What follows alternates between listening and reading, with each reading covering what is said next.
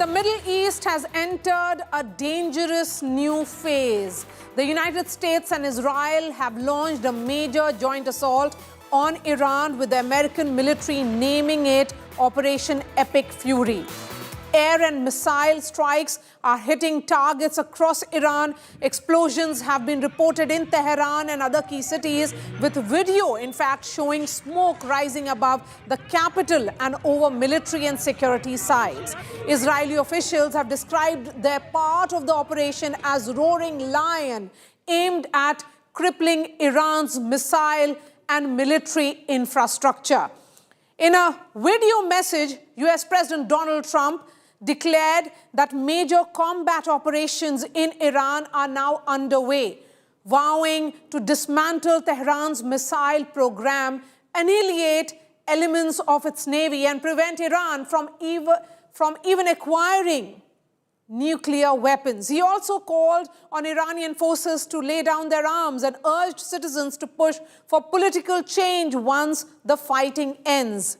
There are early reports that senior commanders within Iran's Revolutionary Guard may have been killed in the opening wave of strikes, and that the supreme leader has been moved to a more secured location. But those details are still emerging and not fully confirmed by independent sources. Viewers, Tehran is already striking back. Iran and its forces have launched missiles towards Israel and at US-linked targets in the region. So the US bases in the Middle East are actually seeing that attack. That's why condemnation have started coming in from Qatar, from UAE. There are air raid sirens and fears of a broader regional war, though the full extent of the damage and casualties remains unclear at this hour. The economic fallout has been immediate. In fact, oil prices are surging, global markets are under renewed pressures, and diplomats from Washington to Brussels, Moscow and Beijing are scrambling to prevent this from spiraling into a wider conflagration. Tonight, as Operation Epic Fury and Israel's Roaring Lion enter their first hours, the world is watching to see whether this is a short, sharp attack or operation, or is this beginning of perhaps a long chapter which will involve the entire Middle East. First up the story, and then we get in more guests and also updates on this story.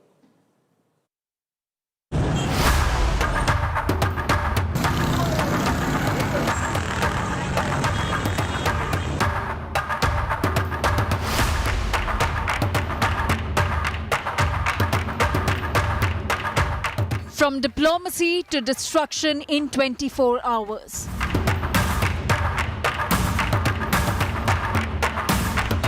The West Asia is on fire as the United States and Israel launched coordinated strikes on Iran, a move Israel calls preemptive, but one that has pushed the region to the edge of full-scale war.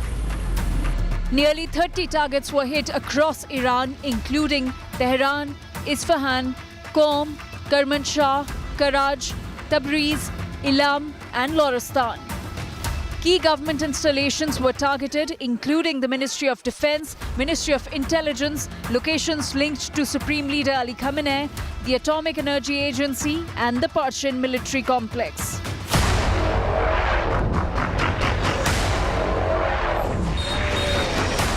Videos show thick plumes of smoke rising over Tehran.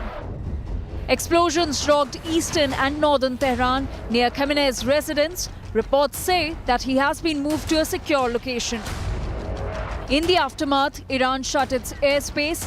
Long queues were seen at petrol pumps as fear spread and cars and houses were damaged. US President Donald Trump declared that major combat operations have begun, asserting that Iran cannot have nuke weapons. Trump warned Tehran, surrender or face certain death. It has always been the policy of the United States, in particular, my administration, that this terrorist regime can never have a nuclear weapon. They've rejected every opportunity to renounce their nuclear ambitions, and we can't take it anymore. We are going to destroy their missiles and raise their missile industry to the ground. It will be totally, again, obliterated. Israel has named the assault Operation Roar of the Lion following last year's 12-day Rising Lion campaign in June.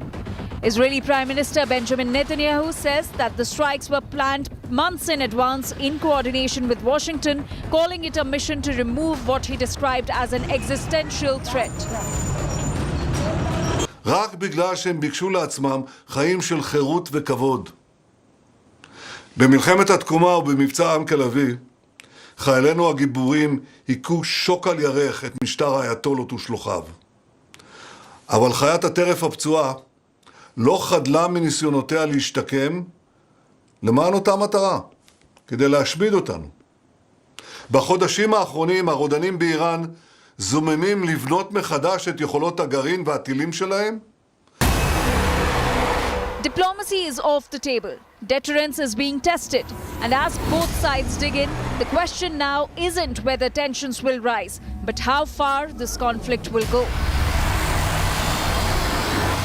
With Geeta Mohan and Pranay Upadhyay, Bureau Report, India Today.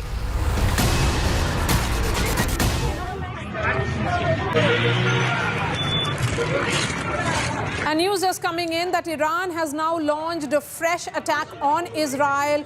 In fact, Israel is saying new wave of missiles launched by Iran.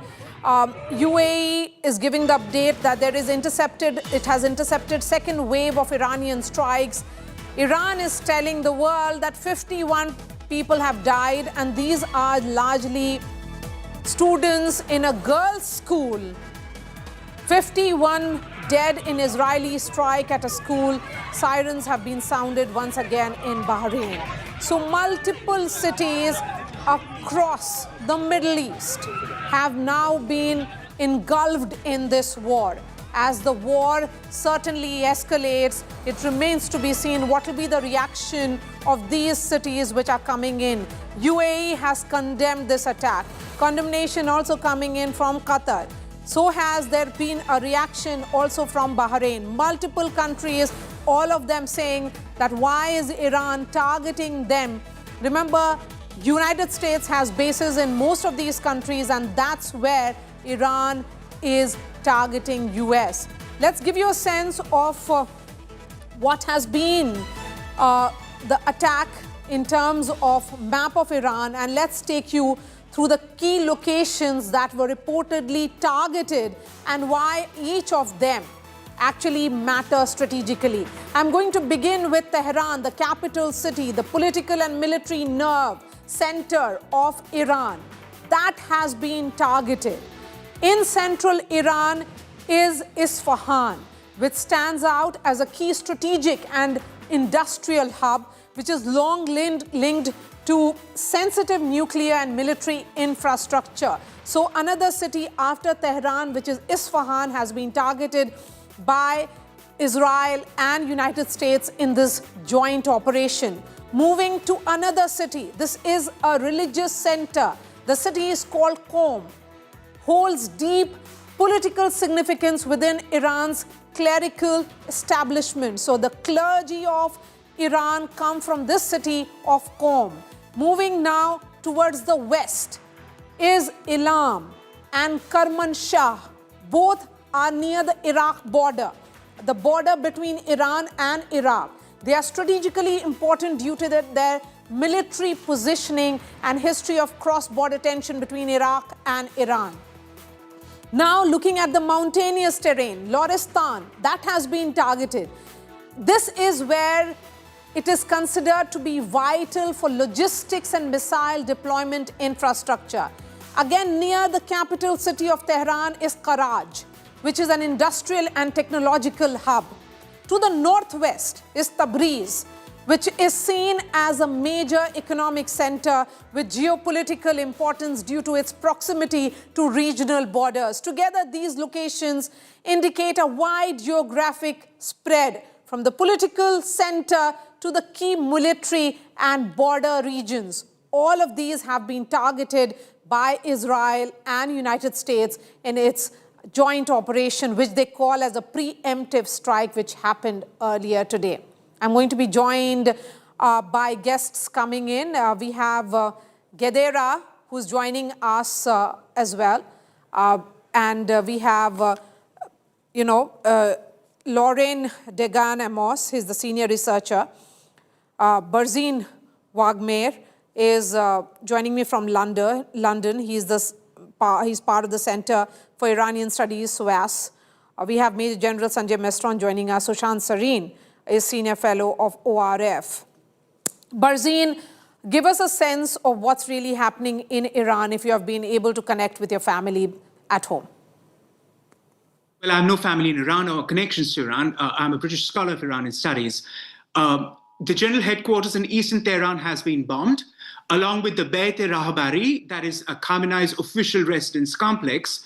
Khamenei is not in hiding, Maria, or escaped from Tehran. He already was outside Tehran, even as this occurred, and he has been subterranean for quite a while. The intelligence ministry, the Vezarat-e Amniyat ve Itlaat-e Keshvar, was also hit this morning. The interior ministry was hit and relocated from Fatimi Square, downtown Tehran. The missile ballistic complex at Parchin, southeast Tehran, where test work on mounting nuclear warheads on conventional missiles has also been hit. And that was a bone of contention with the talks that were going on leading up to where we were in Geneva. Then we also know that General Ali Shamkhani is possibly eliminated. He is Khamenei's right-hand man, not just for these talks, but former head of the Supreme National Security Council. And that is a major hit, along with Brigadier Pakpur of the IRGC, a commander who was responsible for the murder of so many Iranian protesters over the last 2 months, December and Jan. And of course, Ghulam Hossein Ejei, the cleric in question and head of the Iranian judiciary, who also has overseen the crackdown and murder of so many thousands, including pulling Iranian protesters, wounded men and women from their hospital ward beds as hospital staff look on helplessly and taking them for execution we are or looking imprisonment. at day one. This is day one of these strikes. And Iran has retaliated as well. So Iran will retaliate because it's a scattergun approach that they will take. So Exactly. Lauren, perhaps Israel was also prepared for this retaliation that would come from Iran. You have to unmute yourself, Lauren. Sorry. No, I'm not unmute. So it was a siren before. Can you hear me now? Yes, please go ahead. Okay. So, this is the beginning of this operation. Israel and United States Armed Forces have launched a joint operation against the Iranian regime. And the Iranian regime is developing capabilities and taking action through eliminating the state of Israel through the direct conflict and proxies. But I think what it's so different from last June, that for Iran there is not a lot of proxies and partners that will collaborate with them. And maybe we'll see some changes right now. Okay, since you're joining me from Gedera, give me a sense of where you, how is the situation there? And within Israel, how many targets have been hit? How many cities have been hit? So I don't know exactly all the numbers and the current locations, but I can tell you there is a lot of tension right now in Israel. We are getting a lot of alarms during the cell phone, and it makes all of us be very afraid and nervous. It's not how we thought that we are going to celebrate Purim, our holiday, tomorrow. And unfortunately, we are going to be in the shelter all day. Okay, let me bring in Sushant Sareen before I go back to Barzin and bring in Major General Mestron as well. Sushant Sareen, Iran has targeted U.S. military facilities in the Gulf region, including reported strikes on U.S. Fifth Fleet, headquartered in Bahrain, and bases in Qatar and Kuwait. That's the preparation which is there also on this side. So are you then saying that this is a full-blown war which is now happening in Middle East? Maria, quite really it's a full-blown war. But the question is whether the other Arab states will also start participating in this war. on one side or the other. And I would imagine that given the reactions that are coming out from the Arab capitals, including Saudi Arabia, they have condemned Iran targeting their territory quite strongly. And their point is that almost all of these countries had said that they are not siding with any side in this particular conflict if it breaks out, that they will not allow their territory to be used. And they were trying to give all kinds of assurances to Iran. And yet, Iran decided that it will target American targets in these countries. And this is quite clearly something which is not acceptable to them, at least from the initial statements that are coming out. Now, the question is whether they put in some part in this conflict, or they will do what some of the other countries are doing, condemn and issue statements and stuff like that. But frankly, from an Iranian perspective, if the Arab states were to turn against Iran, then it really makes Iran very isolated in the region, which is not a very good thing for Iran at this point in time, because at Yes. least the regime in Iran is facing an existential challenge right now. And Yes. because they are facing an existential challenge, they're going to be desperate. They are trying to throw whatever they have at whoever they can. Which may or may not be a very smart strategy, but like you yourself said, we are in the first 12 hours of the war. We don't know Yes. how long it's going to last. Is it going to be 12 days like last time? Is it going to be much longer like what has happened in Ukraine and Russia? None of that is very clear right now. Will there be a regime change, as Burzine was talking about? Will there not be a regime change? How will that come about? What are going to Yes. be the objective? What is the fallback position? Yes, Nothing I'm is. trying to understand what is the objective of this war. The Iran's foreign minister, Barzine, and come in on this, has said that this is unprovoked. But then all those countries in the Middle East may also say that attack on them is unprovoked.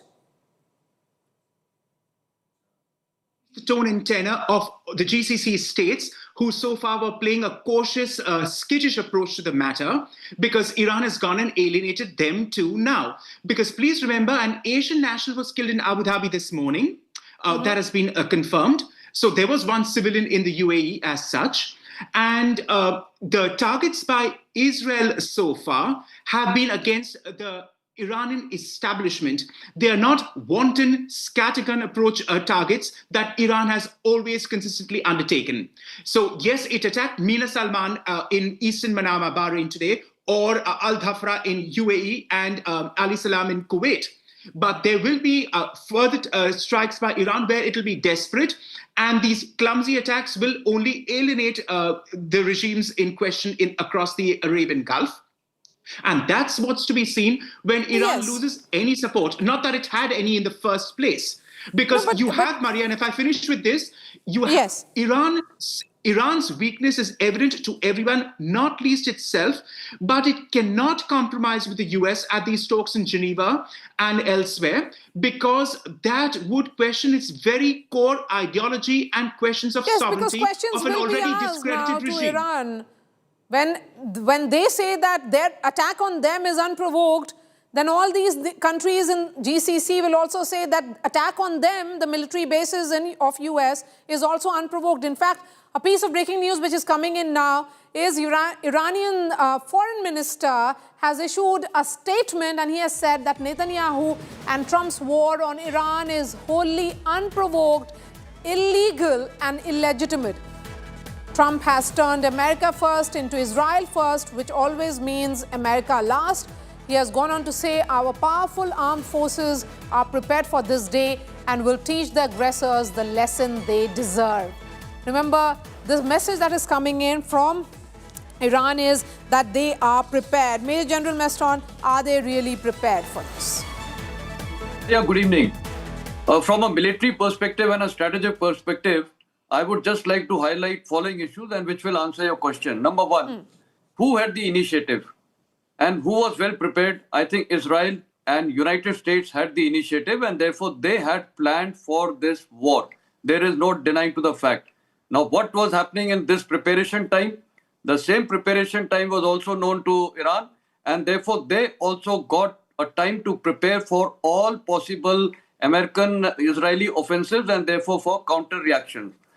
Now, the side which has the initiative, obviously they always have a military advantage. That means they have well prepared, they have well rehearsed, and all contingencies have been worked out. So this would have been thought of, and therefore why this date was chosen today, apparently it was, I think one of the biggest things was Gerald Ford being positioned close to Haifa because that was an important necessity. Now, if in view of this, from the military and strategic perspective, I would like to highlight that yes, the intent was very clear to go in for war. Now, they had to give some strategic objectives. So strategic objectives, which today President Trump has highlighted, destruction of the Iranian missile effort, and of course the regime change and Khomeini and everything. And he also said the war of freedom or the has begun, and therefore he was urging the people of Iran to join the protest whenever it happens. And right now he stated one important statement by Trump was that no one should come out on the streets now because bombings will take place. So what does this imply? Right now, what has been used, basically what has been used by Israel and Americans are basically, I think, missiles and some drones. Not beyond that. And yes, aircrafts have been some of the aircraft missiles would have been launched, air-to-air missiles or air-to-ground missiles. But beyond this, nothing has happened. Right now, American assets have not been utilized. What are these assets? Biggest asset is the strategic bombers. Last night they used it in Midnight Hammer. Now, in this interim period, what are they achieving? Americans and Israeli satellites are there today. And we know in the world that the best satellites and the communication systems in the world is available with America and Israel. So they are monitoring everything. Real-time information is coming to their command control headquarters. With this real-time information, what are they looking for? They are looking for the launcher sites of the missiles. Now, all these missiles obviously are basically dug up in tunnels, and they have to exit from the tunnel finally to, take their path wherever they are destined. So the fact of the matter is that once this is happening, I think in a day or two, I presume, lot of strategic bombing and Air Force strikes will be on these missile launchers. They have to be in the open, but some launchers are within the tunnels itself. They will be destroyed, not destroying. They are deep inside tunnels. So what is the option? Block the exit and the entry, the way they had done in Natanz earlier also. So if you block the exit and entry, all those missiles which are lying there in huge numbers, they will not be able to use. So if I was to plan this operation, I would have done this way, because you have to look at the center of gravity of the Iranians, and their center of gravity is the missiles. So if you can destroy that over a period of time, how many days it takes, I agree with Sushant Sareen, very difficult to predict, but this would be the American intent. Now, what will it result into? The moment... Sir, I'm coming to you. Let me go back to Sushant on this point, because this marks a major escalation from what was seen as proxy tensions via Hezbollah or Hamas to direct US, Israel on one hand, versus Iran war, which is potentially reshaping the entire Middle East. The focus, certainly, Sushant Sareen, has also shifted from Gaza, Lebanon ceasefires to confronting Iran's nuclear program leadership and regional proxies. But this is a high risk, where Iran is prepared for retaliation, but it also stands the risk of being totally isolated. Who stands with Iran right now? No, look, there is a certain degree of isolation that Iran faces. I think that's undeniable. But it does probably enjoy some degree of support from countries like China and Russia. The point is that the Iranians even tried to probably avoid this war and were entering into negotiations with the Americans. But I think the Americans had more or less made up their mind that the time was opportune to hit at Iran and effect a regime change and defang Iranian capabilities completely. Now, I'm not getting into the right and wrong of what the Americans were trying to do, but it was very clear that those negotiations, they were constantly, changing the goalpost from one thing to another. So I think war had more or less become inevitable, and the longer the negotiations stretched out, it gave the Americans the opportunity to bring their second aircraft carrier and place it where they wanted to place it. Now, This is where things are right now. Now, the problem, Maria, is going to be that, unless you have already won a war, you should not fight a war. That's the Sun Tzu logic. But the problem is that out here, we don't know how this war is going to go, whether the objectives of completely defanging Iran are achievable also, and at what cost, in what length of time. Secondly, can the Iranians actually resist change? Now, okay, you can attack the silos, you can attack their places where they've kept their missiles, but a lot of those missiles are mobile launched. And how do you target those? It's going to be difficult. We saw that last time as well, in June last year. So it's not going to be that easy. And then the question is whether the Arab states and Israel and the United States have the necessary air defense systems to prevent massive damage that Iran will seek to inflict Yes. on them. Yes, because it's beginning. It's the beginning. Sushant Salim, continue to be with us because we have DP Srivastava, former Indian ambassador to Iran, joining us as well. Mr. Srivastava, appreciate your time. The diplomatic fallout is clearly immediate here. And in fact, news just coming in. Let's go to this piece of breaking news which has just come in, that at least 3 big blasts have been now heard over the Dubai area. So now Dubai, UAE, Abu Dhabi, all these cities and countries are now on the radar of Iran. So that's the big tension. It has escalated. It's no longer between US, Israel on one hand versus Iran. Iran has retaliated and has targeted US base in multiple countries in the entire Middle East. Let me bring in Ambassador Srivastava. Ambassador Srivastava, how are you looking at these developments? This is a major escalation. Iran also risks being isolated in this entire region now.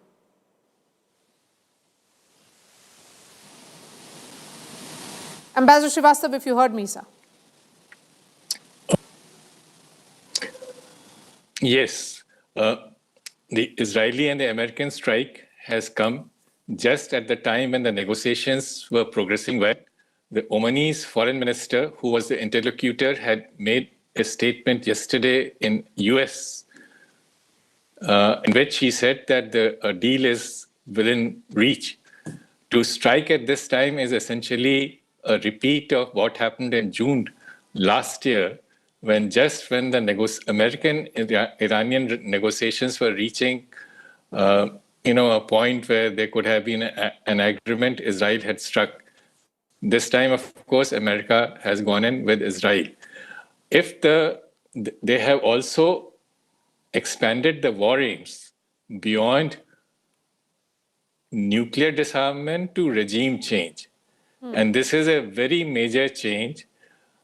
Israeli position was always for regime change. The US position kept vacillating. And there were statements by President Trump that the focus was on the nuclear issue, which was negotiable. Now that the aim has widened, this carries the risk of a wider conflagration. And of course, Iran had conveyed that this time they will not exercise the restraint they did last time when they telegraphed their retaliatory attacks in advance to Americans to minimize casualties. So what you're seeing is that a series of Iranian retaliatory strikes across the region, which is going to increase the risk to all countries. Okay. In fact, dramatic visuals are now coming in from Iranian strike on Bahrain, and Iranian UAV, in fact, falls on a building, reducing it to rubble. These are the visuals now coming in. We'll try and play that for our viewers. These are dramatic visuals coming in from Iranian strike on Bahrain. Similar strikes have been launched in multiple cities across the Middle East. Multiple cities being targeted by Iran. This is largely the US bases in these countries which have been targeted. Geeta Mohan is also joining us on this broadcast. But before I bring her in, Ambassador Srivastava, certainly it becomes, the visuals are dramatic. And this is the first 12 hours that we are looking at. How long do you Yes. see this war will be, and who will be the peacemaker, if any?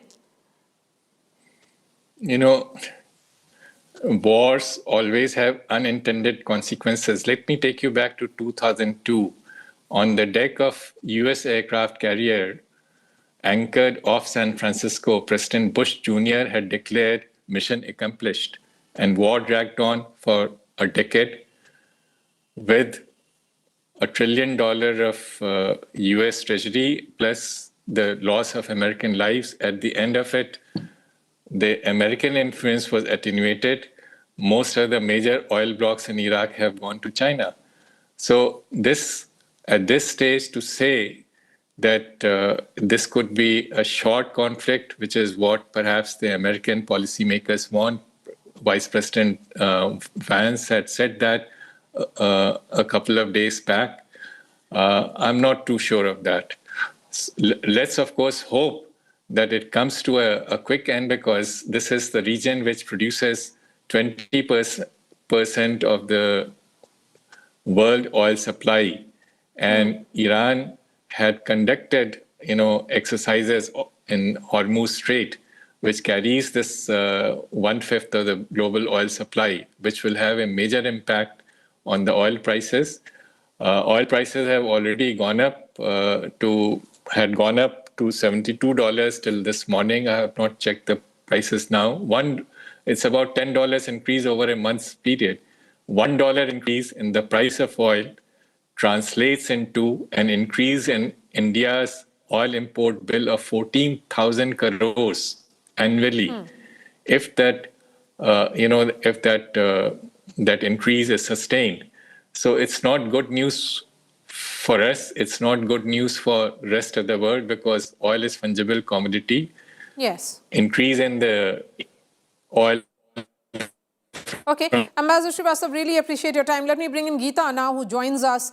Geeta, 48 hours ago, you were in Tehran, and just look at what is happening now. Multiple cities across Iran targeted, and Iran has retaliated as well. Did you get that sense when you were speaking to the foreign minister?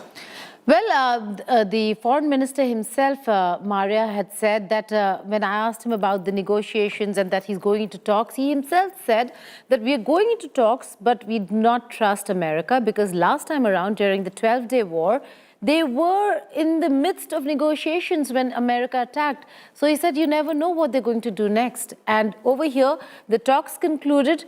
They decided on the next round of talks to be held in Vienna. And lo and behold, America has struck.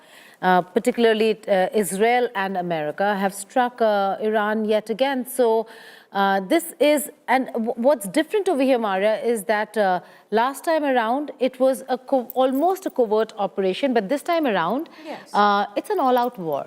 President Trump has come out and made that statement saying that we are going to ensure that the regime is toppled. So the sense that we got, and when we were going into Iran, we were very clear of the window that we have. And that was the real window for us. Our interview got confirmed really only a few days before we had to travel, and which was huge. But the window was just that. Prime Minister Narendra Modi in Israel, the fact that the strikes are not going to happen around that time, and we had to leave before the weekend. So people had anticipated that something is going to happen, but we did not think when the talks took a positive turn, Maria, we didn't think that America would do this yet again. So what was the indication? And I'll ask the producer to take that chunk out of Geeta's interview where she had asked that specific question, that are you sensing war? And the response that came in from the foreign minister. But Geeta, let's go back to that point where you said that there was an indication that it had taken a positive turn. When was that positive turn? Well, and what was giving Iranians hope that perhaps this war will not happen? Well, it was Thursday and Friday when he was there and the talks had begun in Geneva. And then once the talks concluded, the announcement happened that the next round of talks are going to take place in Vienna. So we thought, okay. And a lot of people that we were talking to and asking, we said, okay, is there going to be a war or not? And quite a few of them, like Foreign Minister Arakchi, said that, well, just because talks are on and they're moving towards another round does not mean that we should be trusting America, and that no matter when, there is going to be war, that don't expect a deal to happen anytime soon. So I think a lot of them on the ground were quite prepared or are quite prepared that, that with America, it is not going to be, and till the time it is America and Israel, it is not going to be a conversation and engagement where they are looking at a sensible outcome. They're looking at toppling the regime, and they're very clear. Tehran is very clear of that motive, that intent of Israel and that intent of America. So yes. And the intent is regime change. Yes, absolutely. So who after the present ruler is the question that I'm going to ask Geeta next. But before that, let's play a chunk of that interview. Remember, the timing could not have been more newsworthy. And that's why it was picked up by all major news networks across the world, where Geeta spoke to the Foreign Minister Arakchi. There is only one entity in this region who wants war, and that is Israel. It's the fact that Israel is trying to drag the United States into war with Iran. They cannot do it by themselves. They tried it and they failed, and they asked the US to help them. And now I believe that this is an Israeli plot to drag the United States into war in this region. Would you make a distinction between Israel and Netanyahu? For the time being, no. He's the Prime Minister of Israel. He's the man who decides for Israel. So this is a disastrous plan by Israelis. They want to perhaps establish their hegemony to the region, which is not going to happen. But we are seeing, there are many indications that it is them who are trying to drag President Trump to war with Iran, which would be very unfortunate against the Americans' interests if they do that. Geeta, let's talk about what after the plan that the US and Israel has of a potential regime change. Will Iran's present leadership give in? And given the clampdown that we saw just a few weeks ago of the protests that were there on the streets of Iran and Tehran in particular, is regime change a possibility? Well, it's going to be very difficult. Iran is not, and if it is only about targeting, I see Sushant is also with us, so we should also bring him in and ask him to weigh in. But the fact is that it's going to be very difficult, Maria, and I say this is because Iran, if America thinks getting rid of Ayatollah Khamenei means getting rid of the regime, then they're highly mistaken. That's not the calculation.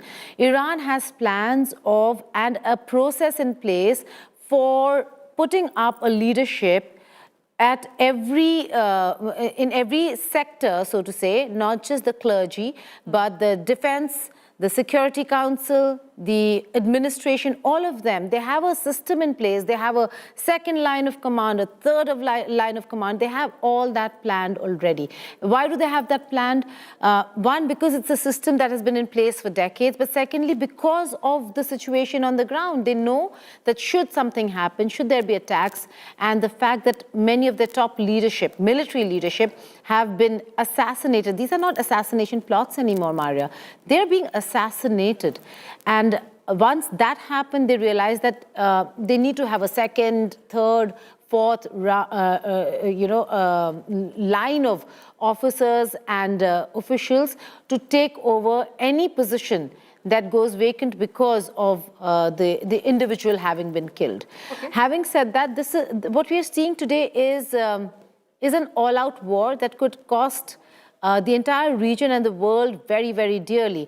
You're looking at Iran's response, as Foreign Minister Arakchi very clearly had said. He said, we're hoping for, if there is war, God forbid, they're prepared, but they're seeking peace. And if there is war, they don't need any missile that reaches America. They just need missiles under the 2,000-kilometer cap that they have to reach all the US bases, which While you were reporting, you were saying it exactly is what is happening right now. They're looking at Bahrain, Oman, the UAE, Saudi Arabia, all of these countries and the US bases there. Yes. So the strategy is to ensure that there's a cost to the attack on Iran. Okay. And the only thing that Iran has to think is sustenance up to a point where the global economy feels the pinch of an economic crisis for the international community, then to come and say ramp off on the escalation. Okay, Sushant, Sareen, weigh in on this. The end game here. Maria, let me just start by saying that when you brought Geeta onto your show, it was almost like you blamed her for starting the war by interviewing the Indian foreign minister. I'm sure Geeta is blameless for what happened, despite a fabulous interview that she did. But look, I think it's difficult to predict what the end game is going to be. And I'll tell you the reason why. That I agree that regime change is not going to be that easy. It's also because even if this regime is unpopular, it has a significant amount of support within Iran. It has its constituency. Okay, even if you were to ignore that, look, my point is that what might happen is even worse. That the military offensive against Iran could actually seriously degrade the entire security structure in Iran, even if it does not affect a regime change from within. And what that means is that you destroy the Iranian military, you destroy the Iranian security services, the navy, the air force hardly exists. And you have weakened the state to a point where you can then unleash all kinds of other forces in Iran, which means that you're looking at severe destabilization in Iran, separatist movements taking off, all kinds of other things. To my mind, that would be the worst case scenario, because that would spread the instability not just in Iran but around the region. And I think that is something which scares many countries in the region. That is one part of it. The other part of it is that, as far as the end game is concerned, look, war is very unpredictable. I remember when the Ukraine thing started, there were people in India who were saying that we have gamed it all. Within 10 days, the Russians will occupy all of Ukraine. It's like 4 years and they're nowhere closer to the end of war, 4 or 5 years, whatever. So the point is, it's very, very dicey business. And we have a general sitting with us. He'll tell you that all these very fancy plans that everybody has gamed and made, they last the first missile shot and the first, soldier on the ground. The moment after that, everything is you make it up as you go forward. Okay. So say that there is some kind of an end game. How exactly this will play out? For Sushant, in fact, US President Donald Trump has spoken to a local media and he has said that main concern is freedom for the Iranian people as the US launched military strikes in the country. He has said, and I'm quoting him, "I want a safe nation, and that's what we are going to have." The president has said this is his first reportable remark since announcing the major combat operation in that video message, which came in around 2:30 a.m. So US President Donald Trump saying that he wants a safe nation, and that's what we are going to have. Geeta, you were there in Tehran. Let me go back to that question. How safe was it when you were present there for those 48 hours? Well, it seemed quite safe. It didn't seem like there is going to be, or it's a country in conflict, or even a country under sanctions, Maria, and that's the reporting that we did. A lot of people questioned why did I have my head covered when I was interviewing the foreign minister.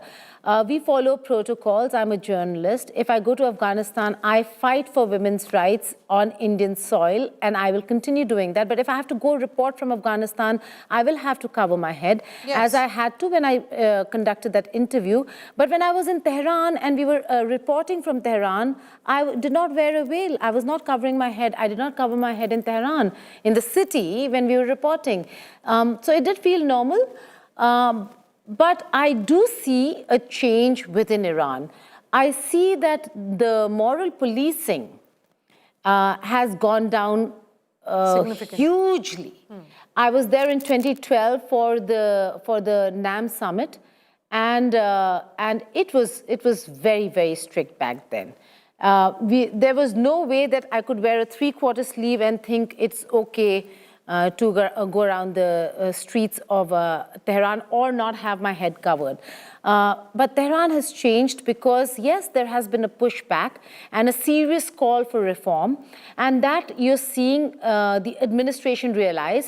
While we talk about myopia of American strategy when it comes to attacking Iran, because they will also not be able to sustain it for long, I suppose the regime also understood the myopia of this kind of enforcement, and I think that was the lowest hanging fruit that they could give in on, and that's why they're not as strict in Tehran and in the cities as they used to be, and you'll see women not. I'm going to actually play that a conversation, Geeta, and your report from Tehran, and this is February 26th that Geeta was reporting from Tehran. Let's listen in to what she got for us from Ground Zero, Tehran. My team and I, we are absolutely amazed at the beauty of this structure, the beauty of this place. But that's not all. I said this is cucumber and mint sharbat, and that is saffron tea with baklava. Okay, so I'm just going to pour the... Yeah, I just ordered that because it just looks so exciting.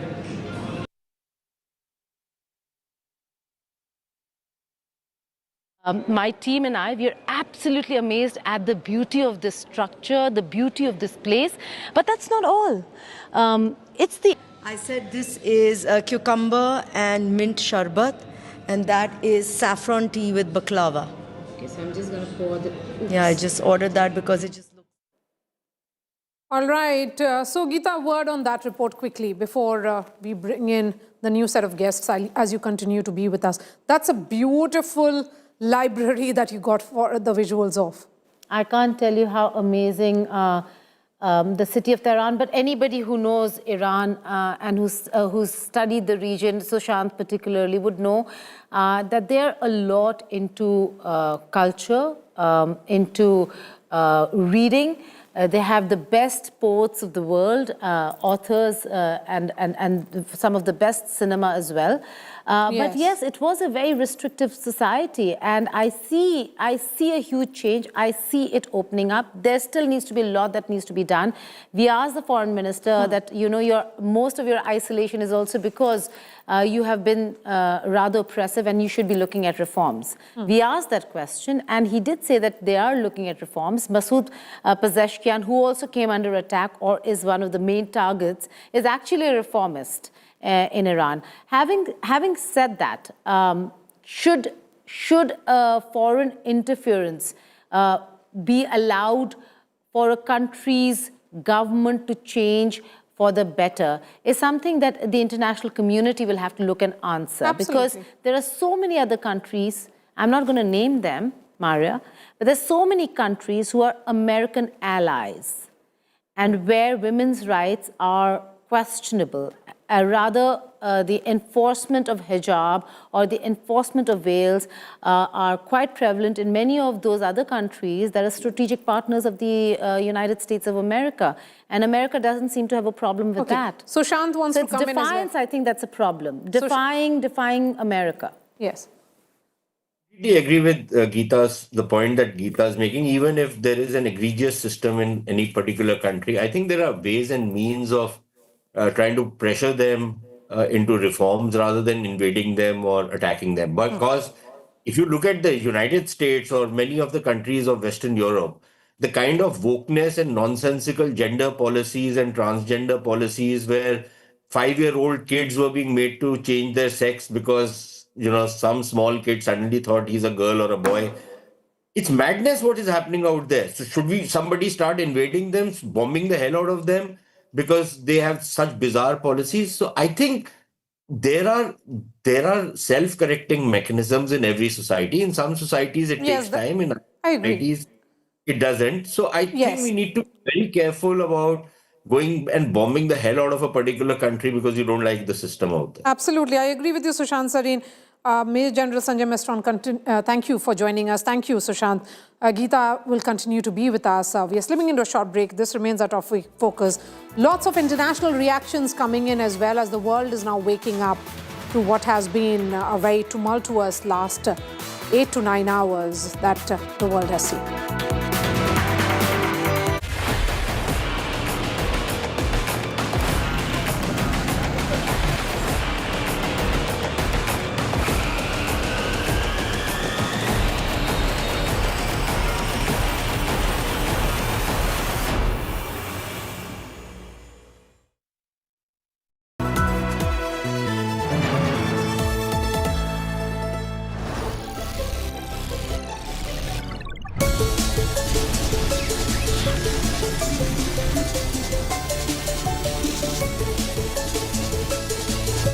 Introducing Motorola's signature.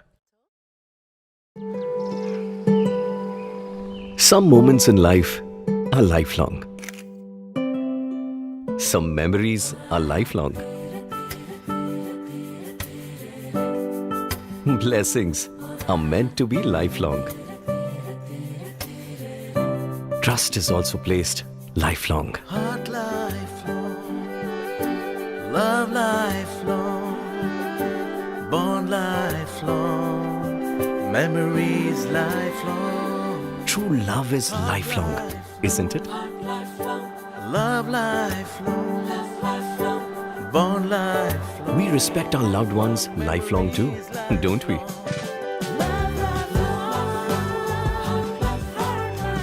Some relationships stay shining lifelong. Just like Tata Power Solar Roof, best quality solutions, lifelong service guarantee and unmatched expertise. Ye on the quality lifelong. तुमने नौकरी छोड़ दी, अब आगे क्या plan है? Full time mutual fund distribution. बेटा, इतने में घर कैसे चलेगा? पापा, मेरे पास 150 क्लाइंट्स ऑलरेडी हैं और नए क्लाइंट्स मिलते रहते हैं। अब नौकरी छोड़कर full time mutual fund distributor ही बनूंगा। आप भी मेरी तरह म्यूचुअल फंड डिस्ट्रीब्यूटर बन सकते हैं। जानिए कैसे? mfdkareshuru.com पर। तो करें शुरू।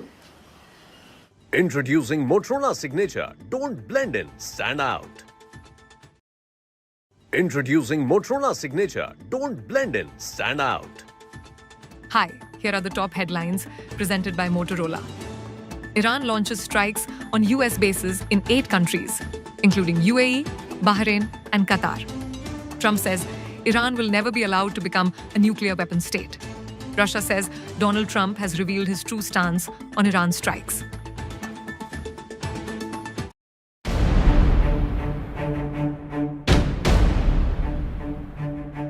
The right of a protester going shirtless cannot be greater than the right of an innovator who wants to showcase artificial intelligence on the world stage. That your right to protest for your political gains cannot be greater. Okay. India's AI story is huge, much greater than a shirtless protest by a bunch of lumpen elements.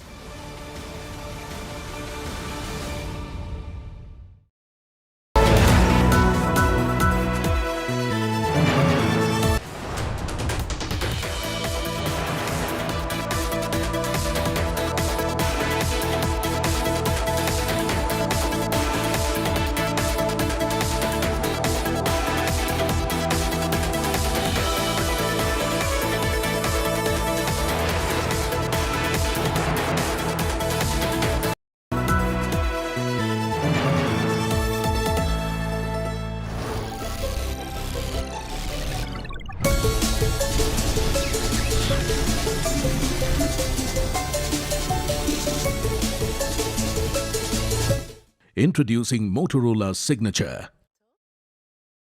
Introducing Motorola Signature. Don't blend in, stand out.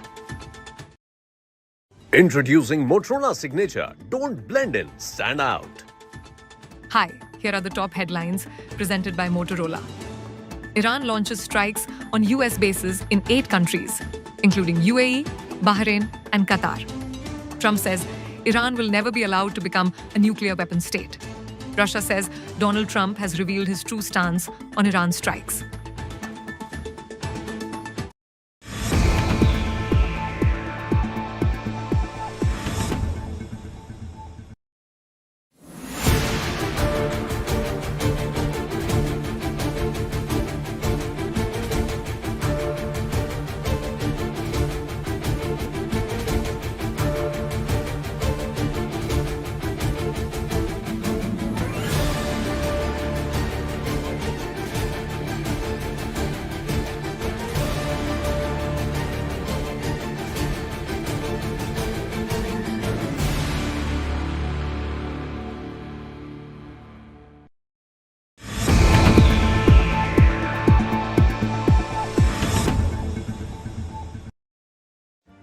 Make your media plan smarter with India Today Live TV on your connected devices.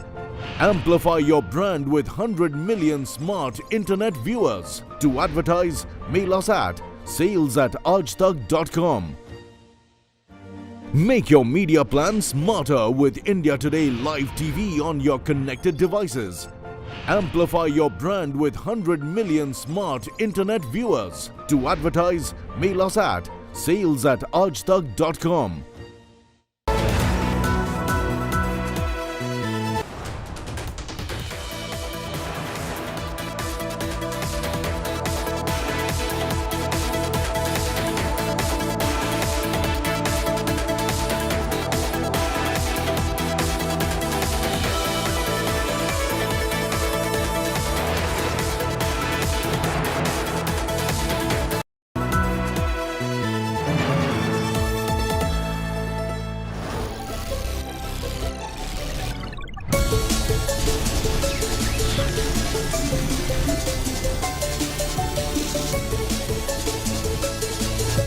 Introducing Motorola Signature.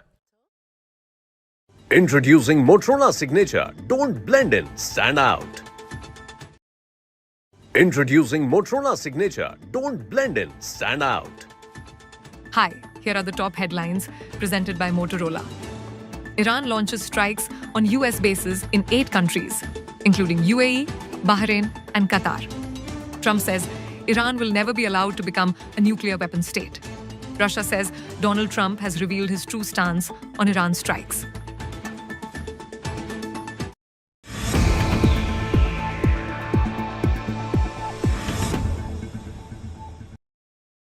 A short time ago, the United States military began major combat operations in Iran. Our objective is to defend the American people by eliminating imminent threats from the Iranian regime, a vicious group of very hard, terrible people. Its menacing activities directly endanger the United States, our troops, our bases overseas, and our allies throughout the world.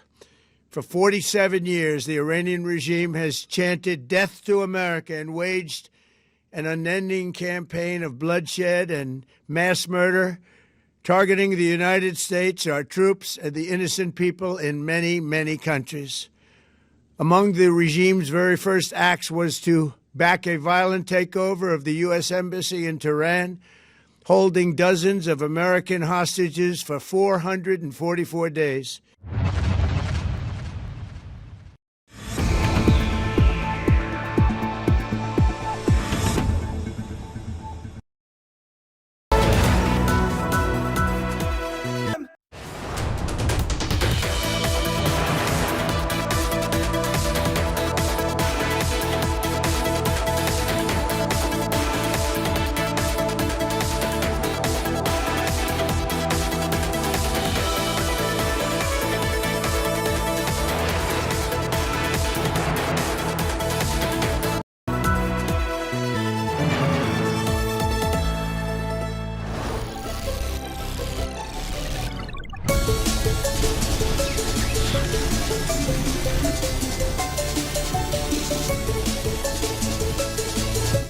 Introducing Motorola Signature. Introducing Motorola Signature. Don't blend in, stand out. Introducing Motorola Signature. Don't blend in, stand out. Hi, here are the top headlines presented by Motorola. Iran launches strikes on US bases in 8 countries, including UAE, Bahrain, and Qatar. Trump says Iran will never be allowed to become a nuclear weapon state. Russia says Donald Trump has revealed his true stance on Iran strikes.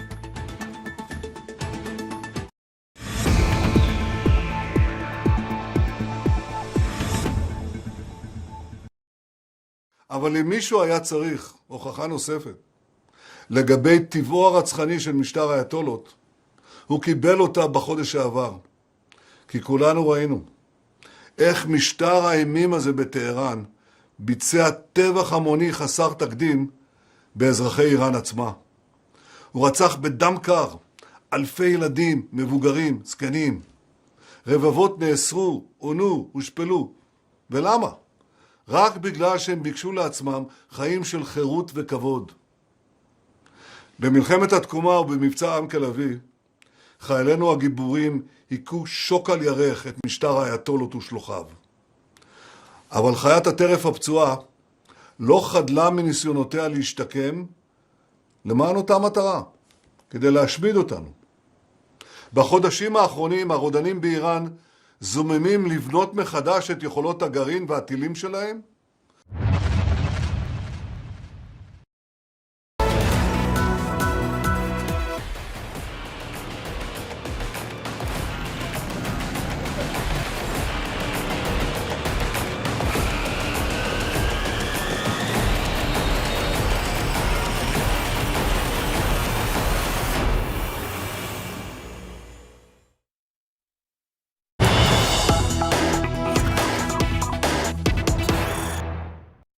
And we are starting with some piece of breaking news that is coming in now. Iran has now issued a new warning to the United States, and it has said that they have only used old missiles till now and will soon fire weapons of unimaginable scale.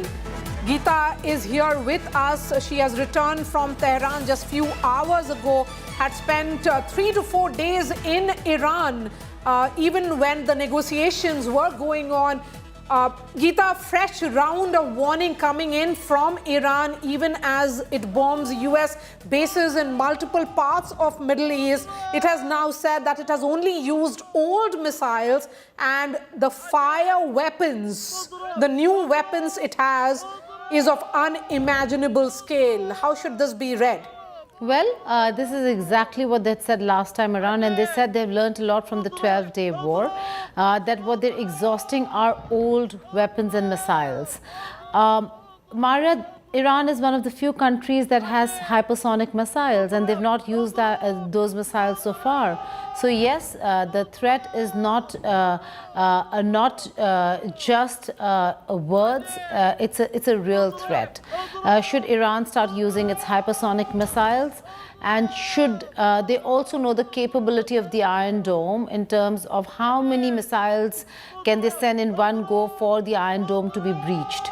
So apart from the fact that US bases in and around Middle East, what we also call West Asia, just apart from the fact that they will be coming under attack, that there is going to be a plan to breach the Iron Dome in Israel, and that's a serious threat. So what are we looking at? We're looking at intensification and escalation in the next 24 hours, and after that both sides will have to step back a little and see whether if this escalation can continue and sustain, and for how long is that going to be, because Iran is not known to be a country that gives in or gives up.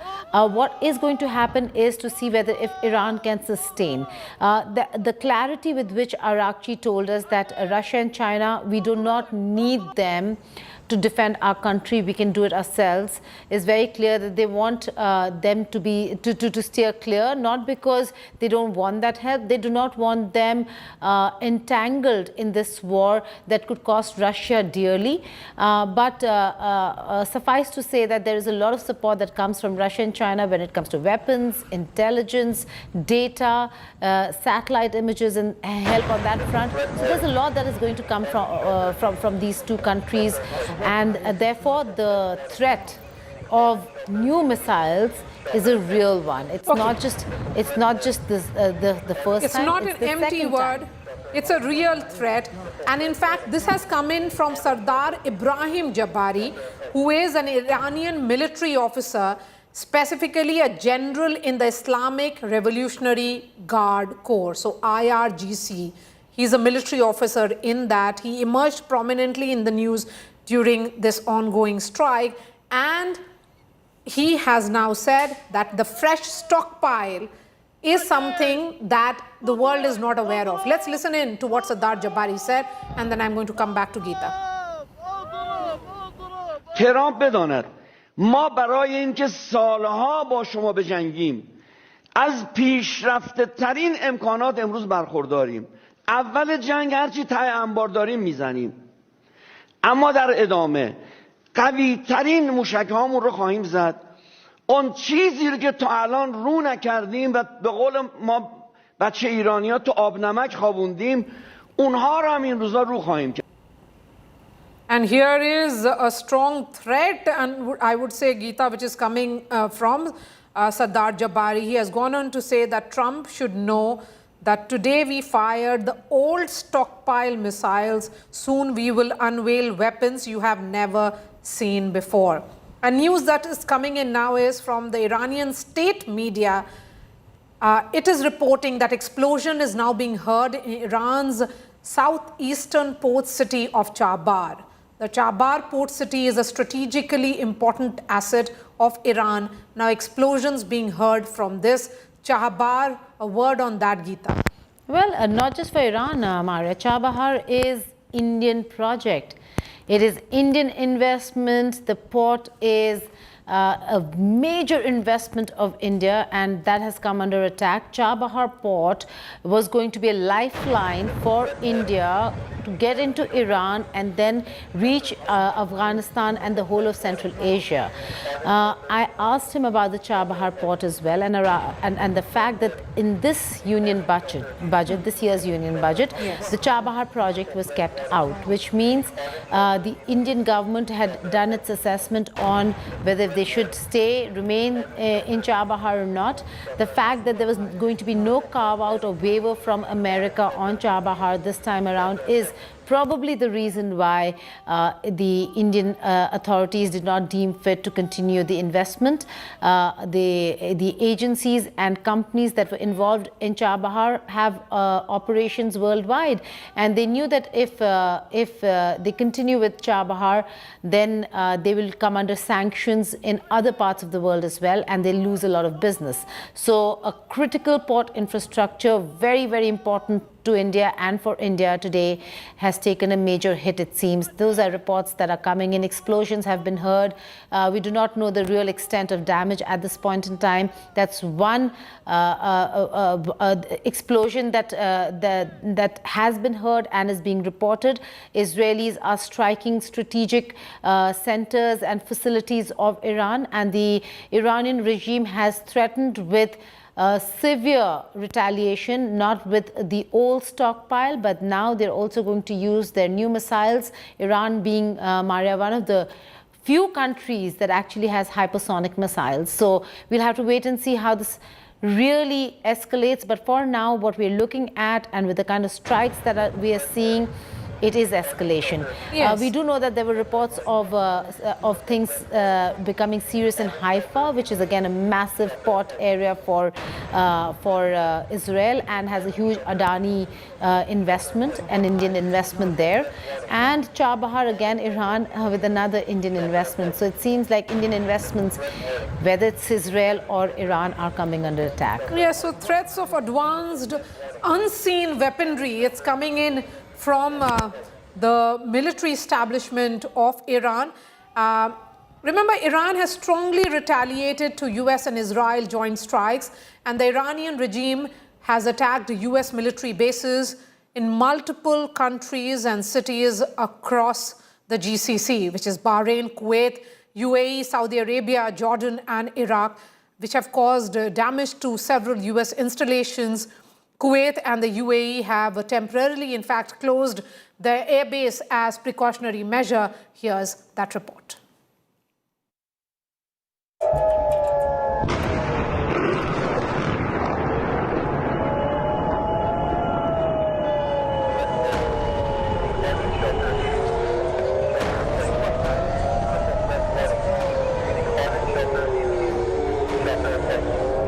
US and Israel launching a combined offensive against Iran. Iranian presidential residence and several key locations attacked. And then came an unexpected retaliation. The Middle East is at war. It all started with the US and Israel launching an all-out attack on Iran, targeting 30 sites simultaneously, including the residence of the Iranian president and nuclear facilities. In no time, Trump issued the strongest warning yet to the Iranian regime. You must lay down your weapons and have complete immunity, or, in the alternative, face certain death. Then it was Iran's turn. The Khamenei regime struck US naval bases, causing smoke clouds, chaos, and massive damage. Bahrain, UAE, Saudi Arabia, Jordan, Iran attacked US bases one after another, leaving nations on Iran's radar with no option but to close their airspace. Israel also faced the wrath of Iran. A cloud of smoke appeared in Jerusalem, Israel, while sirens sounded in Haifa. In Ashkelon, Israelis took shelter in a bunker. The Islamic Revolutionary Guard Corps confirmed all Israeli and US bases in the region have been struck and operations will continue relentlessly, unquote. This marks a massive escalation and it is not expected to stop anytime soon. Bureau Report, India Today. And Israeli sources who have briefed the media on the military operations have now said that it believes its attack earlier today in Iran across multiple cities of Iran has killed several senior Iranian officials. That's what Israel is claiming. Of course, as we say, this is the fog of war beginning, many would say, or what could be a long war or short, we do not know, depending on the reaction now, which will be coming in, particularly from all those countries where US bases have been targeted. Geeta, in fact, was in Tehran, as I said earlier. She spoke to Iran's foreign minister, Minister Arakchi, and listen in to what he said when specific questions were asked with regards to talks. He's the man who was leading negotiations with Washington.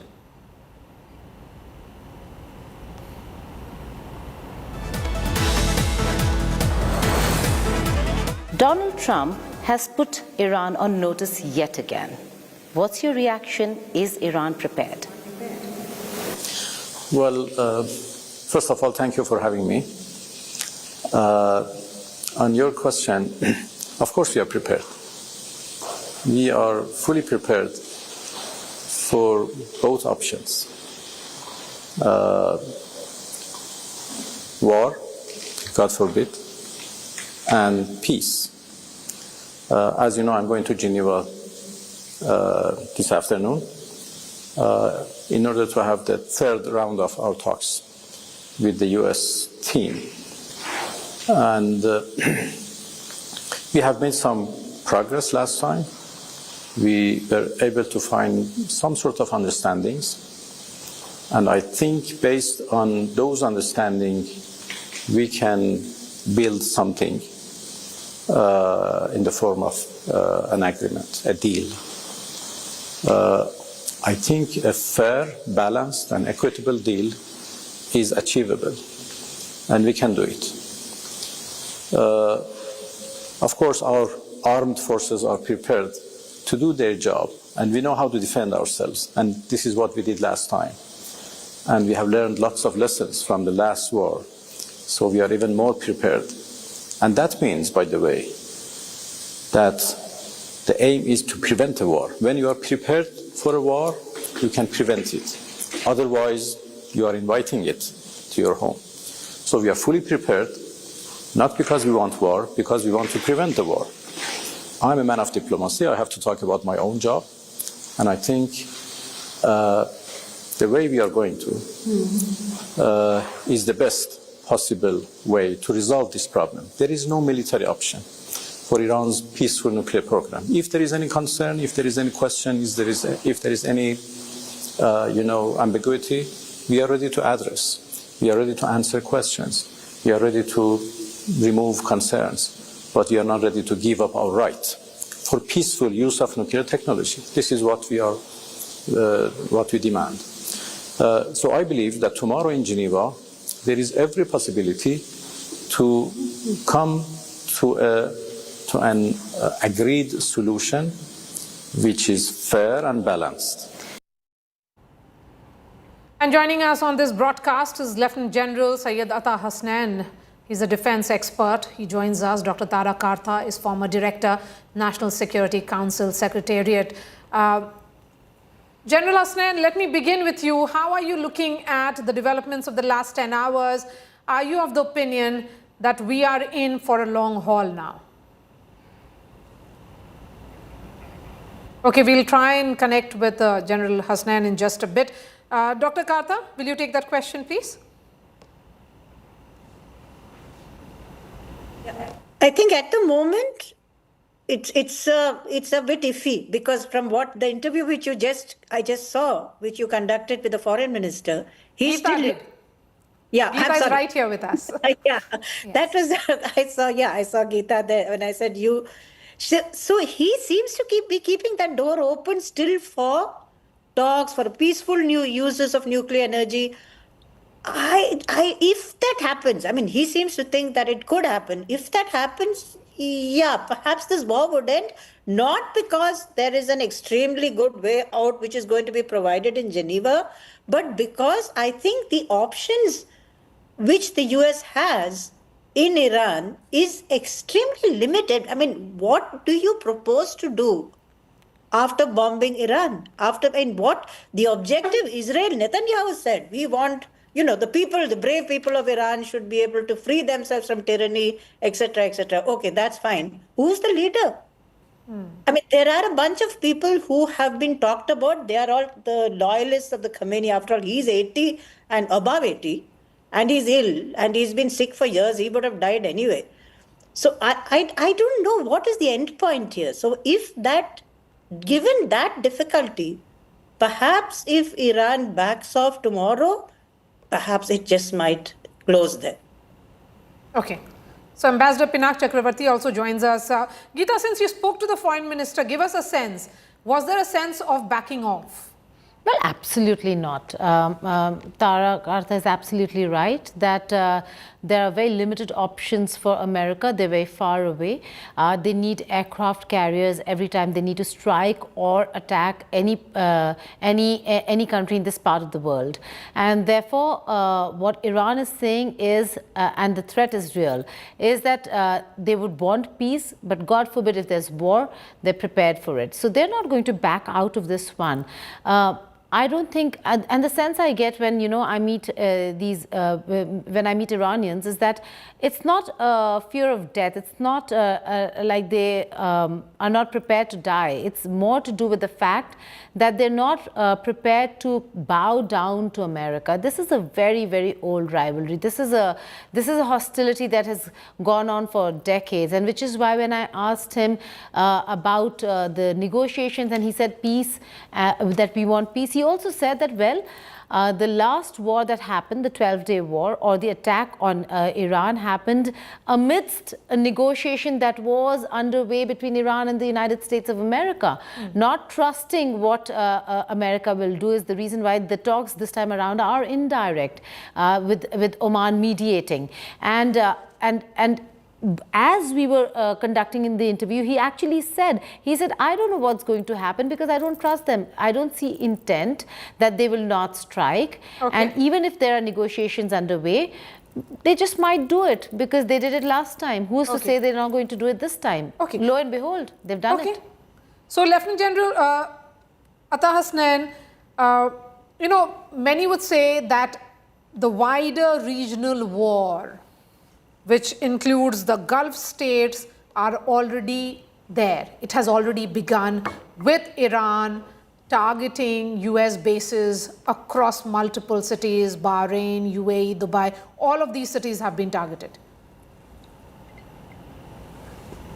Question, can you tell me the question, because you're just making a statement that all this has happened. No, would you then say that there is now only matter of time that these countries will retaliate? Or are you of the opinion that they'll perhaps wait and see what happens next?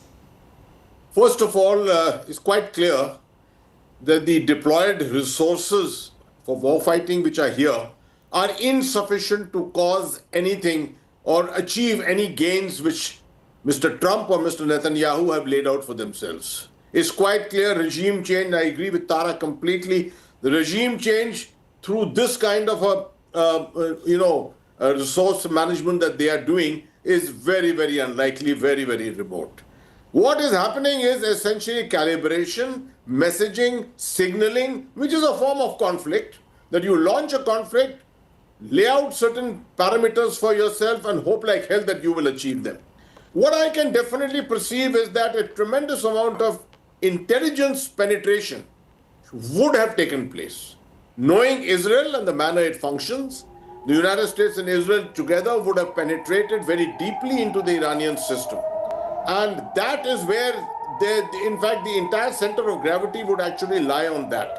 Because if they've been able to identify the location where where Ali Khamenei is, or what his facility that he is located at, and target it precisely, that is what they are aiming at. If you see what has happened to the IRGC over the last 1 year, or maybe even go back to the time of Soleimani's time, the number of commanders that the IRGC has lost over a period of time. So the IRGC doesn't have the means to secure itself very, very comfortably, but Ali Khamenei himself is definitely fairly well secured. But at the moment we are hearing news that he is probably moved out of Tehran somewhere. Coming to your question specifically on the retaliation response from the Gulf nations, I think what is happening so far is notional. It is only targeting essentially the American bases. And knowing the American bases and their capability, I don't think these missiles should be actually being very effective there, because all of them have got some kind of a missile protection system against them. Okay. So at the moment, I think it's too early to read that you're going to have a response from these Gulf nations, etc. No nation wants to get involved in this kind of a thing. It will want to make sure that you play it all down. And my prediction primarily is that this will last 3, 4, 5 days, no more than that. It will play itself off. Everyone has got lofty aims and capabilities at the moment, but I don't think those are achievable given the current deployed resources.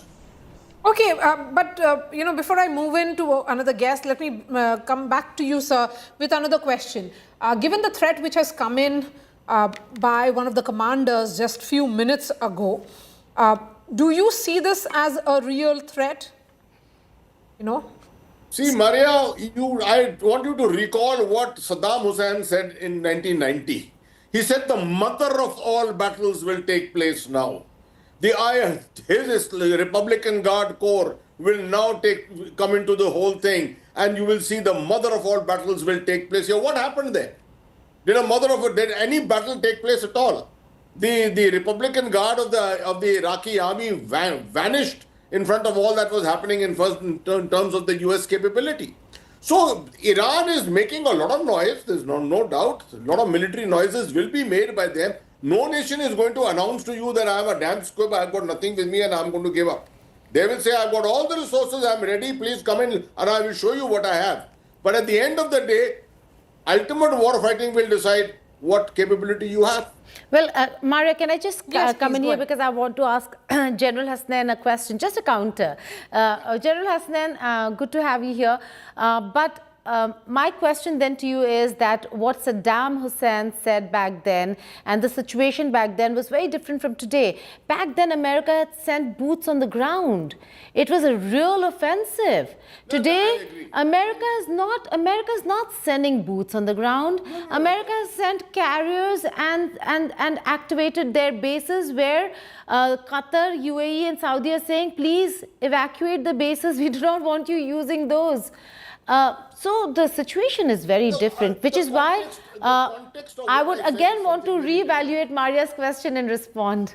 I will stick by my stance, primarily because my context was very different. What I was responding to was the kind of statements which normally emanate from armies, like the Iraqi army or the Iranian army, in the face of this kind of an opposition that the United States and Israel have been able to build up. right? There will be bravado. No one is going to back down on this and say that I don't have the capability to fight. I was giving you the example that even Saddam Hussein at that time was all full of bravado. That he could fight back, he could push back against the US forces at that time. But nothing happened thereafter. So that is the context that I was trying to explain. Okay, so there is a piece of breaking news which is coming in now. Before I bring in Ambassador Chakravarti, Iranian Defense Minister Amir Nasirzadeh and Revolutionary Guards Commander Mohammad Pakpour have been killed in Israeli attacks. That's what three sources familiar with the matter are telling us. Again, let's be clear that there is a lot of news that keeps coming in. This is Reuters now which is reporting that Iranian Defense Minister Amir Nasirzadeh and Revolutionary Guards Commander Mohammad Pakpour have been killed in these Israeli attacks. So as General Hasnain was highlighting, clearly there has been a lot of intelligence which has gone into gathering before this entire round of strikes began. US and Israel is calling it a preemptive strike. The objective is to annihilate elements of the Iranian Navy, cripple their nuclear program facilities and prevent weaponization. Many would see this as an attack on another country. But yes, all these talks of regime change will be a subject that the international community at large will be now looking at very, very deeply. There is another piece of breaking news coming in now. The Ministry of External Affairs in India has issued a statement, and this is with regards to the situation in West Asia. And India is saying that India is deeply concerned at the recent developments in Iran and the Gulf region. We urge all sides to exercise restraint, avoid escalation, and prioritize the safety of civilians. The MEA here in India communicating to the world that dialogue and diplomacy should be pursued to de-escalate tensions and address underlying issues. Sovereignty and territorial integrity of all states must be respected.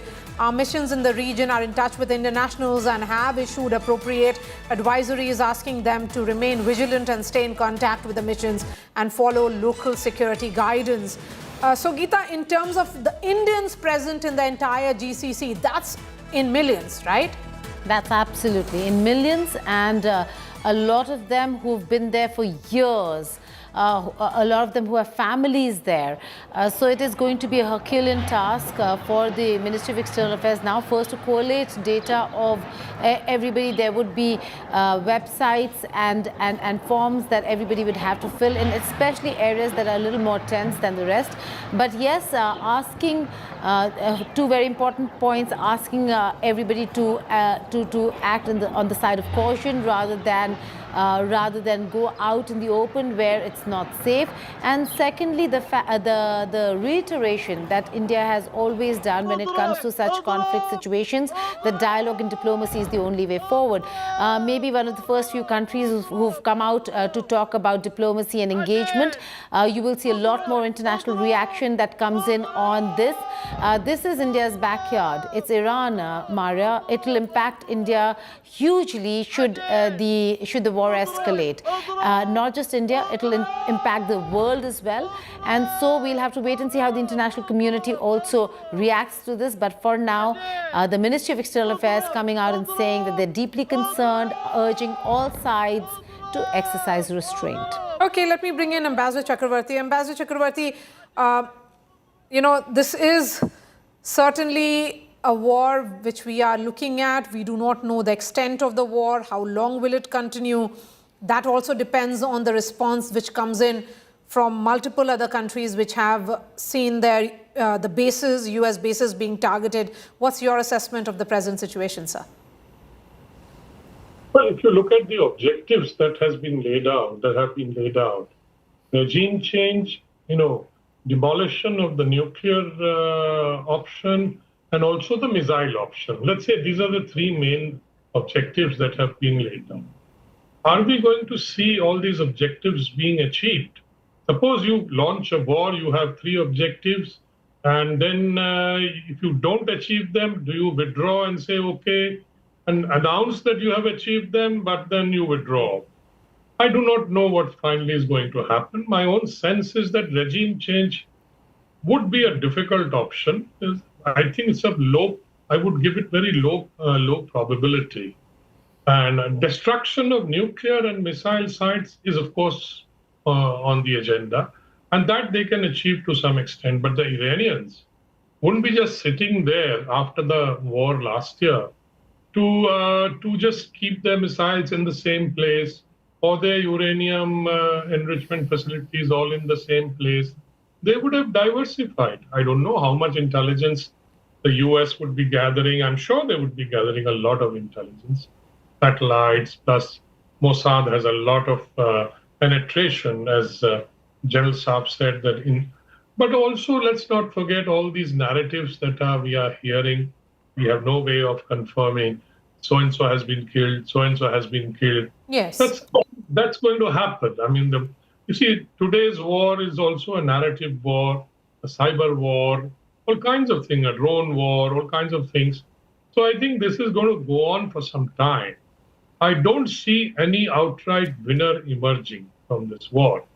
My last point is that I think the talks in Geneva or Vienna, wherever they were taking place, also turned out to be something of a facade. I mean, they were preparing all the time to start a conflict, and the talks were just being rolled along as a facade, showing that we are also discussing some terms, etc. But the terms were so, I think, unacceptable to the Iranians, and clearly they were unacceptable, the kind of terms that were being put out. I think the Iranians would have accepted something along the lines of the JCPOA, the previous agreement, which was annulled by President Trump in his first term. And I think just because it was done by Obama, he went and annulled it. And I think that was the benchmark. I think it could have been achieved. But I think this time they demanded that, total, end to the uranium enrichment. And whatever uranium was there had to be shipped out of the country, and to stop all ballistic missile production and development. That's the kind of thing. Which country will agree, you tell me, to this kind of demands? So I think the demands were deliberately made so that they became unacceptable. And then you could go and say, look, the talks have failed. The Iranians are being stubborn. They're not accepting anything. And then you start the conflict. That's what has happened. Okay, so Dr. Tara Karta, so Ambassador Chakravarti saying that the entire charade was built around talks. There was no intent to ensure that talks are meaningful. The end game was this, and hence it was just effort, or should I say just a message which was being sent to the world that there are efforts at peace. Yeah, that's why to an extent I disagree with what Geeta was saying. See, these negotiators have been walking back bit by bit in terms of talks. Now, as the ambassador said, they've reached a brick wall. They're saying, now, okay, no missiles even. I mean, nothing at all. Like he said, well, I absolutely agree with him. So they've ensured there's a position which no self-respecting leader can possibly agree. That is the point which has been read. Number two, I think what she said in terms of there are no US ground troops anywhere there. There is obviously, like you said, no plans to have ground troops. So what are you going to do? You're going to bomb the daylights out of this country? I can't see a plan here. My worry is, Geet, is that, I'm sorry to say this, but the kind of US diplomacy I've seen in recent weeks, not just in Iran, but elsewhere, it seems to be very disjointed. There's no coherence. They do one thing, they say something else. So in this case, I mean, now that the Gerald Ford is off Israel, it is parked there. So that the first time you're seeing such a division in the aircraft carrier deployment, one this side, that area is covered. Militarily, they're good. But I still don't get what is the objective. Reza Pahlavi 2 years ago had 31% popularity or something like that. There is no clarity on who is going to come unless it will be, a kind of a Khomeini Mark II, who will reject Khomeinism, but still remain part of it. I don't see anybody there. I've looked at all the leaders, and there's nobody who's viable. Okay, we also have Dr. Jahangir, who's the Director and Professor, Center for Israel Studies at OP Jindal University, joining us. We have Vazmir as well joining us from London. But, you know, the point really here is, Dr. Jahangir, what is the objective? What is the end game? If it is about regime change, then is there someone ready to take over this regime? Thank you, Maria. I think the end game is very clear: to weaken the regime. Let's understand the long game. America has been fighting the Iranian revolution since 1979. In every decade, they take an occasion to weaken the regime. Fortunately or unfortunately, because of the Iranian strategic ambitions in the region, they really challenged American interest and Israel's existence in a more rhetorical manner than they should have. And that has created a kind of a situation where Israel and America don't want to let this moment go. Let's understand this. In June, the war that happened was to weaken the nuclear program. And they did, in a way, slow it down. Maybe for 10 years, maybe for 5 years. But this slowing down is a success in itself. Second, because in IIA, in international relations, I mean, there are no concrete absolute goals. You win by piecemeal. And the second thing that one can see now, because of the domestic discord, let's think of any regime, even a monarchy. If there is a popular protest and there are people on the street, one can think that this is a good moment to now use the vulnerability and strike another blow to the falling cards. So I think America and Israel, and I will tell you this temptation. I was caught for those 12 days in Israel in June when the war happened. Israelis did, in a way, want to make the regime change a goal even then. And they did say it, that now we have done the strikes on the nuclear sites and now we will wait for the regime change. And they realized they can't do it and they've pulled it back. Okay. I think they also know that they can't do it now, but they know it, that having another 3 days of strikes on Iran will galvanize the domestic protests, will weaken the morale of the army, and will create dissenters from the regime who will say, let's leave it. Let's leave this anti-Americanism and anti-Israelism and even the nuclear program. Dr. Jahangir, just hold on to your thoughts because I have to go straight to Tel Aviv because Saul Sadka, who is the security analyst and author, is joining us. Saul, give us the update of Tel Aviv. What are you picking up? What is the scene right now? And the bombings which happened earlier today, is there relative calm right now, or are you listening to sirens as we were getting reports from Jerusalem? Absolutely. Well, I'm currently, as you can see, down here in a bunker with many other people. We are quite safe here, I would say. The sirens keep happening. It does appear that the American, Israeli, and Arab states are quite successfully defeating the vast majority of the missiles that are being shot here. So far, I believe only one Iranian missile has got through, and even that only and didn't kill anybody. So the people here are very resilient and are used to this kind of thing happen. It's not the first time. Well, my guess is for a while, this round of fighting will be the last, because the plan clearly is, according to both Trump and Netanyahu, who have both set out their stall very firmly, the plan is for this to be the end of the Iranian Islamic regime. And whatever comes afterwards certainly won't be armed or dangerous with ballistic missiles or terror proxies or nuclear weapons. Okay, Saul, before I let you go, a quick word also on this report which is coming in from Reuters, that Iranian Defense Minister Amir Nasirzadeh and Revolutionary Guards Commander Mohammad Pakpour has been killed in Israeli attacks. And this is what 3 sources who are familiar with this matter have told Reuters. What are you picking up? Yes, that does sound likely. My guess is you're going to be hearing much more of this. If you recall that last time when the Israelis attacked in June, they invited to a meeting on the first day. And the first strike of that war was to blow up that meeting room that the Mossad had invited all the generals to. Most likely, many of the IRGC's top commanders are already dead, and many more will be dying in the coming days. The Trump administration has offered them amnesty if they hand over their weapons and if they cooperate. And my guess is that many more will take that decision and do exactly that. Okay. So certainly there are many diehards who will literally die hard with the regime. Okay, all right. Thank you for joining us for that quick update from Tel Aviv. In fact, news that's coming in that Dubai airport has been shut. Thousands of passengers are now struck there. And this is at Dubai International Airport, which is now being shut. Air operations across Middle East has been impacted. The airbase, in fact, that's what most of these countries have done. The civilian flights have been impacted as well, Geeta.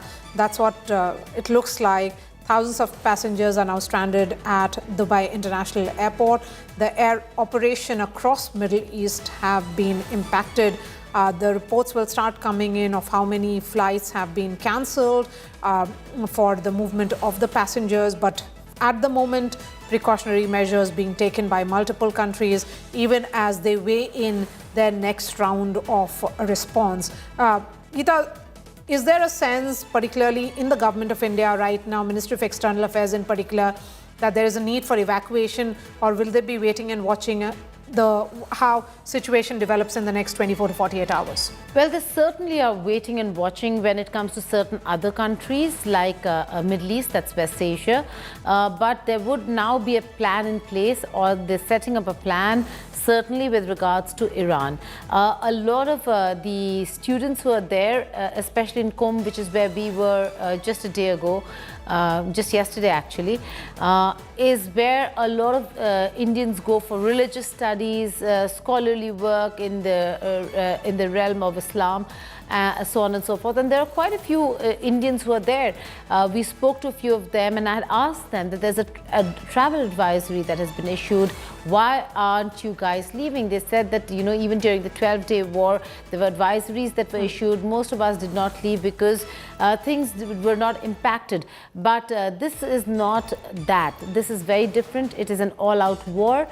Things are going to get tense. So yes, we have a very efficient and a brilliant embassy and ambassador in Gaurav Shresht, who is posted in Tehran, looking at and monitoring the situation on the ground very, very closely. So yes, the plan for Iran is going to look very different from the plan for other countries in West Asia. But yeah, all ambassadors and all stations are monitoring the situation very closely. The news of Dubai airport shutting down is going to be serious because you and I know, Maria, Dubai is a huge transit hub as well, not just a destination. It's not like people only go to Dubai and that's where the flight ends. It's a transit hub. So there are many who are now going to be stranded in Dubai, not just at the airport, but even outside. So this is going to create a kind of chaos, Maya, that's unimaginable. Geeta, Iranian foreign minister who you spoke to just a few days ago has now spoken on the developments which have happened in the last 12 hours. And he has said what we are doing is act of self-defense, which is absolutely legal and legitimate. Foreign Minister of Iran, Mr. Arakchi, has said that what we are doing is an act of self-defense, which is absolutely legal and legitimate, is what he is saying. This is a sense certainly in the Iranian regime, even as reports are coming in that Iran's defense minister, and this is via Reuters, has been killed in these attacks which have been carried out by Israel and US. But let me bring in Barzin. Barzin, what are your thoughts? Give us a quick update and then we move on to other guests. Well, Iran would say that in self-defense, but I mean, at the end of the day, it's still a homicidal Islamic Republic which is murdering its own population and will do so in the next round. Please remember last Saturday, and we are talking about Shia Islam and Qom that Maria, Geeta and others have brought in. Last Saturday marked the 40th anniversary of the killings of the protesters of the January and December riots. that is very resonant in 12 Shia Itna Ashari Islam as the Chehellom or the Arba'in. This will pick up as a critical mass movement for the next 40 days, so on and so forth. And the regime can do precious little to stymie protesters and distraught, grieving relatives to do the same. It is a playback of 1978-79 because it is precisely those 40-day observances that led to a critical mass leading to Pahlavi's departure in Jan 79. So I see that playing out as an Iranian studies historian, number one. And number two, Geeta mentioned that there are no boots on the ground, quite right. But clearly we've seen change in technology over a generation, 30 years from the 1991 Gulf War to now. And Geeta, 2/3 of the E-3 Sentry reconnaissance AWACS fleet of the US Air Force is already in the Middle East, which explains why the stunning success of the degraded radar installation capabilities of the Iranians, and that they could go in just after 9 this morning and take out Khamenei's residence, the Intelligence Ministry, Interior Ministry, and the General Headquarters of the Staff Command in Eastern Tehran. Okay. No, Barzin, I'd like to come in here, Maria, and respond. I was responding to General Hasnain's argument on Saddam Hussein and the comparative. I said how it's different from then and now. I'm not saying that America and Israel are not capable. I'm not questioning capability here. I was talking about the difference because of the argument made by General Hasnain. Sure. And 1/3 of the US Navy is already also in the region. 35% of the fleet is there off the Gulf of Oman. Of 51 destroyers and ships, assorted classes, we have 35 already in the region. It's the biggest buildup, Maria, since 2003 Iraq. And please remember, it would have been a costly bluff for Trump to just sit by, given that it cost the US Exchequer $3 billion between late August and this February for Venezuela. So something had to be done. I have to go to everyone to wrap up this discussion, and I'm going to begin with you, Ambassador. How are you? What do you think is likely to happen in the next 24 hours? You have to unmute yourself, sir. Yes, please. Go ahead. You hear me? Yes, please. Go ahead, sir. Yeah, what I was saying is that militarily there is no comparison. That is a foregone conclusion. And if they really want to basically reduce Iran to what Israel has done to Gaza, then it's a possibility. But then you will also cause a lot of civilian casualties. And then the whole purpose of arousing the civilians to go for a regime change might then get, fall off the wayside. Okay. So I think there are a lot of ifs and buts here. But I don't think that, I still maintain that the regime change option, which they want, is still very far away. And I don't think that's going to happen so quickly, unless this goes on for quite some time and the public comes out on the streets. And, there are so many things that should happen before there is a regime change. Okay. And that we can't predict. Okay, I have just enough time for the two women on the panel, Dr. Tara Karta and then Geeta. Go ahead, Dr. Karta. Ma'am, you have to unmute yourself. I would assume that Israel has got somebody standing by as a possible, Israel and the US, because regime change doesn't happen like this uprising and somebody suddenly comes up. It's not. It has to be an organized affair. You can't expect someone to suddenly say, I'm that. Okay, this could happen with continuous change of leaders because there's instability. And I think the US would be okay with that. If there are a series of leaders come up, for example, IRGC takes over, what happens then? It would be much worse than now. But whatever it is, the end result is a highly weakened Iran. And I think in that case, the US has achieved what it wants. Okay, so to weaken Iran, that objective may have been achieved in the first 12 hours itself. Geeta, final 30 seconds to you. Please go ahead. Well, for me, it is a wait and watch for now, monitoring the situation very closely. Attacks have happened, retaliatory attacks have also happened, but it's also about sustenance and how long are they going to sustain till we have an impact on global economy and international pressure grows for a ramp off. All right. Thank you so much to all the guests who joined us. Remember, there has been a major escalation from what was proxy tensions has now led to a direct US-Israel on one hand versus Iran war, and it could potentially reshape the entire Middle East. This remains our top focus here on India Today. That's all from me. Gaurav Sawant joins next. Thanks so much for watching.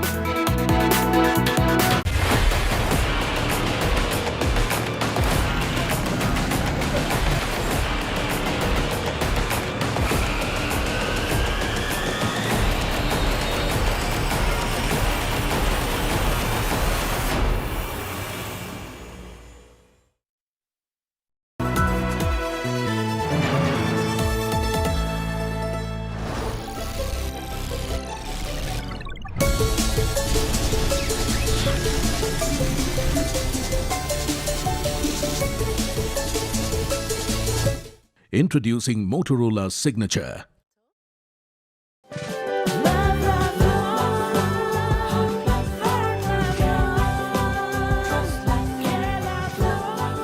True love is lifelong, isn't it? Just like Tata Power Solar Roof, best quality solutions, lifelong service guarantee and unmatched expertise. Ye on the quality lifelong. तुमने नौकरी छोड़ दी, अब आगे क्या plan है? Full time mutual fund distribution. बेटा, इतने में घर कैसे चलेगा? पापा, मेरे पास 150 क्लाइंट्स ऑलरेडी हैं और नए क्लाइंट्स मिलते रहते हैं। अब नौकरी छोड़कर full time mutual fund distributor ही बनूंगा। आप भी मेरी तरह म्यूचुअल फंड डिस्ट्रीब्यूटर बन सकते हैं। जानिए कैसे? mfdkareshuru.com पर। तो करें शुरू। Introducing Motorola Signature. Don't blend in, stand out.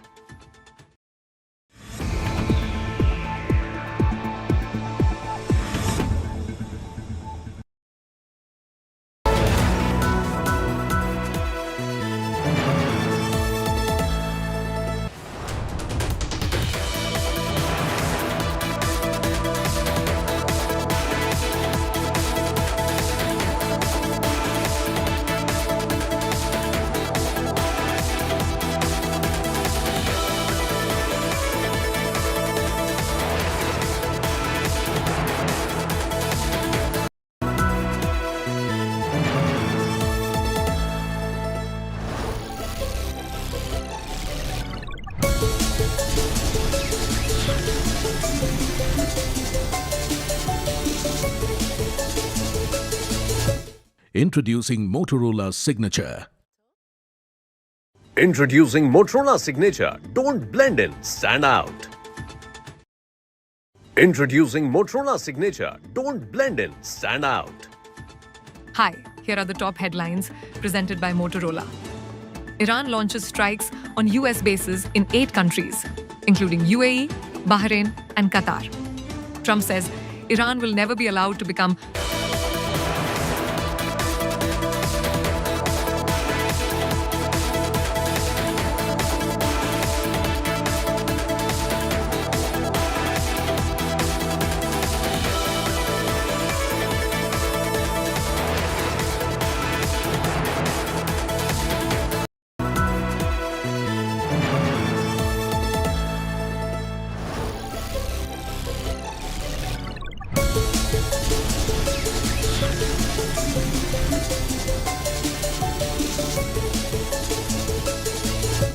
Introducing Motorola's signature. Introducing Motorola Signature. Don't blend in, stand out. Introducing Motorola Signature. Don't blend in, stand out. Hi, here are the top headlines presented by Motorola. Iran launches strikes on US bases in 8 countries, including UAE, Bahrain, and Qatar. Trump says Iran will never be allowed to become a nuclear weapon state. Russia says Donald Trump has revealed his true stance on Iran strikes.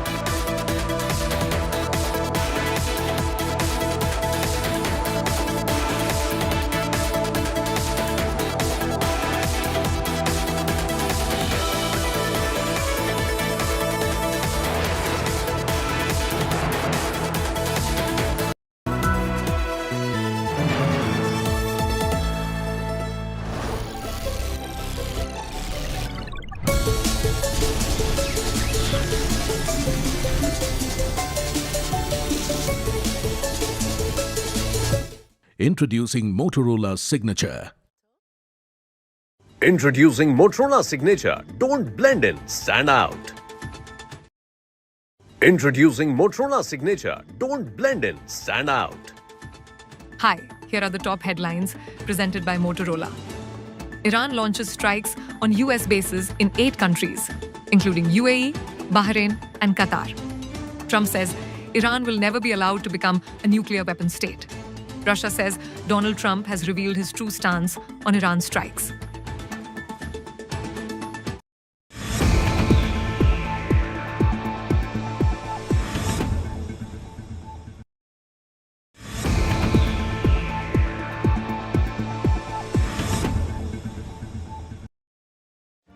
Make your media plan smarter with India Today Live TV on your connected devices. Amplify your brand with 100 million smart internet viewers. To advertise, mail us at sales@aajtak.com.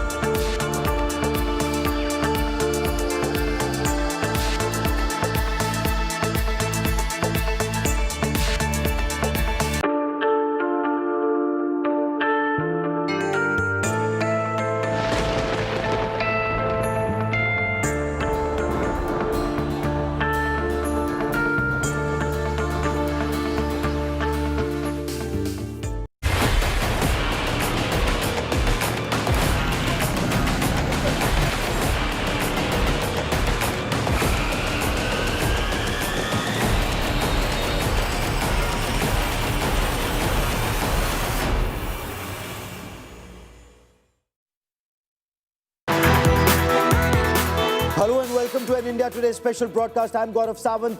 West Asia is on fire. Israel and then the United States, they launched preemptive strikes into Iran. Not one, not two, but multiple cities targeted in Iran. More than 70 rockets and missiles fired deep inside Iran, and then Iran retaliated as Iran had warned.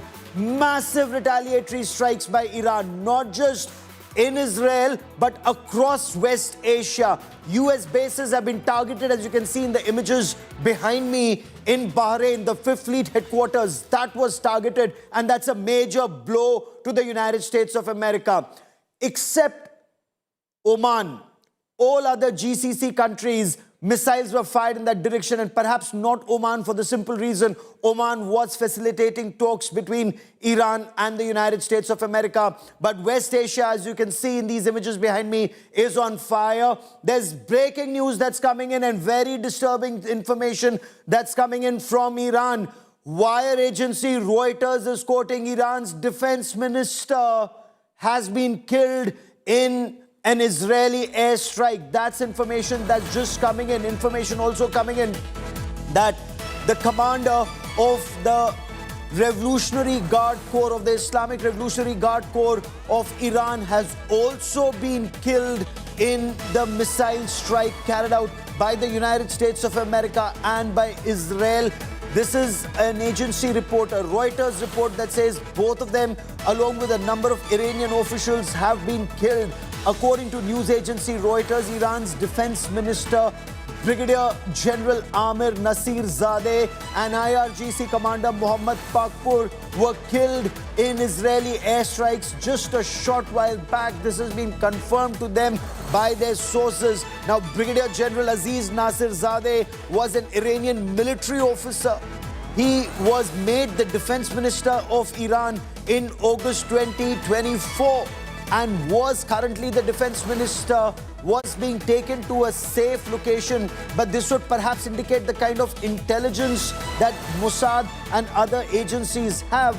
His movement was tracked, he was targeted, and it's unconfirmed. It's through a wire agency, Reuters, hasn't officially been confirmed by Iran just as yet. But wire agency Reuters is reporting that Iranian defense minister and the IRGC commander have been killed in a missile strike.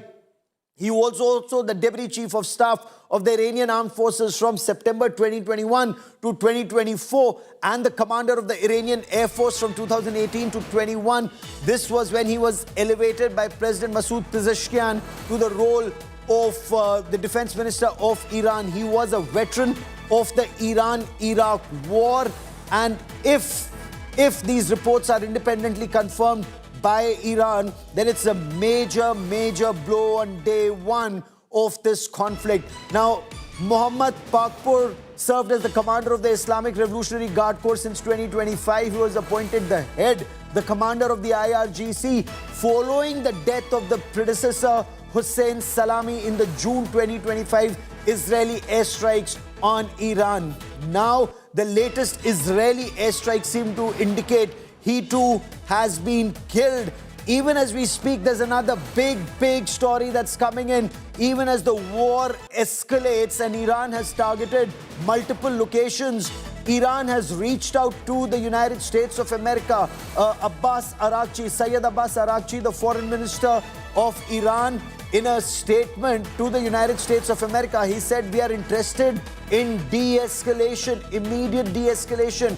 Iran's foreign minister has made a pitch to dial down the conflict. Iran's foreign minister has said, will not build missiles that can reach the United States of America. He's also saying the United States knows what is the way to reach out for dialogue in case the United States wants to reach a dialogue. But before that, when this war started raging earlier today, Israel launched a series of missile strikes early this afternoon. It all began with initially Israel and then the United States joining in with a series of pinpoint missile strikes on multiple locations inside Israel as part of Operation Epic Fury and Israel's Operation Lion's Roar. Iran didn't back down. Iran, in their exclusive interview to India Today very recently, Iran's foreign minister Syed Abbas Araghchi said Iran wants peace, but Iran is ready for war. Retaliation was swift, almost instant, and not restricted just to targeting Tel Aviv or Jerusalem. In fact, it wasn't just the Iranian armed forces, the Hezbollah, the Houthis, multiple missiles and rockets were launched in the direction of Israel. Most were intercepted. There were some over Haifa in the northern part of Israel, others targeting Tel Aviv and Jerusalem, but they were intercepted by the Iron Dome system. But the war has escalated, and how? Iran's IRGC, or the Islamic Revolutionary Guard Corps, in a statement, they've said they've hit all US and Israeli military installations in the region. Iran has warned the operation will continue relentlessly until the enemy is decisively defeated.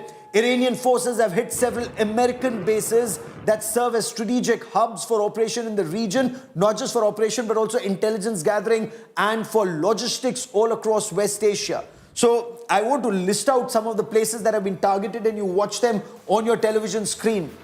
Bahrain, it's perhaps one of the most important locations of the United States. The US Navy's 5th Fleet is headquartered at Bahrain. Now, this is a very critical maritime command and control center of the United States in the region, and the Bahrain base, the 5th Fleet base, was targeted. Naval operations aimed in the Gulf region, they will be hampered in case Bahrain is targeted again. That's point one. Point two, Kuwait, again a very key staging point for US forces. Kuwait Air Base provides logistical support for all missions across Iraq and the wider region. The Ali Al Salem base in Kuwait was targeted. Al Dhafra base in Abu Dhabi, that's been targeted. Key US military bases in the Kurdistan region, the Erbil Air Base or the port in the Kurdish part of northern Iraq, that's been hit. That was repeatedly targeted by Iranian forces. Of course, information that's coming in, and this is a statement that's now officially been made both by Qatar and by the United Arab Emirates. They've said all incoming Iranian missiles were intercepted.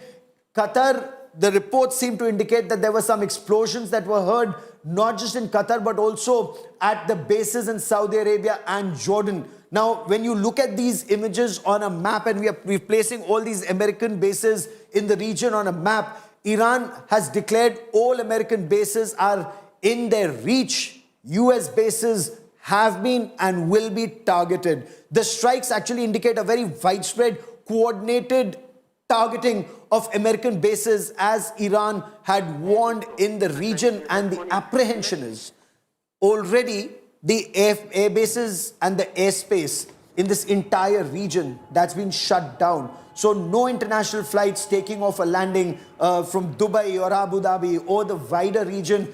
Temporarily, airspace was shut off because missiles were flying in this region. It's a very, very major escalation that has taken place. And I quickly want to cut across and bring in my colleague Sandeep Unithan for the latest developments. Sandeep, this does appear to be massive, massive escalation. And as we bring in Sandeep, also joining us on this special broadcast is Lieutenant General KJS Dhillon, former Director General of India's Defense Intelligence Agency. Also with us is Professor Brahma Chilani, one of India's foremost strategic voices, former advisor to India's National Security Council Secretariat. Also with us is Ambassador Anil Trigunayat. Ambassador Trigunayat was India's former ambassador to Jordan, Libya and Malta. Sandeep, what is it that you're picking up? Iran is sending out two signals. One, reaching out to America, saying if you want dialogue, we can dial down tensions, or all bases remain within our reach. Absolutely, Gaurav. And, I think the Iranian regime seems to be, pretty pragmatic here. They've, absorbed all those waves of Israeli and American airstrikes today, unprecedented string of missile and airstrikes launched by both the United States and Israel. Iran has retaliated, it's made its point, and now it wants de-escalation. It wants an off-ramp, and that is the importance of that, suggestion that they've made. Bear in mind, Gaurav, that these are among the most extensive air and missile attacks that we've seen on Iran. This is possibly the first time that the United States is attempting a regime change in the region after 23 years. It tried that, it did that successfully in 2003, and 23 years later in Iraq in 2003, and 23 years later, it's trying the same in Iran. Gaurav. And it would be far more difficult given the size of Iran, the kind of capabilities that Iran has. But I want to bring in Professor Brahma Chilani. A lot of comparison was being made, one, between Iran and Iraq, and two, if I may, between the 12-day war in June 2025 and now. This time, Iran, does it appear to be better prepared and more aggressive, the manner in which it's targeted multiple US air bases across the region? And is there an apprehension that in case there is no off-ramp, this will only escalate further, Professor Chilani? Gaurav, first, like the 2003 US invasion and occupation of Iraq, that was a preventive war. There wasn't any existential threat to the US from Iraq, and the WMD pretext turned out to be a false one. Similarly, this joint war on Iran is a preventive war because there is no independent assessment or any unbiased assessment that indicates that Iran posed any threat to US security directly. Having said that, there are two surprise elements in this. One is that Israel joined hands with the US in launching a joint war on Iran. Everybody expected Israel to join in later after US strikes on Iran forced Iran to attack Israel. At that point, people expected Israel to be dragged into the conflict. But here, Israel launched this war jointly with the US. Second, and I think this is equally important, if not more important, that this joint war was launched just hours after the Omani foreign minister, who was playing the key role mediating the talks between Washington and Tehran, he publicly disclosed after meeting with Vice President J.D. Vance, he came on American television and said that Iran has agreed to surrender its stockpiles of enriched uranium and to forswear the building of nuclear weapons forever. In other words, Iran was accepting the very demands laid out by the White House. But that wasn't sufficient to stop Trump from launching this war, because he had made up his mind to launch this war. But look at this. He has now given a maximalist goal to this war, because every war has to have a political goal. And the goal he has outlined publicly is regime change. You can kill the defense minister of Iran. In fact, this war began with attempt to decapitate Iran's religious, political, and military leadership. So that's the Decapitation wider also game, the regime change wouldn't operations. bring about regime change. You know, in just a moment from now, Professor Chilani, I want to play out what American President Donald Trump said. And he listed out as the commander-in-chief of the American Armed Forces the goals for their operations. And he stopped short of talking openly of a regime change. They said perhaps they'll create the environment and then it's for the people of Iran to rise and bring about a change. This perhaps is the best opportunity in their lives. But Jel Dhillon, when you look at the ground operations or when you look at overall operations that have been undertaken so far, while US may have struck, Israel may have struck, Iran says a school has been struck, 57 children have been killed. At the same time, Iran is not taking on the chin. Iran is actually hitting back. Are you surprised with the speed with which multiple US bases in the region were targeted by Iran? What does that indicate? They were able to break through the air defense of the United States and Israel? Good evening, Gaurav, and good evening, fellow panelists and all your viewers. First of all, Gaurav, personally wishing you a very happy birthday today. And I'm sure you are going to spend the evening in the studio only. Now, coming to your point, two things. First is, why did Iran retaliate in the manner it retaliated, hitting all the bases of US in the region? One thing which Iran and everyone in the world very clearly knows, America can afford anything. One thing which America cannot afford is the body bags coming home. That would create a public outcry. And as it is, President Trump's rating is quite low as of now. So Iran probably played that card. That is about Iran's retaliation. Now coming to the basic question which you asked as to regime change. And Mr. Brahmacharya also spoke about it. One thing is very clear. It's not going to be a single-pronged war or a single-domain war that only military actions will bring in the regime change. It will be a multi-pronged war where a military action, the political eliminations by military action or otherwise, as also the economic downgradation of Iran, as also the military industrial complex of Iran to be downgraded, and that would give rise to the internal uprising and support that internal uprising in accordance with this. And while all this is going on, a very hard-hitting narrative building will happen. Sir, give me a moment. I quickly want to bring in Natasha Kirchuk, I-24 journalist who joins us from Tel Aviv. Natasha, welcome. Are people in Israel safe? What can you tell us about that? What can you tell us about operations? I-24 seems to be reporting massive casualties on the other side, including some high-profile casualties. What can you tell us, Natasha? Now, well, we could say as of an hour ago, it was believed that about 35 ballistic missiles had been fired from Iran into the state of Israel. We've been seeing waves of ballistic missiles coming into the country, alarms going off pretty much every 20 minutes or so since around 10:15 in the morning. Those sirens have been sending Israelis across the country into bomb shelters. I myself, as you can see, I'm in a safe space, not far from the other safe space where my family is. So really kind of the entirety of this country is spending the day in and out. There has only been one casualty, not even a casualty, you could say one man in his 50s who was lightly injured throughout the course of Iran firing ballistic missiles back into the state of Israel in response to Israeli and U.S. strikes. So it really just speaks to the strength of the Israeli defense system.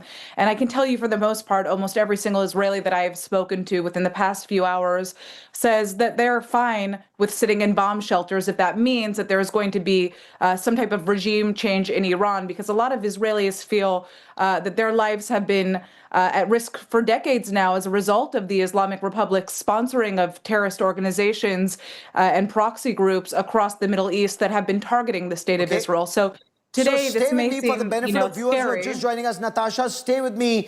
Reports from Iran seem to indicate that 57 children were killed in a missile strike that took place, and this is absolutely alarming. There's a massive escalation that's taking place right now across the region, a series of coordinated airstrikes on Iran, being called preemptive strikes. Iran, of course, hitting back and hard, breaking through some of the air defenses at crucial US military air bases. But the message of US President Donald Trump to the Iranian forces is very clear. Lay down your arms, there will be immunity, or you will be killed. Take a look.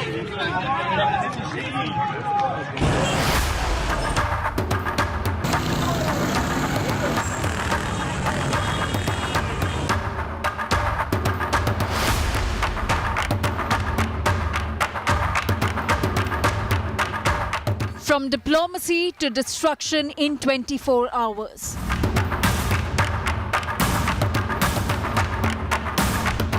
The West Asia is on fire as the United States and Israel launched coordinated strikes on Iran, a move Israel calls preemptive, but one that has pushed the region to the edge of full-scale war. Nearly 30 targets were hit across Iran, including Tehran, Isfahan, Qom, Kermanshah, Karaj, Tabriz, Ilam and Lorestan. Key government installations were targeted, including the Ministry of Defense, Ministry of Intelligence, locations linked to Supreme Leader Ali Khamenei, the Atomic Energy Agency and the Persian military complex.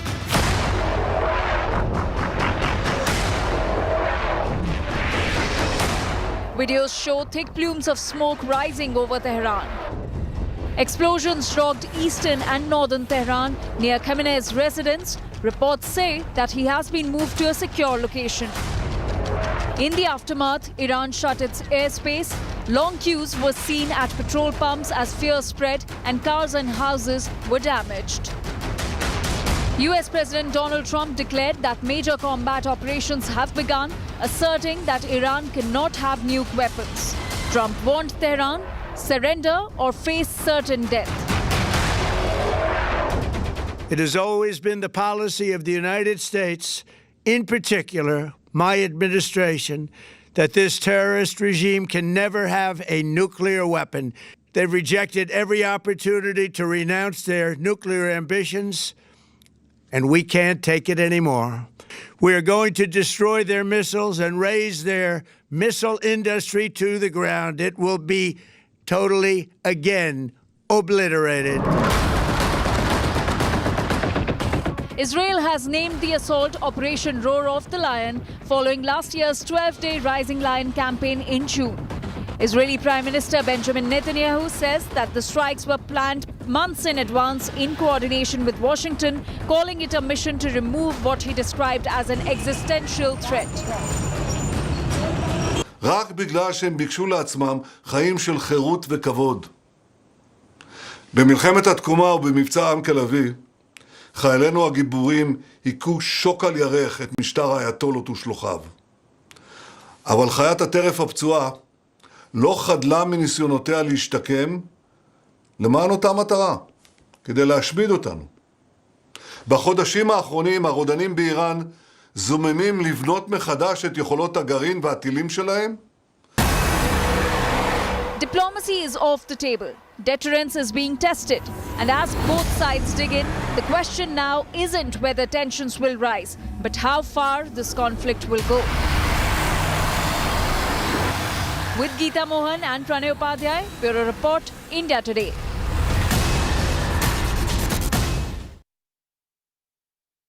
Big story coming in. The United Arab Emirates have said they reserve the right to respond to all the attacks. The UAE, in a statement, has condemned these attacks. They've denounced in the strongest possible terms the blatant Iranian missile strikes. They've targeted the UAE and several brotherly nations in the region, considering the UAE says these are acts of flagrant violation of national sovereignty and a clear breach of international law and the Charter of the United Nations. In a statement, the Ministry of Foreign Affairs, the UAE, they've said UAE's full solidarity and unwavering support for countries in the region affected by these attacks, emphasizing that their security is indivisible and any infringement on the sovereignty of any state constitutes a dire threat to the security and stability of the entire region. The UAE underscores that it retains the right, full and legitimate right to respond to these attacks in a manner that safeguards its sovereignty, national security and territorial integrity and ensures the safety of its citizens and residents in accordance with international law. I want to bring in Ambassador Trigunayat. Ambassador, the fact that Iran warned it will target countries that have US bases, they may want to target US bases, but has Iran violated international law in targeting these countries because they are not at war with Iran at this point of time? Are these countries, despite being, they may be Shia Muslim or Sunni Muslim, are they now at odds with Iran in your appreciation? Well, I think so. I mean, Iran has this catch-22 situation. It had already told that the US bases in the region are the fair game and legitimate targets. That was understandable from a strategic perspective. But since Iran has been trying to improve relations within the region, attacking them is obviously violating their sovereignty and territorial integrity. And that's where the Gulf countries now have all condemned this action. And many of them are up against Iran now in that sense, and they have all activated their defenses. So the Iranians will have the double whammy now in that sense, which is going to have a problem now because reaching out to 1,000 kilometers off to the Iranians, to Israeli targets, will meet yet another roadblock for them. And going forward, I think afterwards, earlier, with great difficulty, Iranians and the Chinese assistance and Omani help were able to bring about some kind of an rapprochement with Saudi Arabia. But today, Saudi Arabia's Crown Prince also spoke to the Mohammed bin Zayed and all of the countries in the Gulf. They are thinking of their own security architecture. So now they are stuck between Iran and Israel. Both are acting as enemies for them, basically, because they are. Give me a moment. There's more breaking news coming in, and this time it's coming in from the Israeli Defense Forces. The Israeli Defense Forces, they've just issued a statement. IDF, in a statement, say they have completed an extensive wave of airstrikes targeting strategic Iranian air defense systems.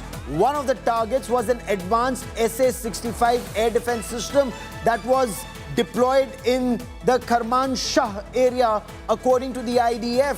They say the IDF continues at this time to strike infrastructure of the Iranian terror regime in order to cause a blow to the regime and port target threats to Israeli home front. Natasha, tell me your understanding. Is Israel making a statement that the current wave of attacks, they've achieved their target, or is this just a pause? They will start attacking Iran once again, or is this now a way? Are they looking for some off-ramp for dialogue?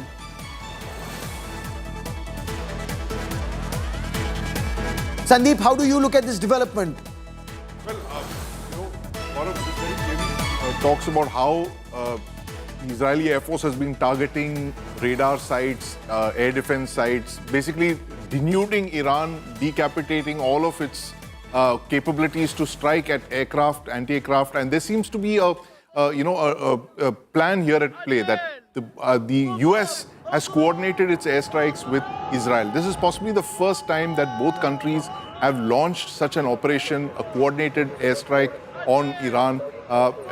It's one set of targets, leadership targets that were chosen. Another set appears to have been all of these air defense sites, ground-to-air radars, surface-to-air missiles, all of that. And this is a very important thing because, these are capabilities that Iran cannot replace in a hurry. Okay. Gaurav, give me a moment. I just quickly want to cut across to Tel Aviv. Joining us from Israel is Avishag Avinom, Israeli analyst and former staffer in the media department of Israel's Prime Minister. Avishag, welcome.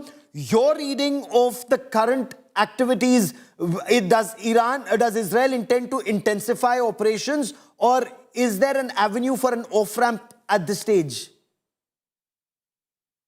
As far as the statement coming out from the IDF and the government, basically, we can see that the intention is to go on full scale until all the goals will be achieved, which is eliminating not only the top leaders of this evil, oppressive dictatorship regime, but also really to allow the protesters to be fully resumed with their protest against this regime and try to really change it to a different one. So I think both America and Israel are fully coordinated with this vision of changing Iran's regime, especially after the chance that they have given that America have gave Iran for the past month and a half with all these talks.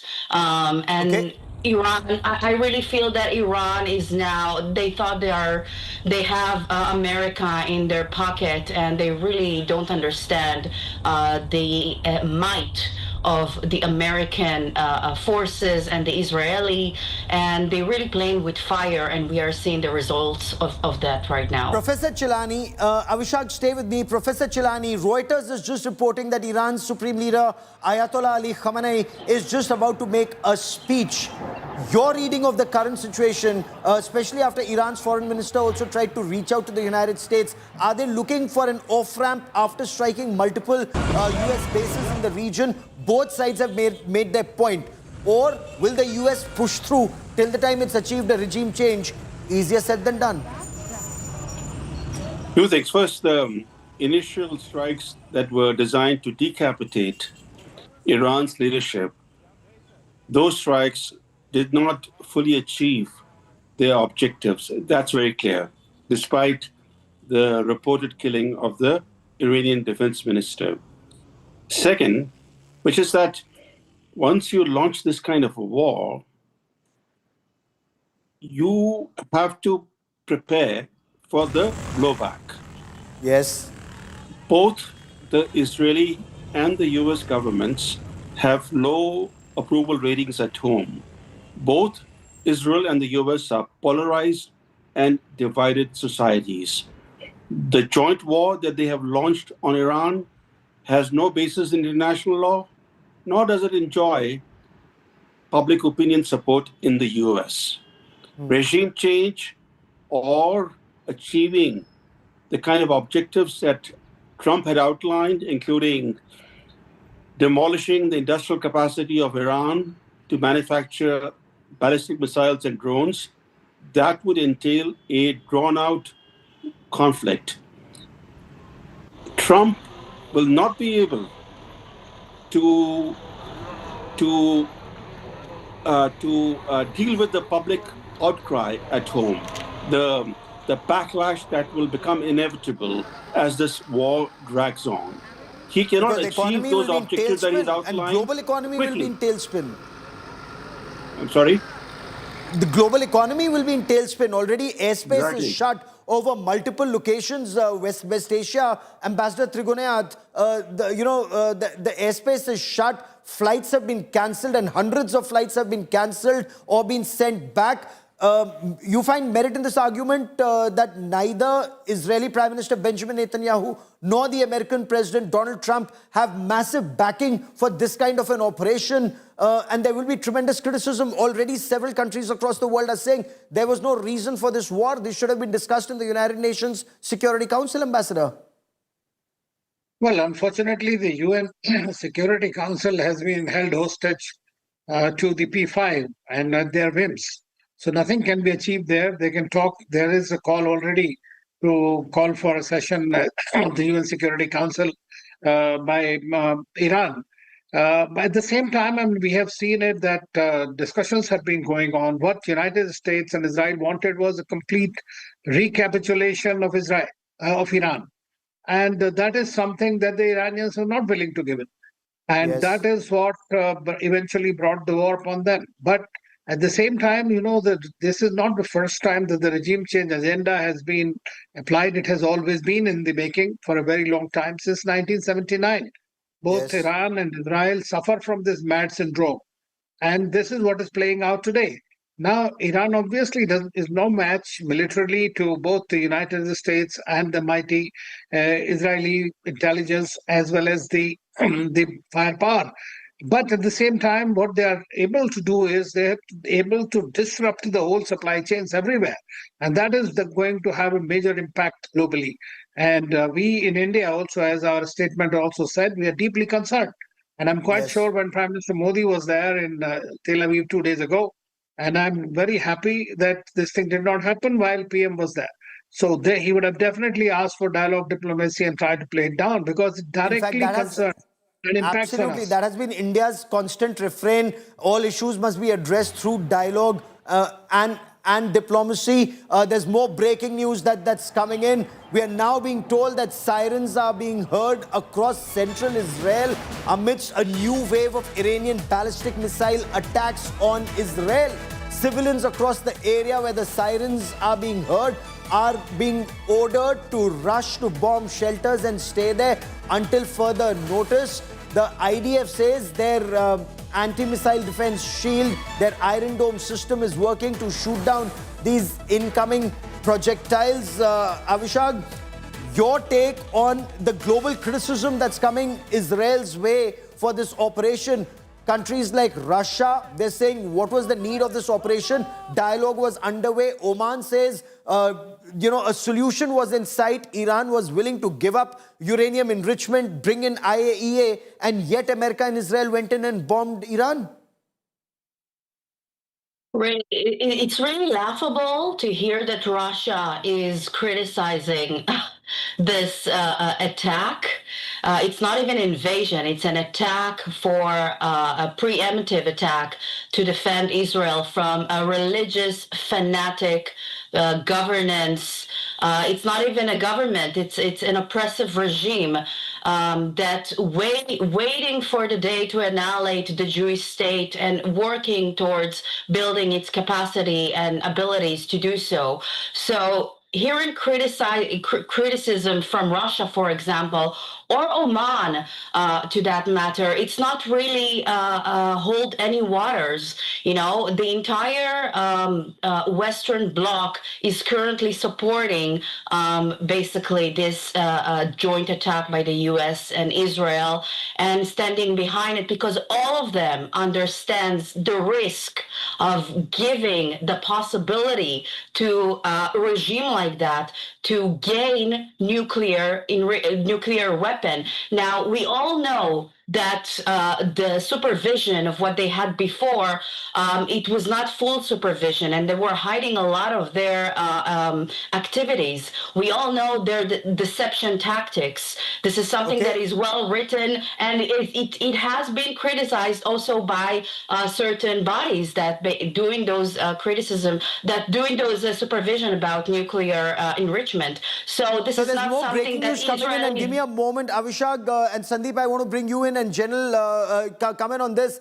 Iran has just sent out messages on mobile systems across Tehran. They're asking people to move to safer locations. Authorities in Iran have sent text messages urging residents to move to safer location because Tehran could directly be in the line of fire. There are also questions being asked, where is Ayatollah Ali Khamenei, amidst reports that he's been moved to a safe house. There are also reports that he could be addressing people in Tehran shortly. Sandeep, this would indicate that while they may talk peace, they may talk of an off-ramp, the apprehension is tonight there could be massive escalation, Sandeep. Absolutely, Gaurav. And you have to see the way Iran has been turned into a fortress kind of thing. There's no internet, virtually no internet. Iran has no connect with the outside world. There are no phone calls that can be made into or outside of that. The regime has literally huddled down and is preparing for the worst. And this wave of strikes, if it continues, it is going to target more and more regime figures, Gaurav. And the aim is to effect a regime change from the air. Now, we can question whether this is actually indeed possible. Without having boots on the ground, can you unseat a regime? And what the United States seems to be doing here is the statements that from President Trump is to ask the Iranian people to rise up in revolt.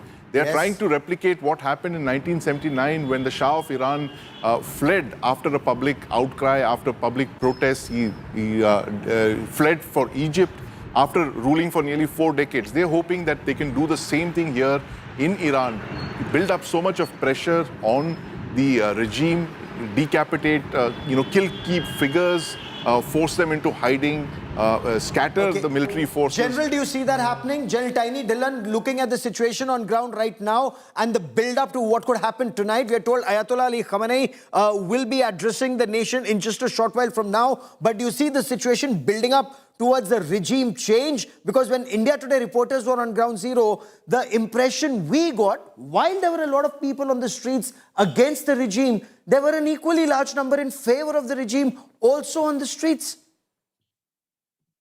Yeah, Gaurav. Firstly, the point which the information just gave out that people are being told by a mobile message that move to safer places. Those are routine civil defense exercises or the drills which happen during such a situation. So there's nothing in that. I think it's a civil defense department is doing their job by telling the people to move to safer places. That's a routine. Now coming to the point about regime change and how it will be implemented. See, regime change is the goal, as has been told very clearly by President Trump, but it cannot only be done by the military means. As I was speaking earlier, there has to be a multi-pronged approach or a multi-domain approach. One is decapitate the political leadership, the government officials, the military commanders, so that there is a reason for people to get into an uprising mode. When the top leadership is gone, there is a, जिसको हम कहते हैं हिम्मत बन जाती है फिर public की. That is one. Second is to target the military installations and assets like missile sites, like the air defense radars, as also the nuclear sites. And third is to decapitate or to neutralize the economic assets so that the Iran is not able to get back to production of the military hardware or the nuclear assets and destroy. Chabahar port was attacked. That is one of the examples of economic degradation. And most importantly, they will also target at the same time military-industrial complex so that the missile manufacturing as the war prolongs is reduced, the radars are reduced, and the weapon systems which will fight the war cannot be supplemented or cannot be logistically replenished. So it will happen at multiple fronts. Initially, the target will be political, government official, and military commanders, and the air defense and missile sites. Subsequently, sir, give me a moment. I have Jason Perlman, former advisor to Israeli president, joining me on this broadcast. Jason, welcome. Jason, we are told that US President Donald Trump was given a detailed briefing by Israel about the high-risk, high-gain operation to be undertaken, this epic fury. What can you tell us in your appreciation of the airstrikes on Iran, the aim through these airstrikes and missile strikes? High risk, high gain. What are the risks and what are the gains that are expected in your appreciation, Jason? Well, firstly, the Americans are calling the operation Epic Fury. In Israel, it's being called the Lion's Rule. And that's because what this is about is freeing the Persian people and indeed freeing the whole region from what has been a snake, an octopus that has spread its tentacles in every aspect of life in this region and around the world and brought terror and havoc. And I think what your viewers at home, your listeners should think for a moment. What world do they want to live in? Do they want to live in a world where there is peace and harmony between peoples? Or do they want to live in a world where there is a regime in the heart of a region spreading hate and terror making money off drugs and trafficking people and causing havoc all around. And this is the moment to decide, because yes, the Americans and the Israelis have gone into this absolutely together, hand in hand, to take on this evil. And I think they're doing the whole world a favor. Okay, give me a moment, because if I were to play, the advocate on the other side, Iran is turning around and saying Israeli airstrikes and American airstrikes have killed 57 school children. So that clearly cannot be justified under any circumstances. Okay, you want to come in? Yeah, Jason, quickly come in on that. Jason. Why do they weep? Firstly, we have no confirmation of that. And of course, any civilian life is horrific. Any civilian loss of life is horrific. But how can they possibly weep for 57 children or however many in Iran when they have been killing them on the streets with freedom and impunity up until now? You know, one of the first places in Israel that had a siren this morning was Majd al-Shams. Majd al-Shams is an Israeli Druze Arab town in the north of Israel where 12 children were killed by Iran's proxy Hezbollah whilst they were playing football, soccer on a soccer pitch in the middle of their town. How dare Iran cry crocodile tears today for their people that they persecute, that they oppress, that they murder, that they kill in the streets, when right now, this is the moment the free world is standing up for those people, for the region, for the world. Iran's leadership cannot be trusted and they must be removed. So, this high-risk, high-gain game plan, let's now try and decode this for the benefit of our viewers. Gentlemen, stay with me. Professor Chilani, I want you to look at this map for a moment. What is it that United States and Israel are attempting to achieve? Take a look at the areas that have been targeted. Let's start first with Tehran, the capital of Iran, the political and military nerve center of the country. So the first airstrike, the first massive missile strike was on command and control centers in Tehran, including President Masoud Pezeshkian and the palace or the place where Ayatollah Ali Khamenei, the supreme leader, was reportedly living. Those areas were targeted. Then let me take you next to Isfahan in central Iran. And remember, Isfahan, Fordo and Natanz were targeted even earlier in the 12-day war in 2025, in June 2025. So Isfahan is a very key strategic and industrial hub. It's linked to the sensitive nuclear and military infrastructure. Remember, President Trump said not only will they destroy the missiles, they'll also destroy the missile manufacturing sites. Let me now move forward to Qom. That's again a very major religious center. Shia Muslims across the world gather at Qom. Deep religious significance, deep political significance within the religious establishment in Iran. This was targeted. Now let's move west. Ilam and Kermanshah, both not very far from the Iran-Iraq border, strategically extremely important. There are military garrisons that are here. When you look at the cross-border tensions and history of this region, now this is where a lot of Iran-Iraq conflict, this is where military garrisons were targeted. Loristan, this is now the mountainous region. It's considered a very major logistics and missile infrastructure, deployment infrastructure in Loristan. That was targeted. Now, not very far from Tehran is also Karaj. This again is an industrial hub. It's also a tech hub. Again, absolutely in sync with American President Donald Trump saying not only will they destroy missile silos, missile sites, missile launch sites and storage centers, but also manufacturing capabilities will be taken down. Now let me take you to the northwestern part of the country. You watch there, you'll see Tabriz. Now Tabriz is a very major economic center. It has massive geopolitical significance. Again, centers of economy, centers of military importance, centers of religious importance, they're being targeted. All of this indicate, now Iran is a huge country. Unlike Iraq, Iran is massive. Their facilities are really spread out, but so were the missile strikes. Professor Chilani, when you look at American and Israeli missile strikes, all very systematically aim to weaken the regime, but strong enough to bring about a regime change? Gaurav, in the history of modern warfare, air power has never by itself won a war. They may control the skies, but that doesn't mean they can win this war relying entirely on air power. Air power is critical, it's very crucial to modern warfare, but alone it will not be able to achieve the political objectives. This war is not so much about nuclear weapons, missile capabilities, or the export of terrorism by a state. If that was so, Pakistan would be targeted. Pakistan has nuclear weapons, actual nuclear weapons. It has missile capabilities. According to US intelligence, as disclosed to the US Congress, Pakistan is developing ICBMs, that is, missiles that can reach the United States. And Pakistan has a long record of exporting terrorism, of being behind major terrorist attacks in the West. There was also a Pakistani link to 9/11. Sheikh Khalid, one of the masterminds, was found in Pakistan. Osama bin Laden, the leader of Al-Qaeda, was found in Pakistan. Yet, look at the US administration under Trump. It's mollycoddling Pakistan. Absolutely. And targeting a theoretical threat from Iran.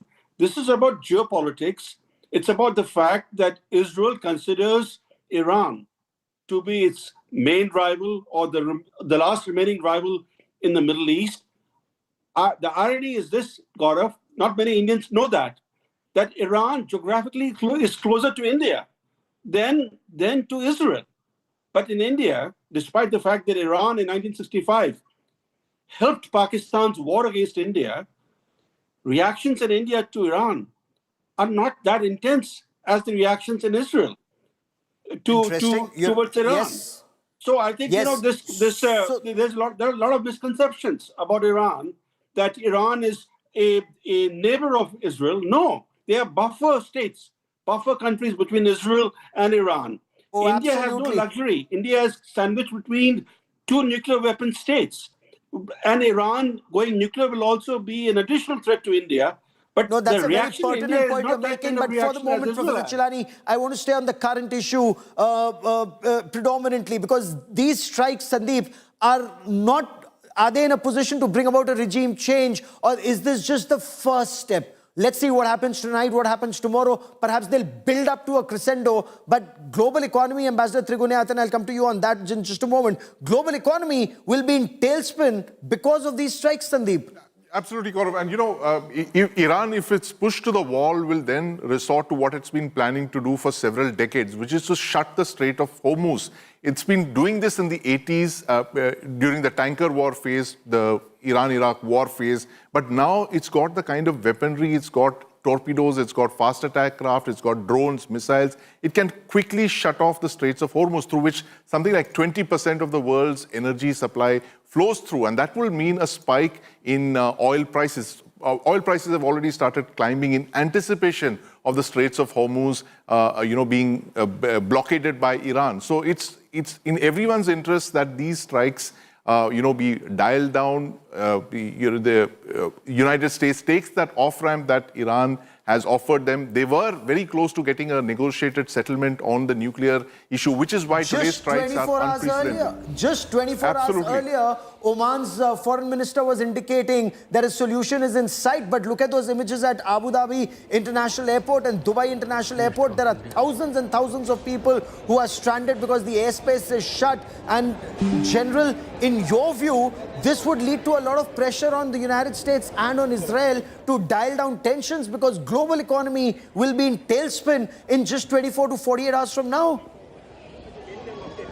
Gaurav, shutting down of Strait of Hormuz, shutting down of the airports in the region, shutting down of the airspace for the civilian aircrafts to fly through this region, all these contingencies would have been thought through before Israel and USA started this conflict. So I don't think any inconvenience to public at Abu Dhabi or Dubai airport is going to stop USA or Israel from going ahead with their declared goal.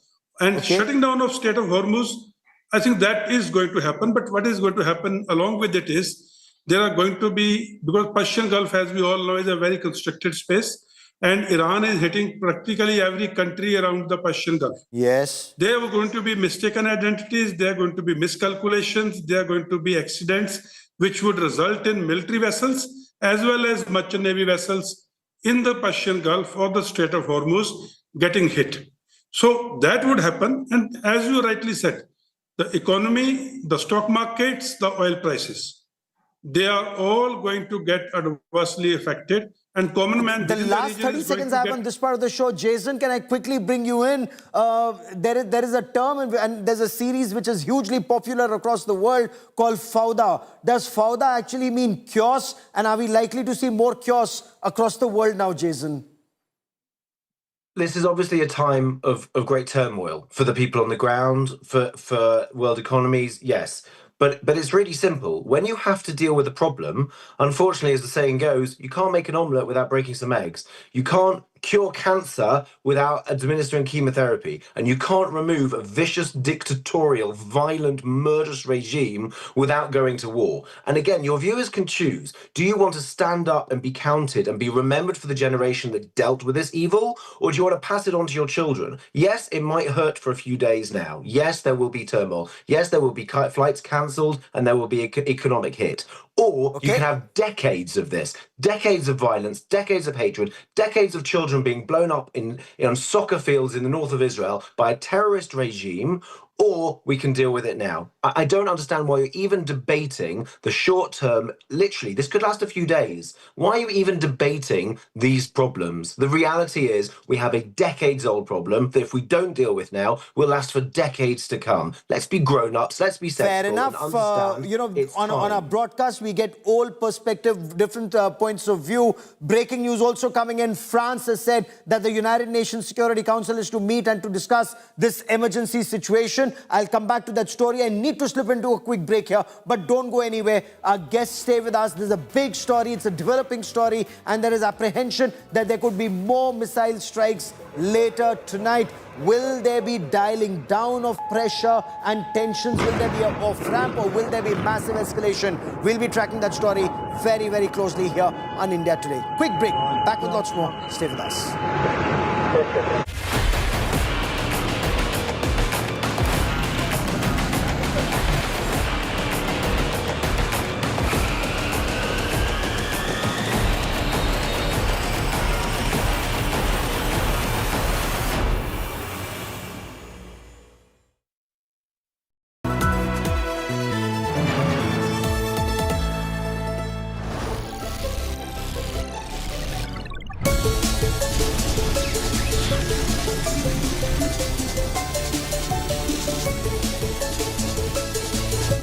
Introducing Motorola's signature.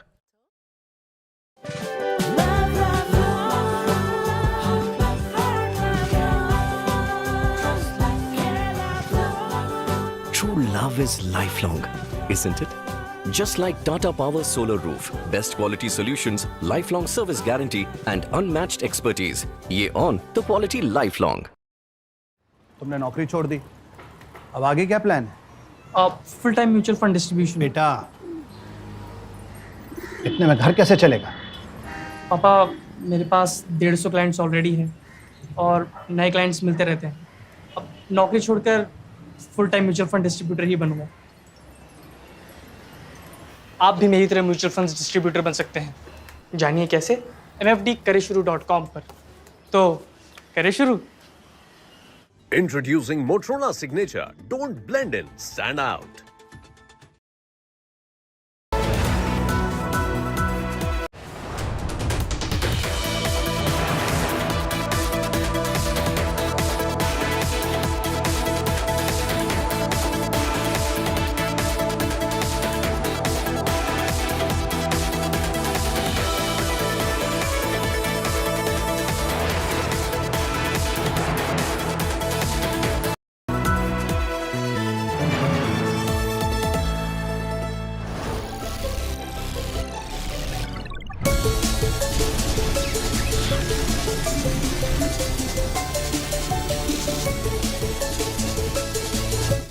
Introducing Motorola's signature. Introducing Motorola Signature. Don't blend in, stand out. Introducing Motorola Signature. Don't blend in, stand out. Hi, here are the top headlines presented by Motorola. Iran launches strikes on US bases in 8 countries, including UAE, Bahrain, and Qatar.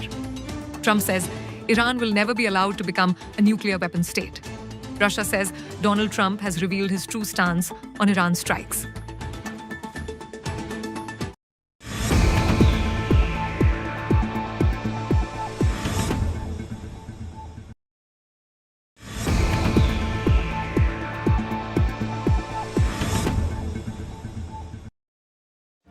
Make your media plan smarter with India Today Live TV on your connected devices. Amplify your brand with 100 million smart internet viewers. To advertise, mail us at sales@aajtak.com.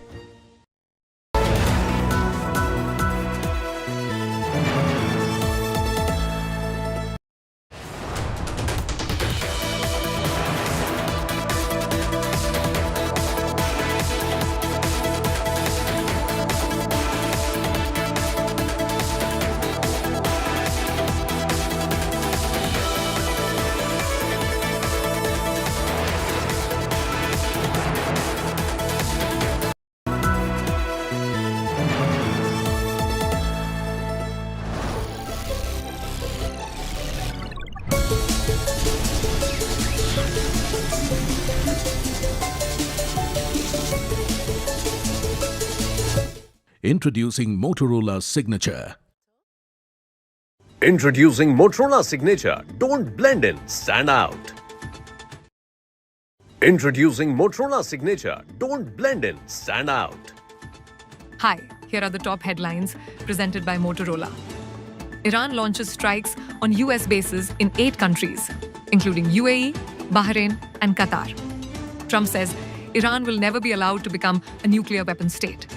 Russia says Donald Trump has revealed his true stance on Iran strikes.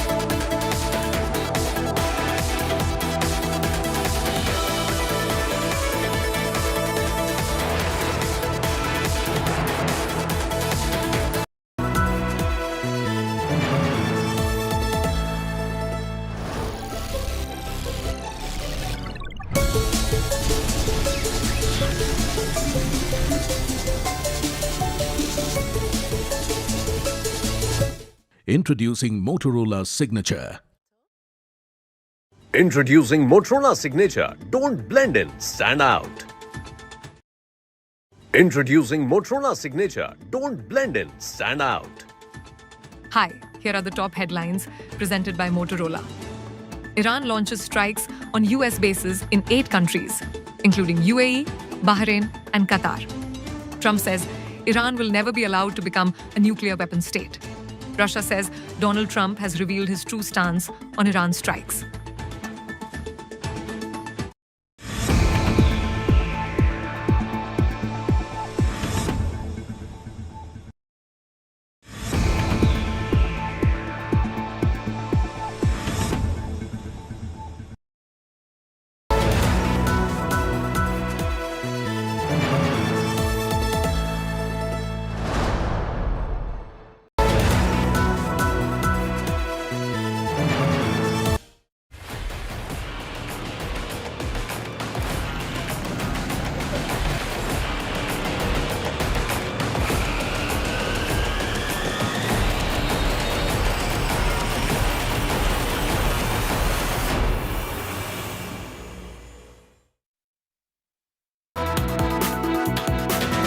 Welcome back to India Today's continuing coverage of escalating tensions in West Asia.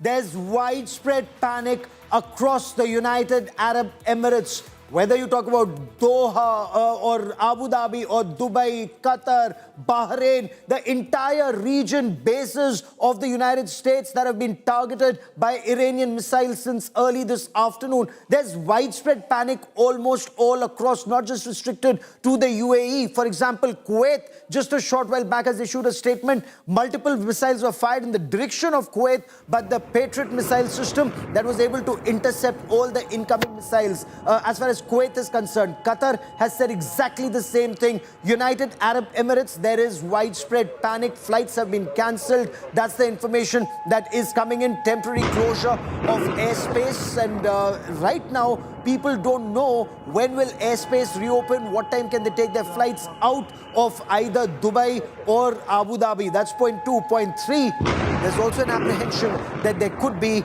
an escalation because missile firing sirens are going off in multiple parts. Bahrain, which hosts the US 5th Fleet headquarters, Bahrain was targeted. Images of a missile falling in an area, and this is an Iranian missile, an incoming missile that led to a huge fire and plumes of smoke. That's led to widespread panic. We are now getting a word from Iran that the Supreme Leader, Ayatollah Ali Khamenei, he will address people in a short while from now. But we are getting a word from Ayatollah Sayyid Ali Khamenei's representative, Dr. Abdul Majid Hakim Ilahi. He's issued a statement and Dr. Ilahi says, and I quote, "We were in negotiation and discussion to reach a diplomatic conclusion. The Supreme Leader is in good health and never has a fear of America or other people. He will continue by his dignity and wisdom, and I hope that we will win this war," unquote. This is word coming in from representatives of the Supreme Leader Ayatollah Ali Khamenei. We were thinking that very soon we will reach a very good agreement and there will be a statement both by Iran and by the United States of America. But unfortunately, within this last month, the holy month of Ramadan, we were attacked from Israel and the United States of America. There was an attack against the people of Iran. And this is the statement that's come in, and I'm quoting this statement from Iran. They started attacking civilian people. They announced that they've attacked some government, state and government building, but that is not true. The American and Israeli missiles have targeted civilian areas and localities. The statement then goes on to say that Iran condemns this aggression against the people of Iran and this attack against Iran. Iran hopes that international law and the United Nations will step in and stop this war against the people of Iran. So that's the first statement that's coming in on behalf of the Supreme Leader of Iran, Ayatollah Ali Khamenei. We are told he's likely to address the people of Iran in a short while from now. I want to bring in more breaking news that is coming in. We are now being told at the request of France, the United Nations Security Council will meet tonight. This will be at 10 p.m. This is 10 p.m. Paris time, so that would be about 2:30 in the morning IST to address the situation developing in Iran and in West Asia or Middle East. So that's the information that is also coming in, that the United Nations Security Council is to discuss the situation and the road ahead. Will there be dialogue? Will dialogue bring peace? Will there be an off-ramp, dialing down of tensions on either side? Because there's absolute panic across West Asia. It's a very critical sea lane of communication that could well be targeted, and should that sea lane of communication or the Strait of Hormuz be targeted, it will impact not just the economy of the region, it will impact economy of the world. And the apprehension is the fact that airspace has already been shut down in West Asia.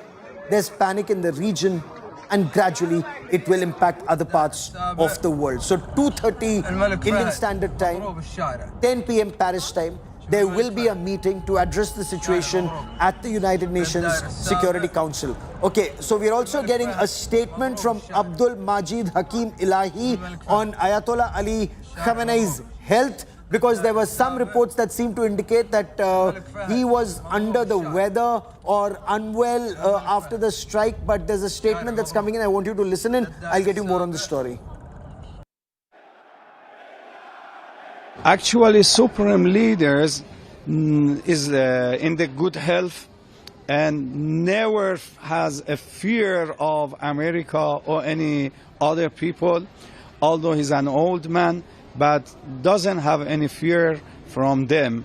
And he will continue by his dignity, by his wisdom, and I hope that we will win in this war. Thank you. And the question that's being asked is, where is Ayatollah Ali Khamenei? There are all sorts of rumors that are doing the rounds, from commanding the corridors of power to some saying he's actually hiding or in hiding under reinforced concrete. Where is Iran's supreme leader, Ayatollah Ali Khamenei? As Israeli missiles strike deep, not just in Tehran, but several other parts of Iran as part of Operation Roaring Lion, Ayatollah Ali Khamenei has reportedly been moved out of the capital to a safer location, as has President Masoud Pezeshkian, because their homes and their offices were targeted both by the United States and by Israel. The message is unmistakable. The conflict very clearly is aimed at a regime change operation in Iran. We get you more in this report. From the seat of power to a subterranean shelter, Iran's supreme leader is no longer in Tehran. As Israeli missiles pound the capital under Operation Roaring Lion, Ayatollah Ali Khamenei has reportedly been moved to a secure, undisclosed location, as per confirmations from a senior Iranian official confirmed to Reuters. In a dramatic escalation, an Israeli official has now claimed that both Supreme Leader Khamenei and Iranian President Masoud Pezeshkian were targeted in the joint US-Israeli strikes, though the results of those strikes remain unclear. The relocation follows reports that 7 missiles hit areas near the presidential palace and close to Khamenei's own compound in Tehran. Explosions echoed across the city. Iranian state media confirmed the strikes, saying air defense systems were activated nationwide, insisting both leaders are safe. Both opposition outlet Iran International reports that Khamenei has gone underground into a fortified bunker in northeastern Tehran, possibly in Lavizan, a hardened complex believed to be linked by interconnected tunnels designed to withstand sustained assault. This is not unprecedented. Khamenei, who has ruled Iran since 1989 after succeeding Ayatollah Khamenei, wields ultimate authority over the military, judiciary and foreign policy. And when conflict intensifies, the protocol is clear. He has been relocated multiple times before Operation Roaring Lion, be it earlier this year amid US naval deployments in the region or during Operation Rising Lion, and then ahead of the 2025 strikes. Each time, the supreme leader disappears from the capital into fortified bunkers built for regime survival. Now, with US backing for Israel's campaign and President Donald Trump reaffirming joint strikes aimed at curbing Iran's nuclear ambitions, the stakes are higher than ever. This is no longer shadow warfare. This conflict is now at the doorstep of Iran's supreme authority. Bureau Report, India Today. The other big story we're tracking here on India Today, the panic in Dubai, the panic in Abu Dhabi, the panic in West Asia after multiple airports were shut down, airspace was shut down. We'll just show you images of people stuck at the airport, not knowing what to do, not knowing when airspace will open, not knowing what next. Will there be more missile strikes on Abu Dhabi, for example, on Dubai, for example? Just look at those images. Absolutely nobody has any idea what to do next. Will there be further escalation in this conflict? And I want to quickly bring in my colleague Sandeep Unithan for more on this. Sandeep, you've been speaking to authorities. Statements have been put out by airlines. And it seems, Sandeep, even airlines don't know what to do. Absolutely, Gaurav. You know, there is no way airlines would fly when there are, ballistic missiles, cruise missiles crisscrossing the skies, fighter jets flying around the place. There's absolute chaos right now in West Asia, Gaurav. There's a war, a full-scale war that's on Israel, United States, Iran. The bombs, missiles flying around, and the first thing that was done was to shut down all of the airspace over there. There are no flights flying in UAE. UAE has one of the busiest airports, in the world, Gaurav. And, we're getting a lot of messages from Indians who are stuck over there. There are something like 4 million Indians. They're the largest workforce in the UAE, the largest expatriate group in the UAE. They have friends here in India, family here. They're deeply concerned. We're hearing of, I'm on a lot of my WhatsApp groups here.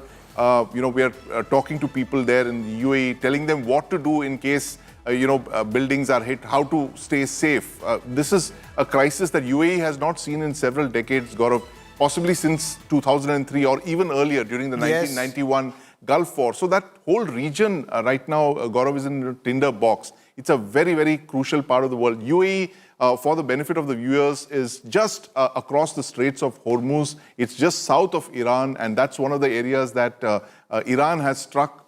They were possibly targeting the US bases over there, but it's the entire of UAE that's in the line of fire. Because we'll just show you images also when this region is targeted, when missiles fall in the region, the plumes of smoke and fire that you see, it leads to panic because these are areas, Ambassador Sajjanhar, I have Ambassador Ashok Sajjanhar joining me on this broadcast. I have Tara Karta, former director of the National Security Council Secretariat, joining us.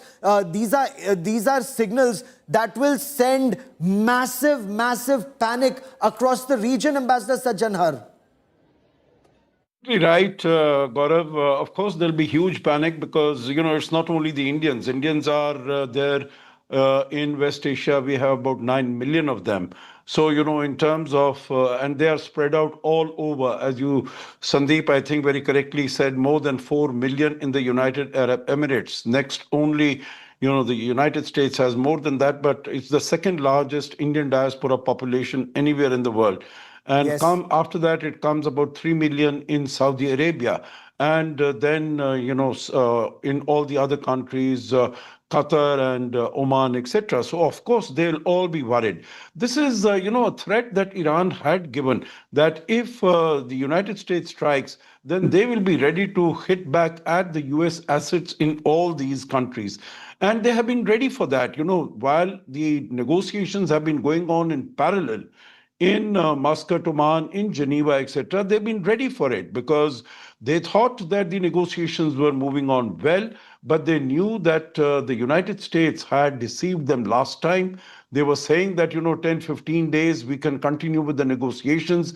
But then the attacks in June last year came even as this period of 10, 15 days had been given. So I think they were quite clear, and they have now stocked on the missiles, because this period they have used to get equipment, ammunition, armament from Russia, also from China. So you see the speed with which they have acted within a few hours. Last time, it was much longer that they took to attack. So I think definitely there is huge disquiet. The last point here, it is not only So what can people do in such a shipping. situation? Because nobody knows when airspace will open again, when will flights take off again. What should people do in such a situation? Tara Karta, in your appreciation, do you see this escalate even further?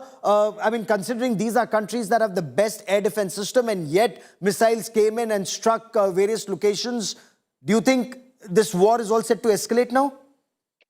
Let's see what the Houthis do. If they're going to get longer range missiles, they're going to be a lot of trouble on that Straits of Hormuz, especially since we are completely dependent on that oil. US, China, not so much. They've stepped up their own strategic reserves like mad. They've got a bunch of stuff back at home. We are the people who will suffer. So this is not finished. It doesn't look like, I mean, to be honest, Gaurav, Ma'am, you just mentioned the Strait of Hormuz. There's breaking news that's coming in, and that's a big and a very worrisome story. Representative of the Supreme Leader of Iran has indicated that the Strait of Hormuz could be shut down. Iran, this is a Reuters report. Reuters report says that the Strait of Hormuz could be shut down, and this is the US-Israel versus Iran war. This will have massive strategic impact, world's most strategic location to be shut down, Dr. Tara Kartha. This would be catastrophic for Saudi Arabia, for countries in the region and for India. This is the worst thing that could happen to us. It's something, but then all of us, if you game it, I'm pretty sure like Ambassador said, we knew Iran will attack US bases. We know the Hormuz Strait could be closed. They might even sink a ship there, and then we are done for. And the saddest part is the major players have all stocked up on oil, so they're not affected. Even if it's so, to your question, I don't think this is going to end very easily. I mean, you cannot, as we have seen in Bangladesh, by the way, regime change is messy. Even if it is planned down to the last detail, it is still messy. It never plays out the way you want it to. So let me bring in David Dowd into this conversation. Sandeep, stay with me.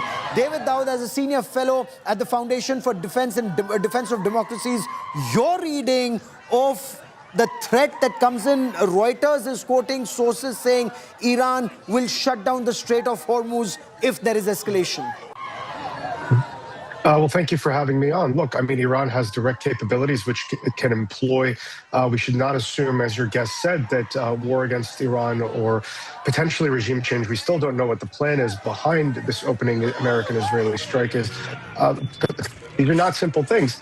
Iran also has indirect capabilities that I think it's holding in reserve right now. If we look at Hezbollah in Lebanon, for example, they've been relatively mum based on previous statements from their leadership. However, be it Naim Qassem, when he had a speech on January 26th, or more recently, there was a statement by a Hezbollah source to AFP. They don't intend to get involved yet until they feel that the regime is threatened. And I think this is where the regime is trying to go. I don't see a major escalation by the regime just yet. What I see, if we look at the statements from Foreign Minister Abbas Araghchi, they realize they can't win this war, especially if it's a joint American-Israeli endeavor. They want this to be as limited as possible in time and in impact. And I think they will await escalation if the Israeli and American side escalates. But until then, what they're focused on is survival. What they're focused on is ending this as quickly as possible and ensuring that as much of the regime's leadership and assets remain intact throughout this conflict. So give me a moment, and Sandeep, I want you to weigh in on the Strait of Hormuz. And strategically, you and I have been talking about this. Should this happen, it will be a major catastrophe. Explain to our viewers, one, why? Two, are there any effective countermeasures in place?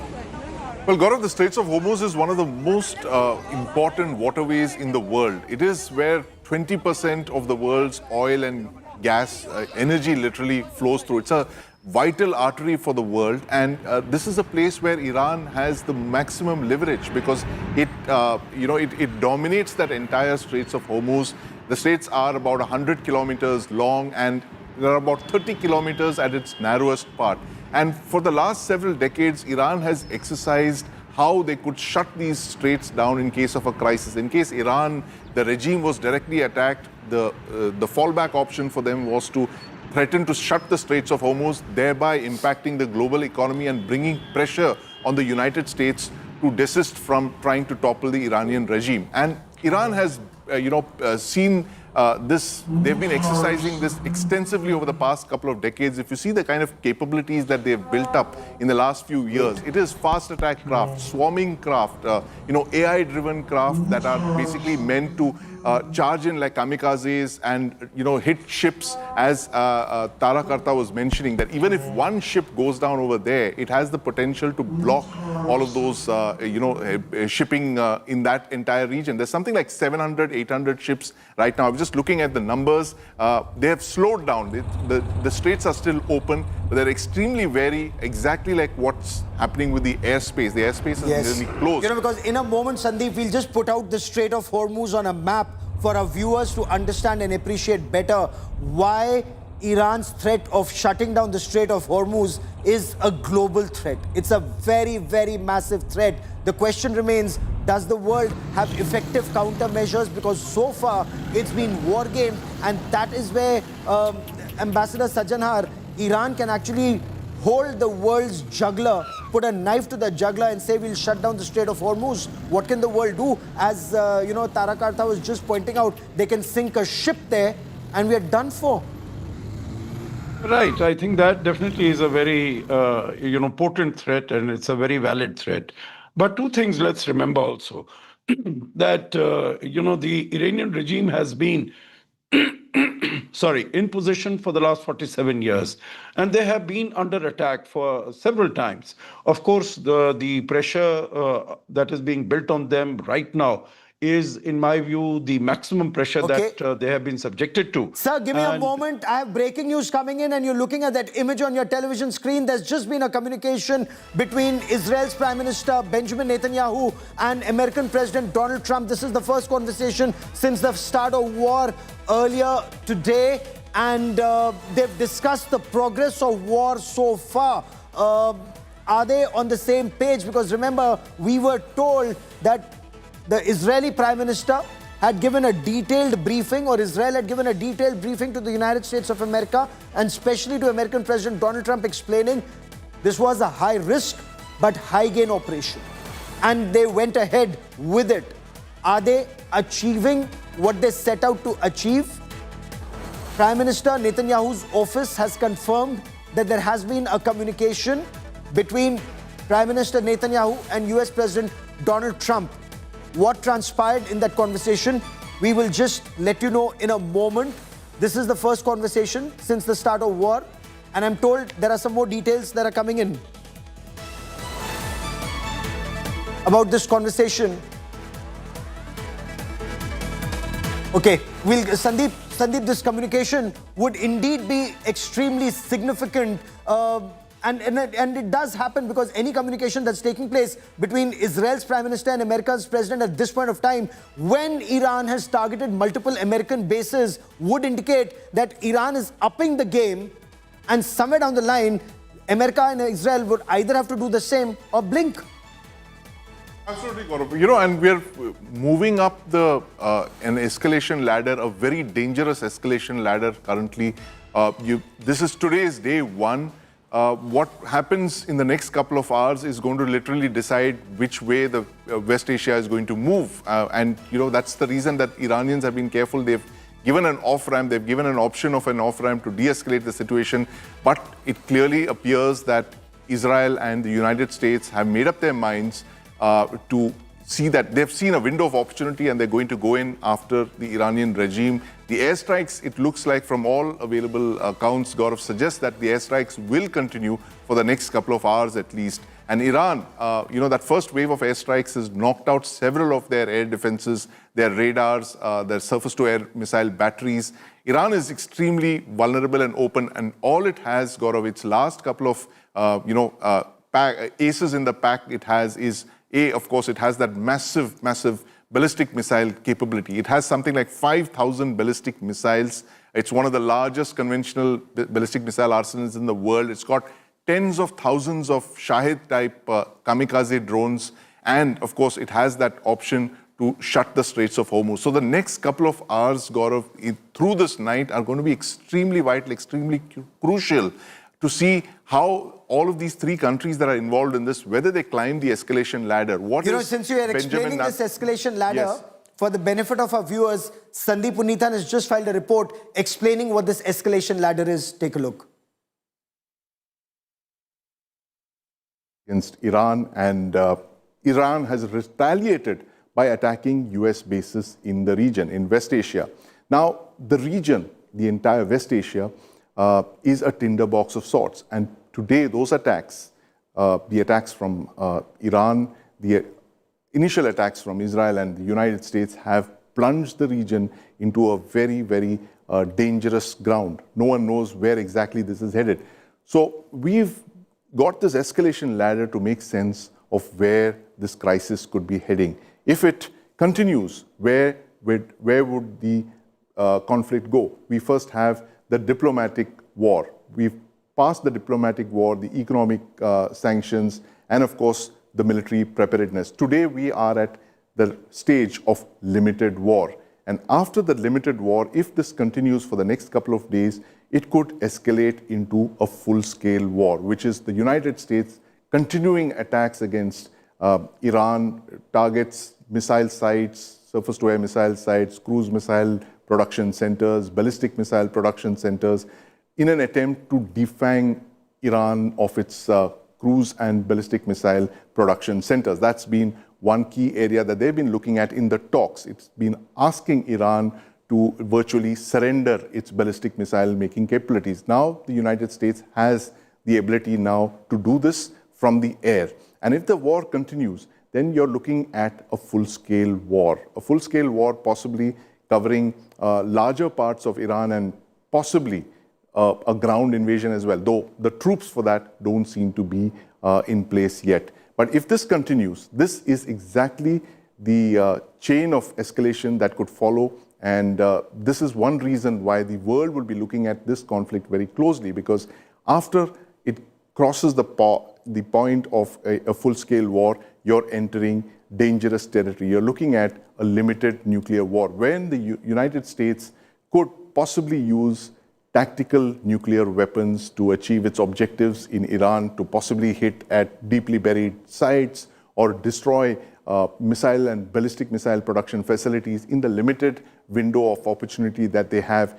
That is where this escalation ladder could escalate into. It could go up into a nuclear conflict, a short limited conflict. Iran does not have a nuclear weapons capability. What it has is highly enriched uranium. There is a possibility, however remote, of Iran using the highly enriched uranium that it has to try and strike back at the United States, in which case this then spirals out of control into a full-scale nuclear conflict, an unequal nuclear conflict, because both Israel and the United States have nuclear weapons. Iran does not have the bomb yet. But this is a conflict that the world will be looking at precisely for this reason, the fact that there are many unknown unknowns. And with this escalation ladder, this conflict could be heading into very, very dangerous and unpredictable territory.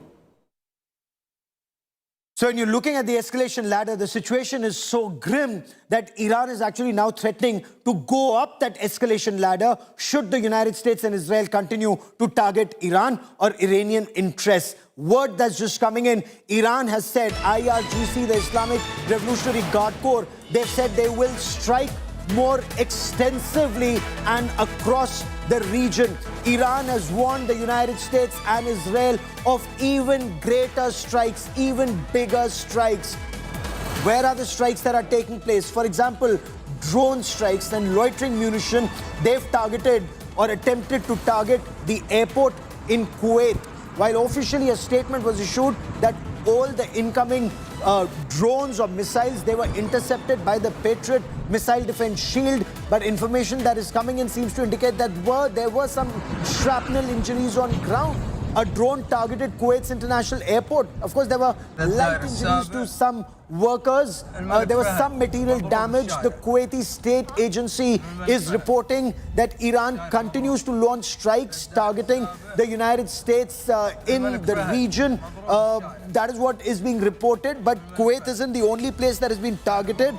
Bahrain, which has the 5th Fleet headquarters, Kuwait, Qatar, the United Arab Emirates, that's been targeted. And the IRGC have said all Israeli and US military targets struck by powerful blows by Iranian missiles. So Iran has very strongly retaliated to US and Israeli airstrikes and missile strikes. The Iranian regime attacked US military bases in Bahrain, in Kuwait, in UAE, in Saudi Arabia, in Jordan, and in Iraq. And they've caused damage to several US installations. Kuwait and UAE temporarily closed down their airspace as a precautionary measure. We get you more in this report.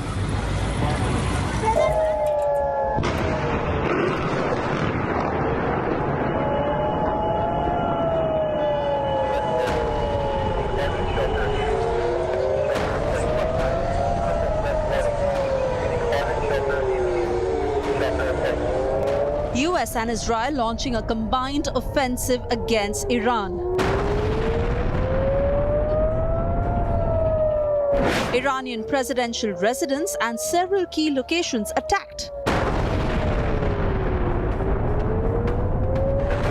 And then came an unexpected retaliation.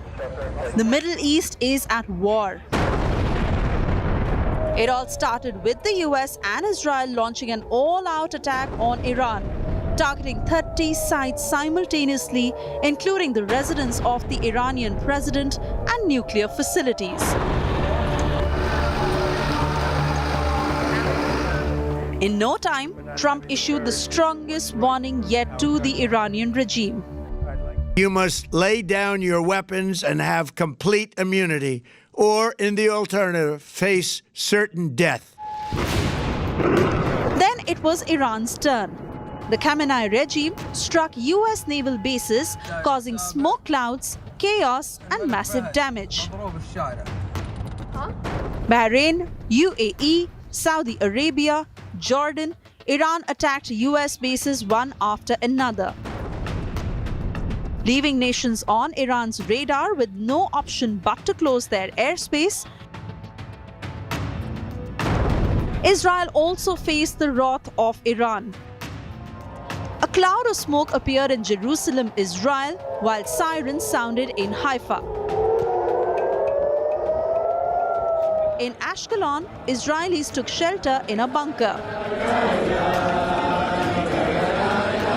The Islamic Revolutionary Guard Corps confirmed all Israeli and US bases in the region have been struck and operations will continue relentlessly, unquote.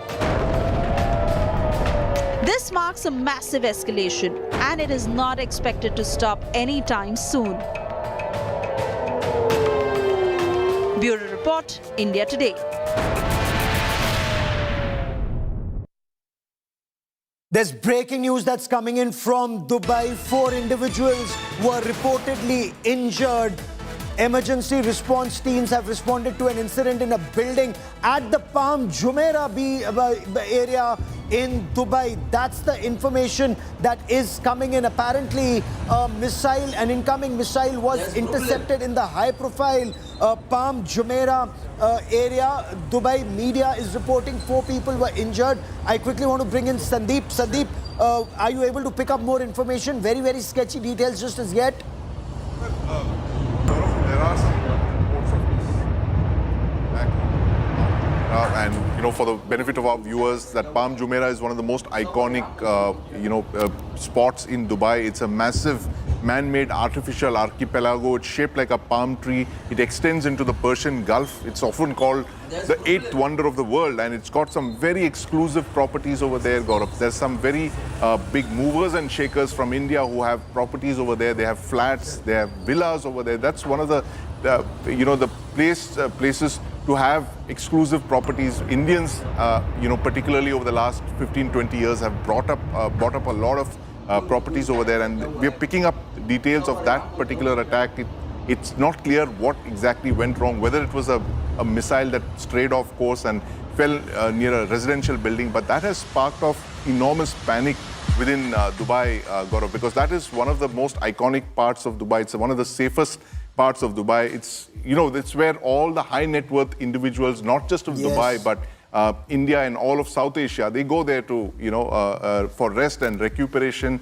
And many of the Indian film stars also, Gaurav, have second homes there, holiday homes. Ambassador Sajjanar, if Dubai is not safe, this would be massive, massive apprehension and fear across the world, because this is where big money is, and big money looks for a safe area, and just now big money is feeling very uncomfortable. No, you're very right, Gaurav, and I think what Iran is also doing by all this, of course, it had threatened that it's going to hit out at the American assets and American bases in the region. But then it is, the cutting off all its ties and bridges with all these countries. You remember now, over the last few years, whether it's with Saudi Arabia, Iran, those links, those visits, they had started taking place. United Arab Emirates, they had started taking place. So Iran was being slowly and gradually brought into the mainstream of the economics and politics of that region. But by actions like this, it is burning all its bridges, it's burning all its contacts. And, we were talking about Strait of Hormuz, that it is, going to shut that out. And you and both Sandeep, you brought it out very clearly. It's just about meaning. I have traversed through that region very often. It's just 25 miles, 40 kilometers. 20% of the global oil energy sort of, goes to this.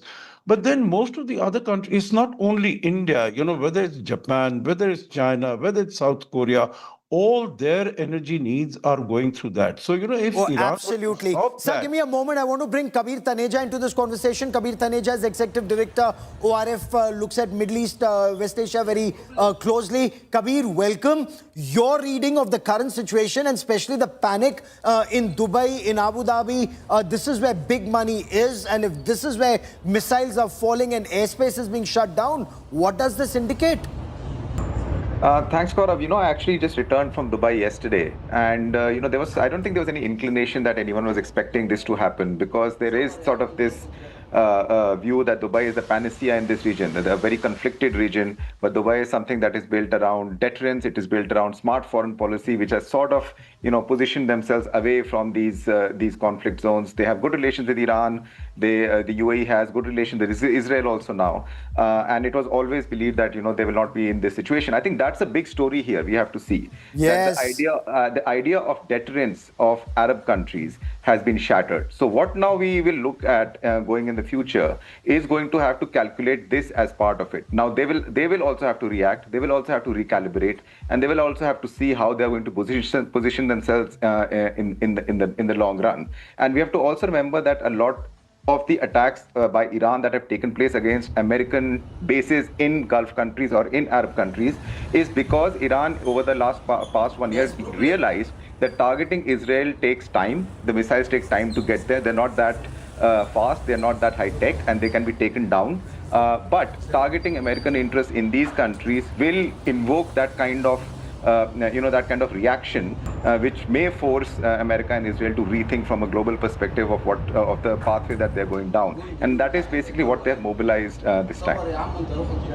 So let me also bring Tara Kartha into this conversation. Dr. Kartha, when you look at Palm Jumeirah being, people there in panic, when you hear of 4 people being injured, when you hear of airspace being shut down, would this put pressure on America, Israel, or Iran to dial down tensions? Because clearly this is one part of the world that is not used to conflict shutting down business.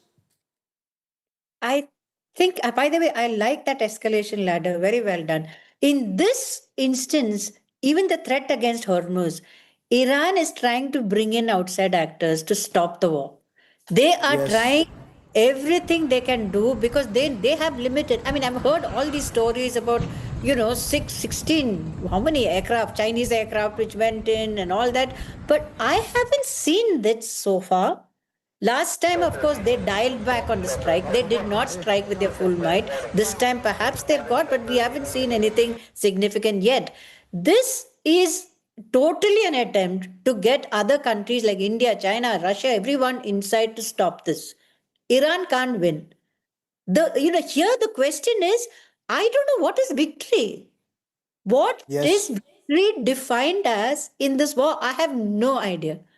Even No, if you're the absolutely right. But for the moment, if we were to stay on the current situation in Abu Dhabi, in Dubai, the impact in that part of the world, and what would it lead to? Sandeep, will this lead to pressure on America and Israel? Are they immune to that pressure, whether it comes in from the government in UAE or from Saudi Arabia or from the entire GCC countries? Because barring Oman, every GCC country has been targeted now.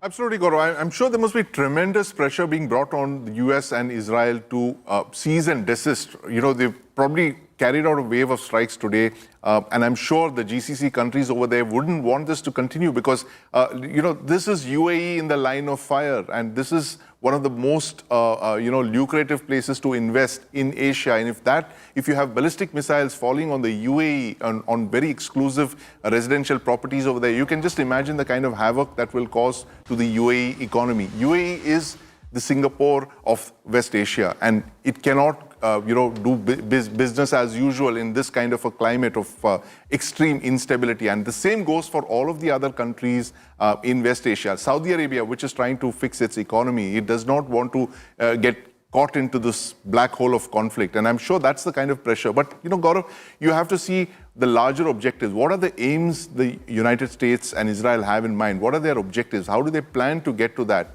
How long is this air war going to last? But if their objective is to ensure a regime change, to remove Ayatollah Ali Khamenei, Kabir Taneja, is that also your appreciation? You heard both American President Donald Trump and Israeli Prime Minister Benjamin Netanyahu. If their aim is regime change, clearly that prima facie appears unlikely to happen over the next 24 to 48 hours. But how long would the world be willing to suffer what's happening this time? Because it appears to be much more intense, especially the targeting of American bases in the region compared to June 2025.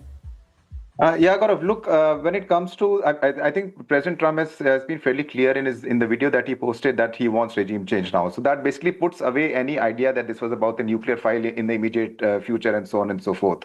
But you know, when you push a country like Iran, which has been in survival mode for decades, into this kind of situation, the probability of them not capitulating but fighting till the end, whatever that end may be, is much higher. So when you are absolutely right. You know, we don't know what the political design is right now. What President Trump has basically laid out is that there is a huge military campaign largely run by the Air Force or using air power. And then he's also said this is the opportunity for the Iranian people to now seize control and take over. So basically, you know, the onus has been given to the public. Now, I don't know how that will function, considering you need a coherent sort of political system to fill in vacuums. But we don't know what that political system is in Iran at this point of time. So just banking on the public to rise and take over. You know, even the Taliban was in Afghanistan was a group. You know, they've been fighting as rank and file for decades, and then they moved into this vacuum. But in Iran, there is no such entity that can take over. And frankly, hoping that the public will do is slightly absurd. It does appear to be prima facie absurd, Ambassador Sajanhar, because look at the way Iran has strongly retaliated so far to US and Israeli strikes this afternoon. The Iranian regime attacked various military bases. Bahrain, very, very crucial for the United States, their Fifth Fleet headquarters. Kuwait, it's a very important staging camp. The United Arab Emirates, and we're looking at those images of a fire in Palm Jumeirah, the panic, both in Dubai and in Abu Dhabi. Saudi Arabia was targeted, Jordan and Iraq were targeted, and that's caused serious damage, not just to several US key installations, but to the prestige of the United States of America. Isn't it, Ambassador? This would mean that Iran refuses to blink, at least as of now. It struck once. Now it remains to be seen who escalates further, who strikes back harder, but ultimately it's the world that suffers, Ambassador Sajanhar. No, you're absolutely right. I think, Iran will continue to fight, and the United States, whatever the statement of Mr. Trump might have been, that it wants a regime change, but they haven't really thought what comes the day after. Even if they're able to take out the leadership of Iran, what happens the next day? Who takes charge? Meaning there is no one waiting in the wings. As Kabir said, as far as Afghanistan is concerned, it was the Taliban which had been fighting to get to power. As far as Iran in 1979 is concerned, Gaurav, it was Imam Khomeini who was waiting in Paris, and he had launched that struggle war against the Shah. So he was waiting there. Right now here, there is no one waiting. And Raza Pahlavi, the son of the Shah, might have tried to project himself as the knight in shining armor in waiting and coming there. But even the United States has not supported its case of coming and taking over. So I think this whole situation that the people are going to rise, that I think is quite untenable. The second point I would like to make is, all the speakers have said, Sandeep has mentioned that there'll be pressure on the United States and Israel. You see, United States, Mr. Trump is not amenable to pressure. I think the pressure that will come because they are suffering from missiles that are coming from Iran. They are not suffering whatever the the pressure, I think, is going to be much more on Iran, that you do something and you sort of, try to compromise with the United States. But Iran, we are told, was willing to do that. Sir, give me a moment. There's breaking news coming in, and this is coming in now from the United States of America. US President Donald Trump is monitoring the situation. He's currently at Mar-a-Lago alongside members of his national security team. The president, we are told, the American side is now releasing this statement that the president has spoken to Israel's Prime Minister Benjamin Netanyahu. They've had a long phone conversation. Prior to the attacks, US Secretary of State Marco Rubio, he called all members to provide congressional notification.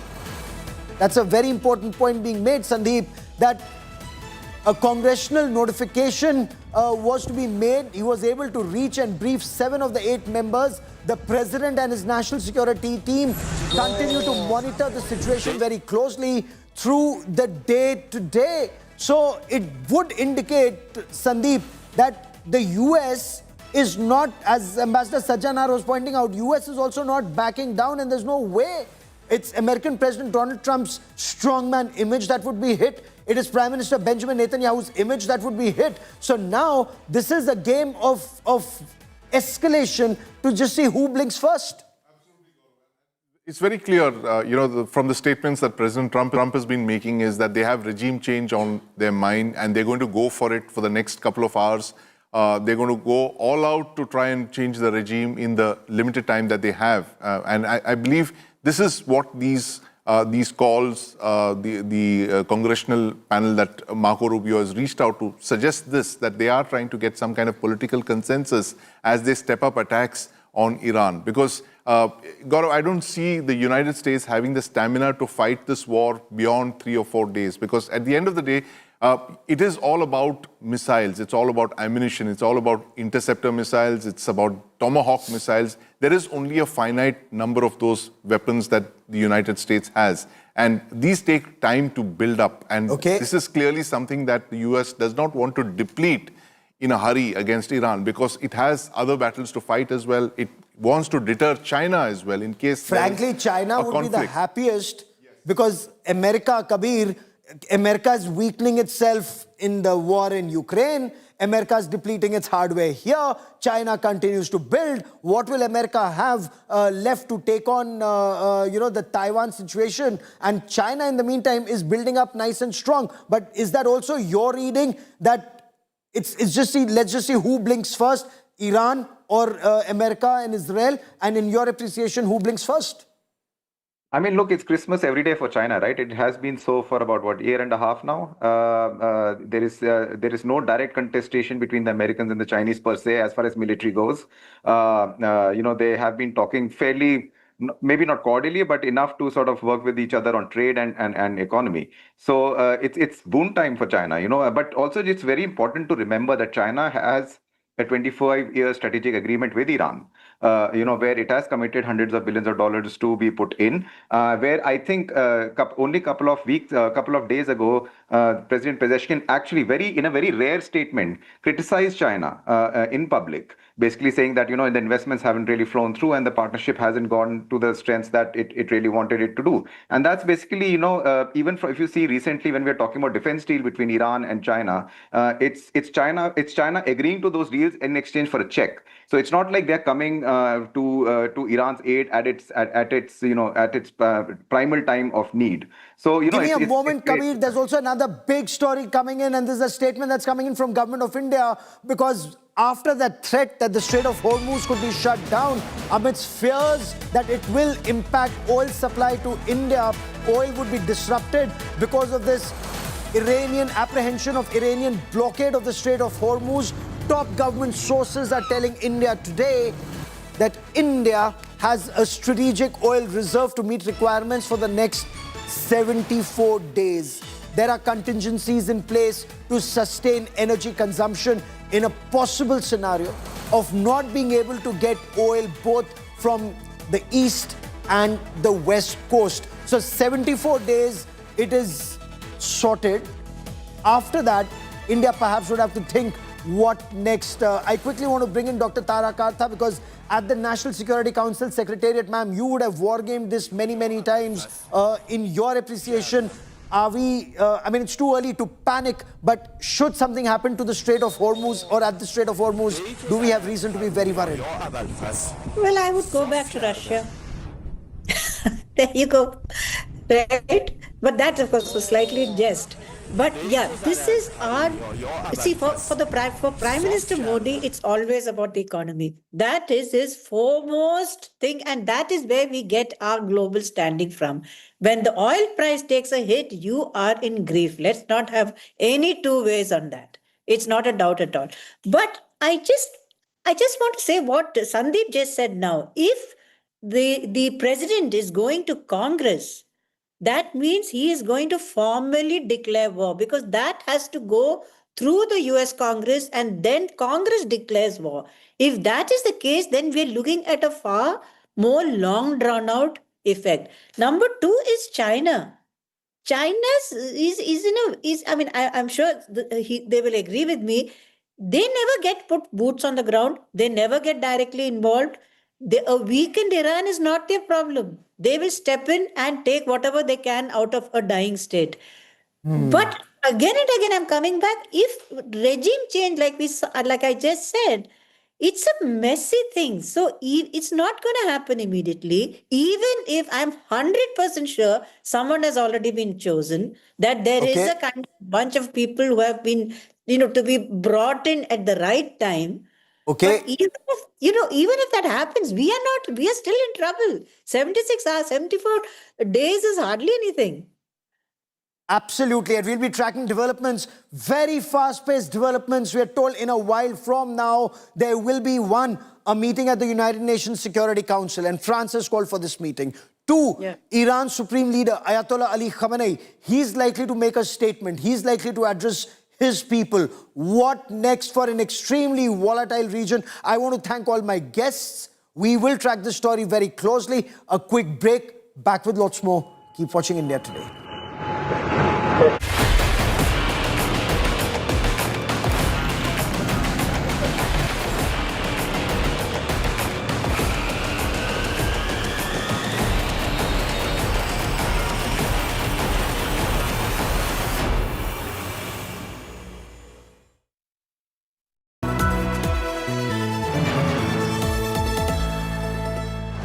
नौकरी छोड़ दी, अब आगे क्या plan है? Full time mutual fund distribution. बेटा, इतने में घर कैसे चलेगा? पापा, मेरे पास 150 क्लाइंट्स ऑलरेडी हैं और नए क्लाइंट्स मिलते रहते हैं। अब नौकरी छोड़कर full time mutual fund distributor ही बनूंगा। आप भी मेरी तरह म्यूचुअल फंड डिस्ट्रीब्यूटर बन सकते हैं। जानिए कैसे? mfdkareshuru.com पर। तो करें शुरू। Introducing Motorola Signature. Don't blend in, stand out. Hi, here are the top headlines presented by Motorola. Iran launches strikes on US bases in 8 countries, including UAE, Bahrain, and Qatar. Trump says Iran will never be allowed to become a nuclear weapon state. Russia says Donald Trump has revealed his true stance on Iran's strikes.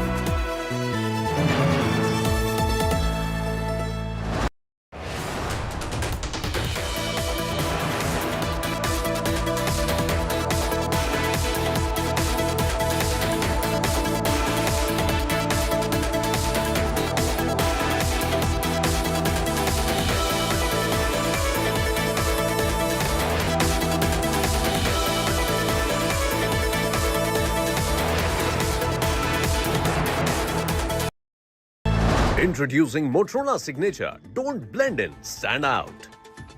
Hi, here are the top headlines presented by Motorola. Iran launches strikes on US bases in 8 countries, including UAE, Bahrain, and Qatar. Trump says Iran will never be allowed to become a nuclear weapon state. Russia says Donald Trump has revealed his true stance on Iran's strikes.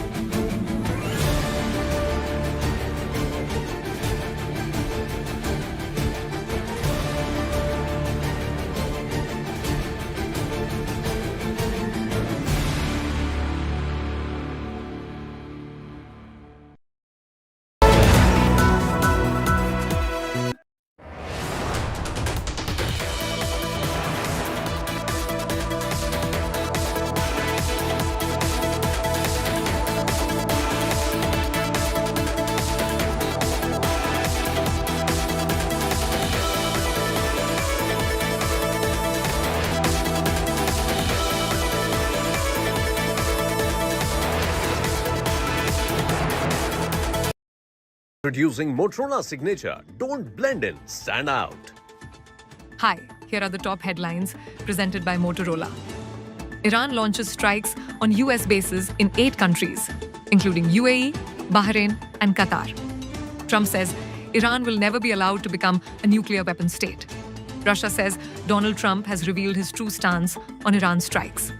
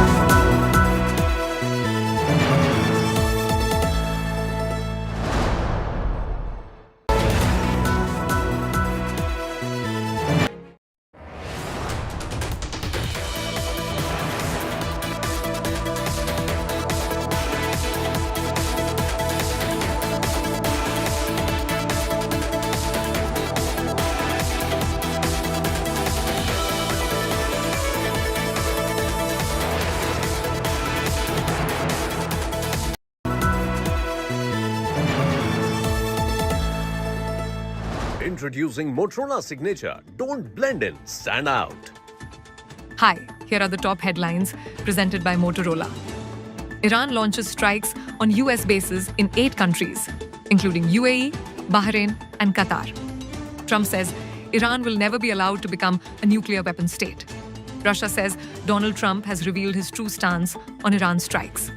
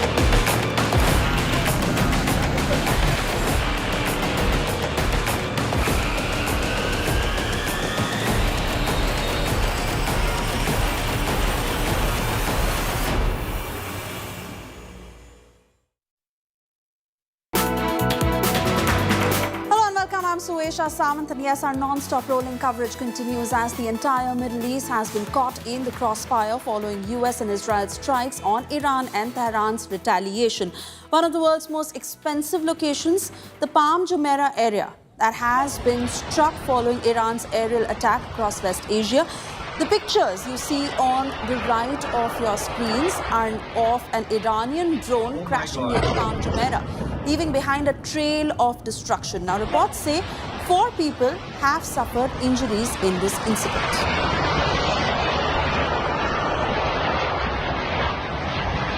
Oh my God. And well, after months of threats by President Donald Trump and a major military buildup in West Asia, Israel, along with the US, has launched strikes on Iran, followed by retaliation from Iran. This comes a day after conclusion of talks in Geneva between the US, Iran, which was mediated by Oman, a technical level meeting that is scheduled to happen next week, which will now need to be confirmed following the tension.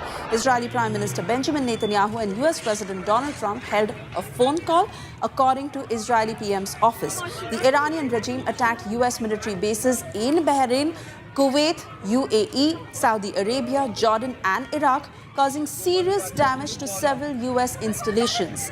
Kuwait and the UAE have temporarily closed their airspace as a precautionary measure. Watch this report.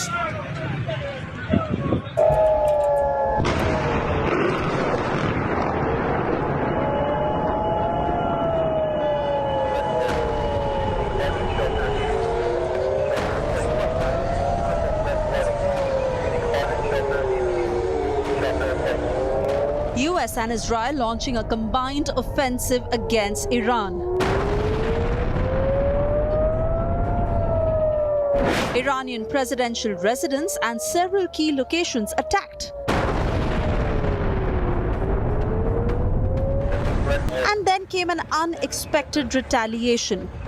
The Middle East is at war. It all started with the US and Israel launching an all-out attack on Iran, targeting 30 sites simultaneously, including the residence of the Iranian president and nuclear facilities. In no time, Trump issued the strongest warning yet to the Iranian regime. You must lay down your weapons and have complete immunity, or in the alternative, face certain death. Then it was Iran's turn. The Khamenei regime struck US naval bases, causing smoke clouds, chaos, and massive damage. Bahrain, UAE, Saudi Arabia, Jordan, Iran attacked US bases one after another, leaving nations on Iran's radar with no option but to close their airspace. Israel also faced the wrath of Iran. A cloud of smoke appeared in Jerusalem, Israel, while sirens sounded in Haifa. In Ashkelon, Israelis took shelter in a bunker. The Islamic Revolutionary Guard Corps confirmed all Israeli and US bases in the region have been struck and operations will continue relentlessly, unquote. This marks a massive escalation, and it is not expected to stop anytime soon. Bureau Report, India Today.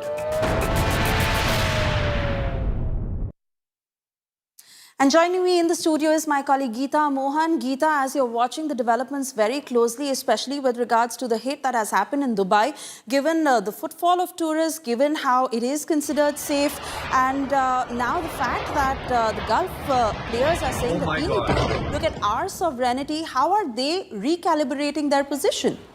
Well, the recalibration, firstly, the fact that they all had come out in support of Iran, saying that their air, space, waters and land will not be allowed to be used against Iran. What you're seeing from Iran are strikes against not the country, but the bases, US bases, which they think are fair game in a scenario where Iran is now under attack by Israel and America. But we are also getting reports that there have been incidents. There's no confirmation on whether they are incidents or the causation is missiles from Iran, but there have been incidents in civilian areas as well. Now, once we get a confirmation of whether if those were Iranian missiles and drones, there will be certainly a recalibration on how these countries, especially the UAE, wants to respond to the attacks, because the retaliation has gone beyond US bases. Having said that, they're also recalibrating and realigning how they want to respond to the attacks that have taken place, because they still consider it violation of their sovereignty and international norms and laws.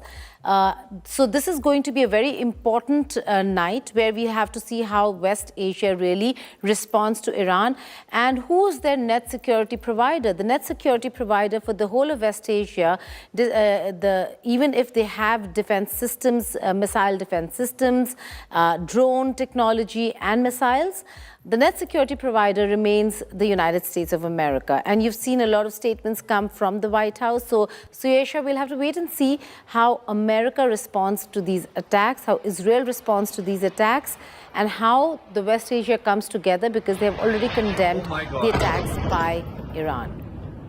Oh yes, but like you're saying that the next few hours are very crucial, the next 24 hours, the next 48 hours, what does it possibly mean for travelers, for tourists, for those who are in and out of Dubai, holding their businesses, have their homes, with regards to the fact that the flights are suspended, airports shut, what do they possibly look at and prepare for in the next 2 to 3 days? It is absolute chaos, certainly. The people who are stranded, who are travelers, for them it's going to be a major inconvenience. For those who are living in the region, it's going to be a real concern and a real threat.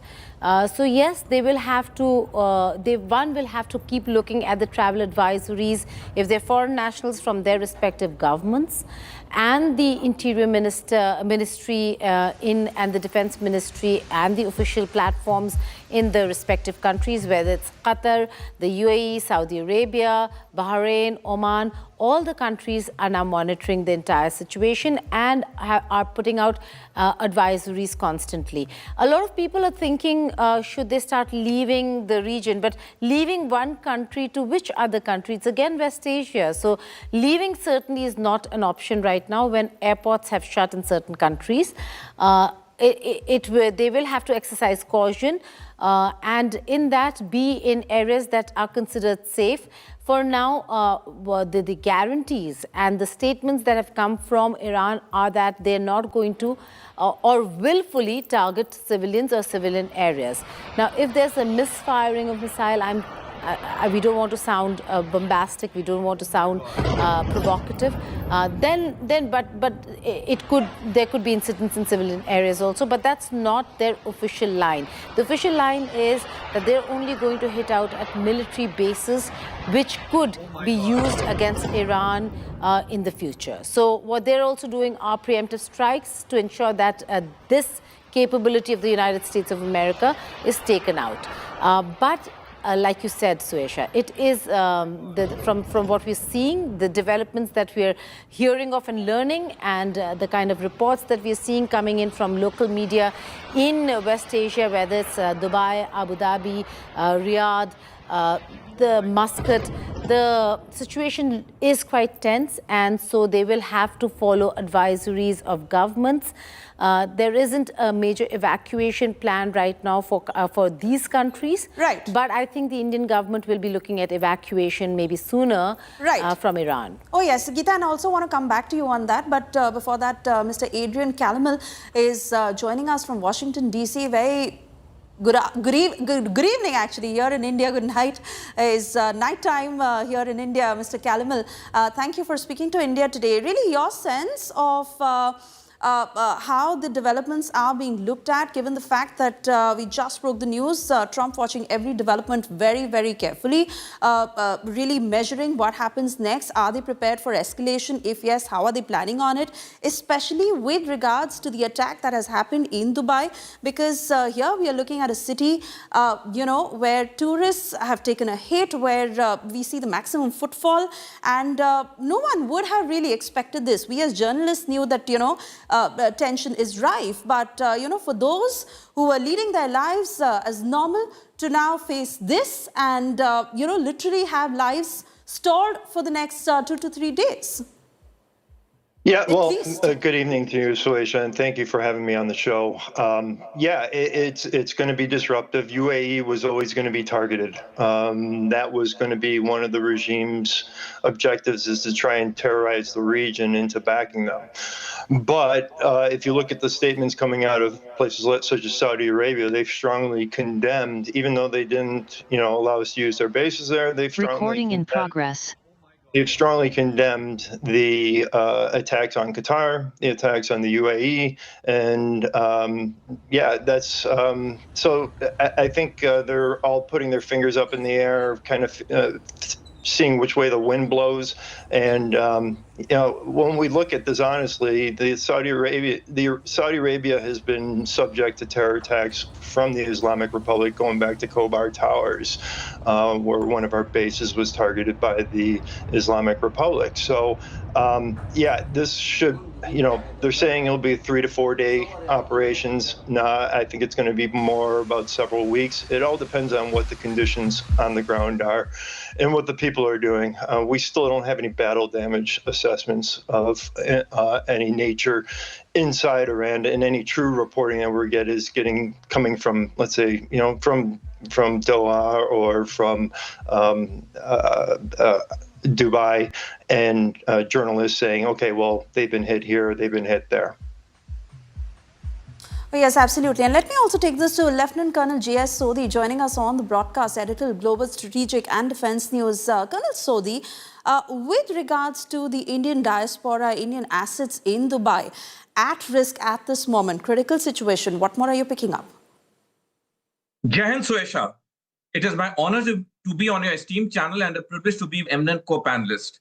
About 9 million Indian diaspora resides in the Middle East, with about 38% of the remittances that come to India come straight from the Middle East.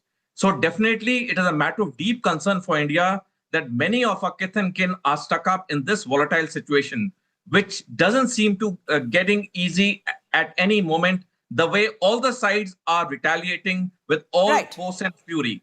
So definitely.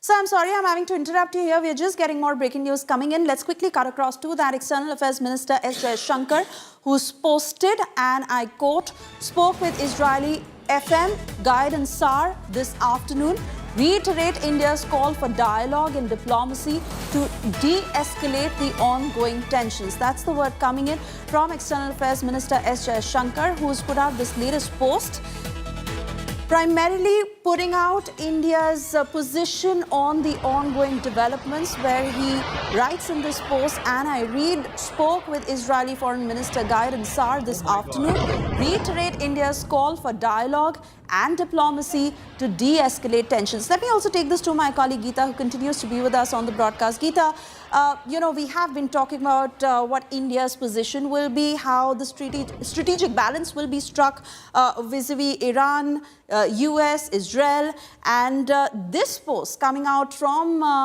S. Jaishankar speaks of where we stand. Well, the fact that he's already spoken to his Israeli counterpart, Foreign Minister of Israel, and the reiteration is what India really stands for. Israel and Iran both are important partners for India. Iran strategically very, very important, and so is Israel.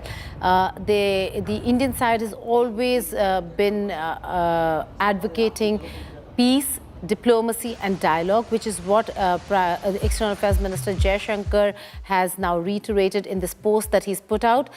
Certainly a cause of concern and worry for India, because while Iran and Israel are far apart, Iran is very, very close to India. It is India's backyard, and any trouble in that part of the world is going to have direct ramifications on India and the economy as well. Should Iran consider closing down the Strait of Hormuz, should the Houthis, as they have said, start attacking ships in the shipping lane of the Red Sea, that certainly is a huge cause of worry. It should not just be for India, but for the region and the world.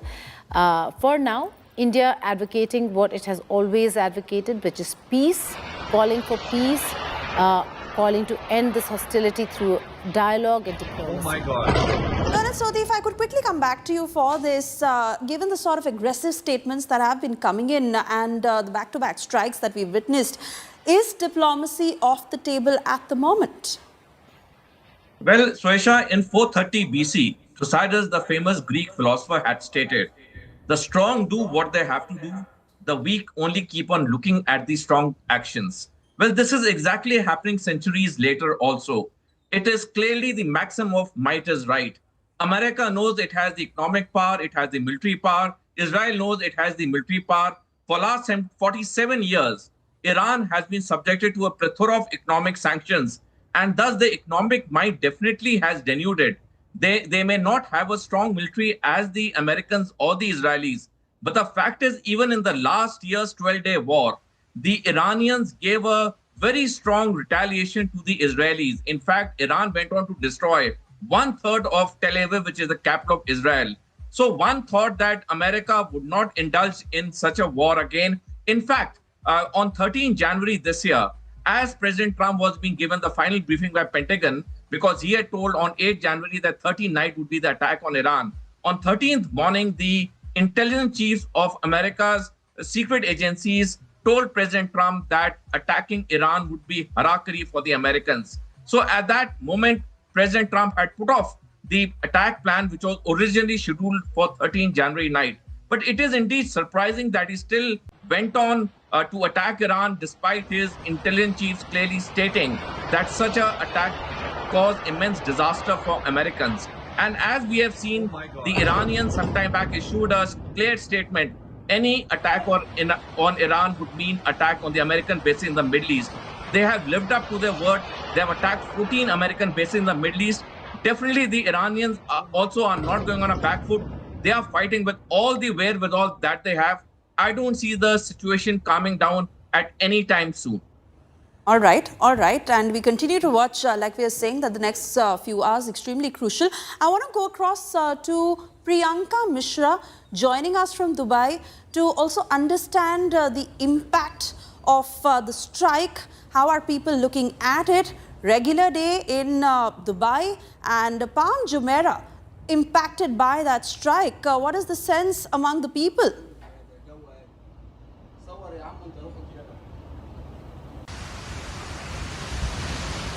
Priyanka. Hi, yes. Can you hear me? Hi, yes, I can hear you now. Hi, good evening. All right, Priyanka, thank you for speaking to India Today. Do give us a sense of what was observed when that hit happened in Palm Jumeirah. What is the impact? What is the sense among people? Is there a sense of panic, chaos? What's happening? Okay, so I live very close to Palm Jumeirah, say about 8 to 10 kilometers. So from here, I can hear the explosives and the bombing. It's been 4 to 5 hours that I have been hearing these noises, this loud bombing and explosion noises. Though situation here in my area looks under control, yeah. So, but I don't know what's happening there in Palm Jumeirah actually. But my surroundings, talking to us. It looks pretty under control, but yes, my team is there. So I think it's pretty disturbing there in Palm Jumeirah. But I can see those missiles, over, because it's Marina area. I can see the missiles. I can hear those bombing noises all around my area. Any advisory that has been issued yet? What are people expecting, especially in the next couple of hours, in the next 24 hours to be precise, given the fact that there is tension, if there could be another strike, what are the Gulf players likely to do? Flights have been suspended, airports not functional. What is it that you're hearing from people? Yes, the airspace has been shut down since morning, and we have been advised to stay indoors and stay safe. That's it. Yes, we are not allowed to. We are not advised to move out. We have been asked to stay indoors and stay safe. All right. Do stay on with us. Adrian Calimal, I want to come back to you to really understand how US is really measuring the sort of response that has come in to understand regime pressure, of course, regime change, and that has been discussed. But could there be containment? Are they expecting further escalation? And if that is, how are they preparing for it? I don't know. I think UAE government is pretty much capable of taking the situation under control very soon. All right. Priyanka, let me take that question to Mr. Calimal.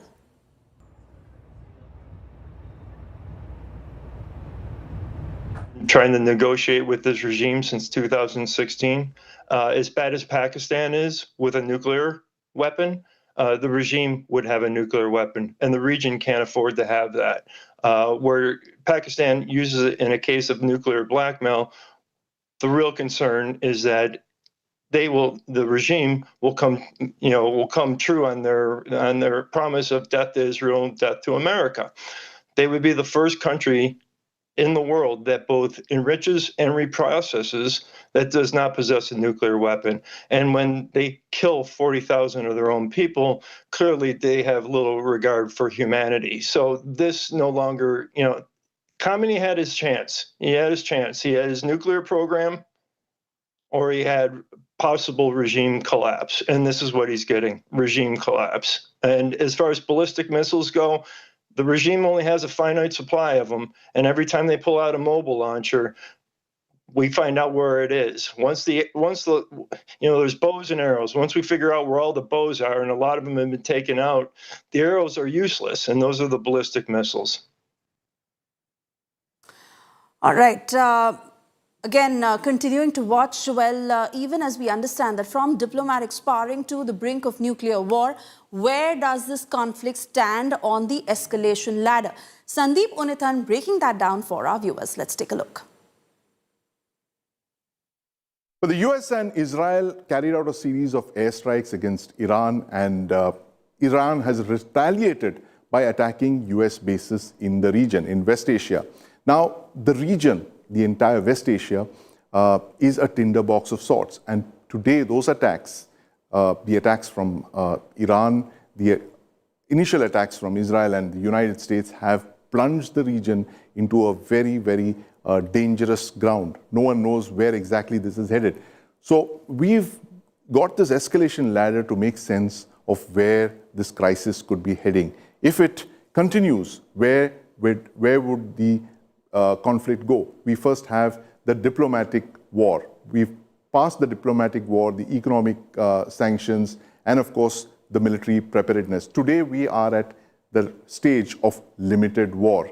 And after the limited war, if this continues for the next couple of days, it could escalate into a full-scale war, which is the United States continuing attacks against Iran, targets, missile sites, surface-to-air missile sites, cruise missile production centers, ballistic missile production centers, in an attempt to defang Iran of its cruise and ballistic missile production centers. That's been one key area that they've been looking at in the talks. It's been asking Iran to virtually surrender its ballistic missile making capabilities. Now, the United States has the ability now to do this from the air.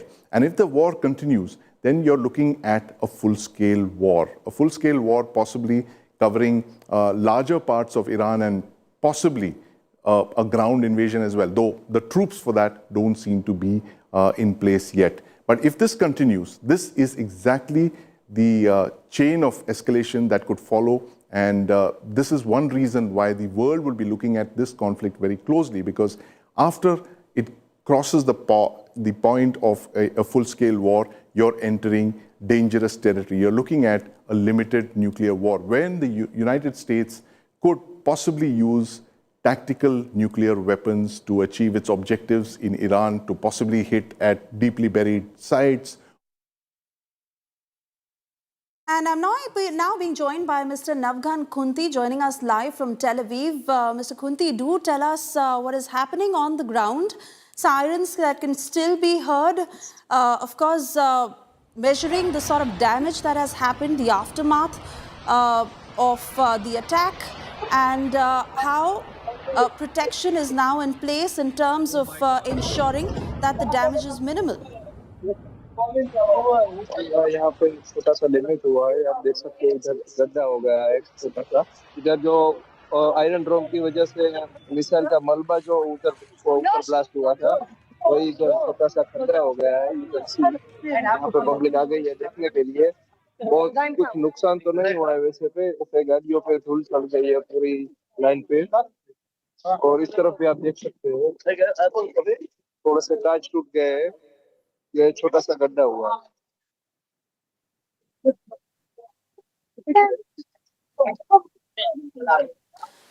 जी, खलबली है वहाँ पर लोगों के बीच में, गड्ढा तो हुआ है पर कुछ ज्यादा खलबली नहीं है, लेकिन इधर अभी पूरा ट्रस्ट है गवर्नमेंट पे, और जैसे ही सायरन बचा सब लोग बंकर में चले जाते हैं।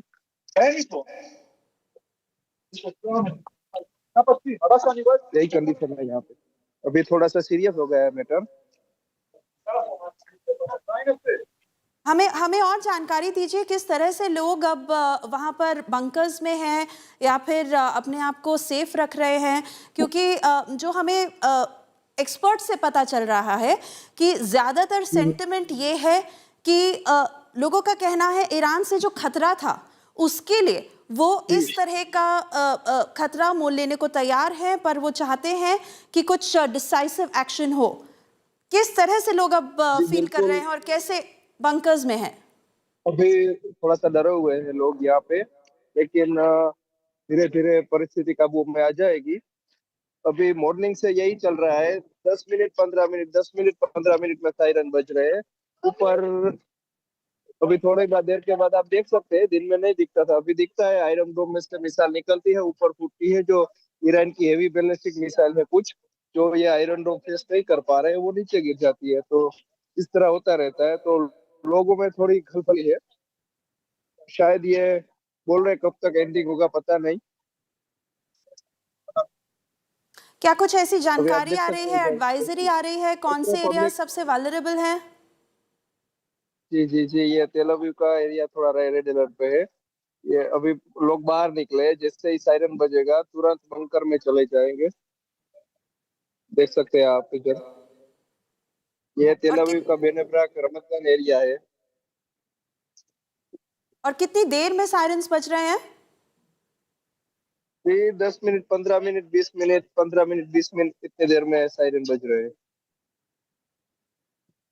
उसके अलावा क्या सभी लोग प्रेपरेशन कर रहे हैं कि अगले कुछ दिन, अगले कुछ घंटे बहुत क्रूशियल हो सकते हैं, अपने जो भी इम्पोर्टेंट चीजें हैं घरों के अंदर स्टोर करना? जी बिल्कुल, जो भी इम्पोर्टेंट चीजें है वो स्टोर कर ली है। अभी बोल रहे हैं कि लॉन्ग थोड़ा चलेगा वॉर, देखते हैं कब तक चलेगा, हम बोल नहीं सकते, लेकिन दोनों साइड बहुत ही सीरियस है। और न्यूज में भी कंटिन्यू यही आ रहा है यहाँ पे।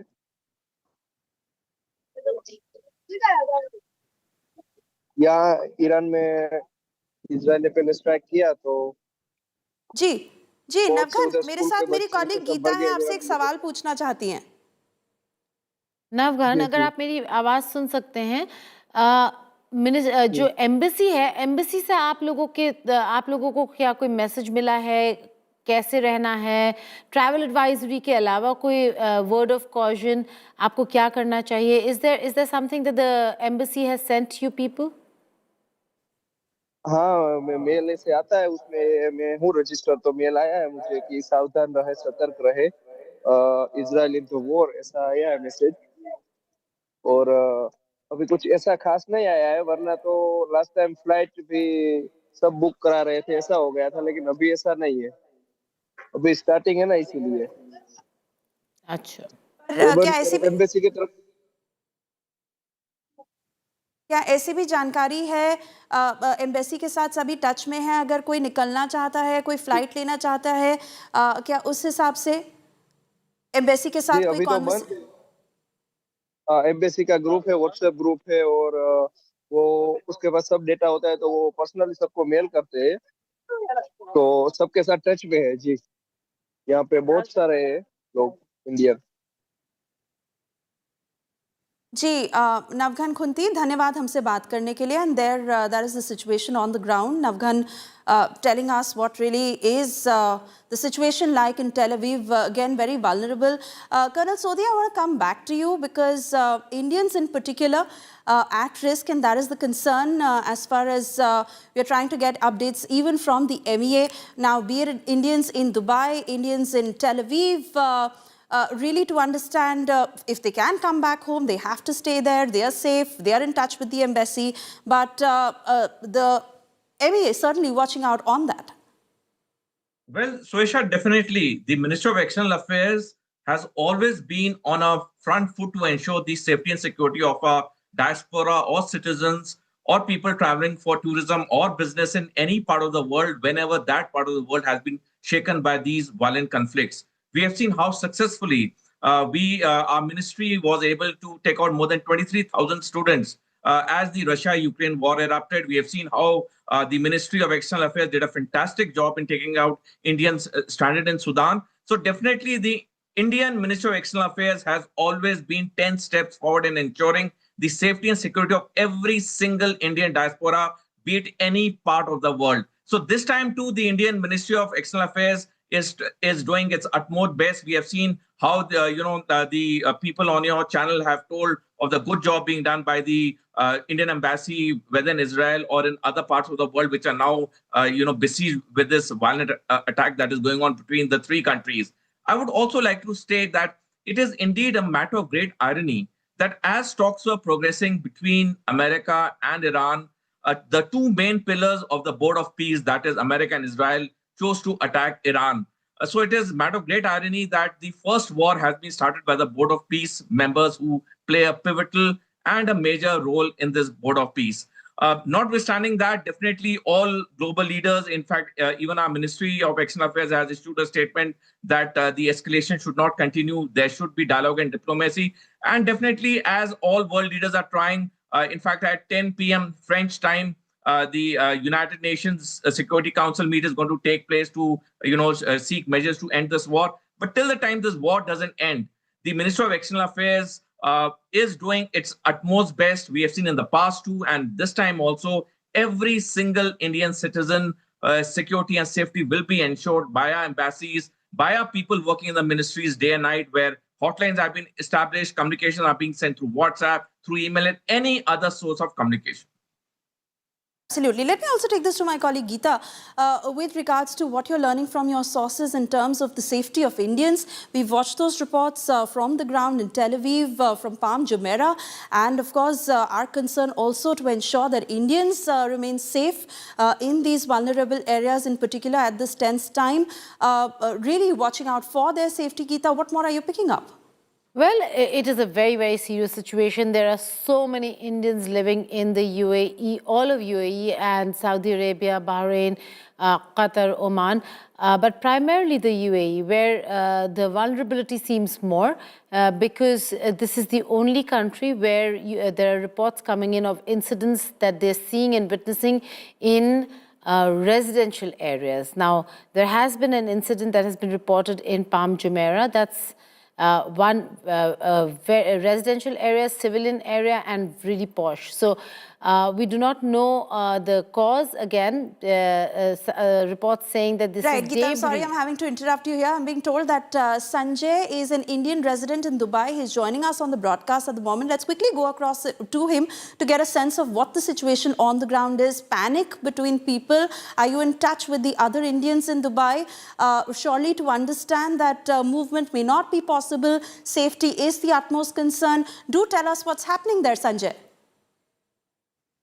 Hi, I'm here outside Fairmont right now. If you can see, the Fairmont is behind me, and traffic is all jammed. They are not allowing us to go near the Fairmont. We are not allowed to shoot there, and definitely the traffic is all jammed, and things seem to be fine. If I'm able to show you, this is Fairmont, where they say that it has been hit by the missile.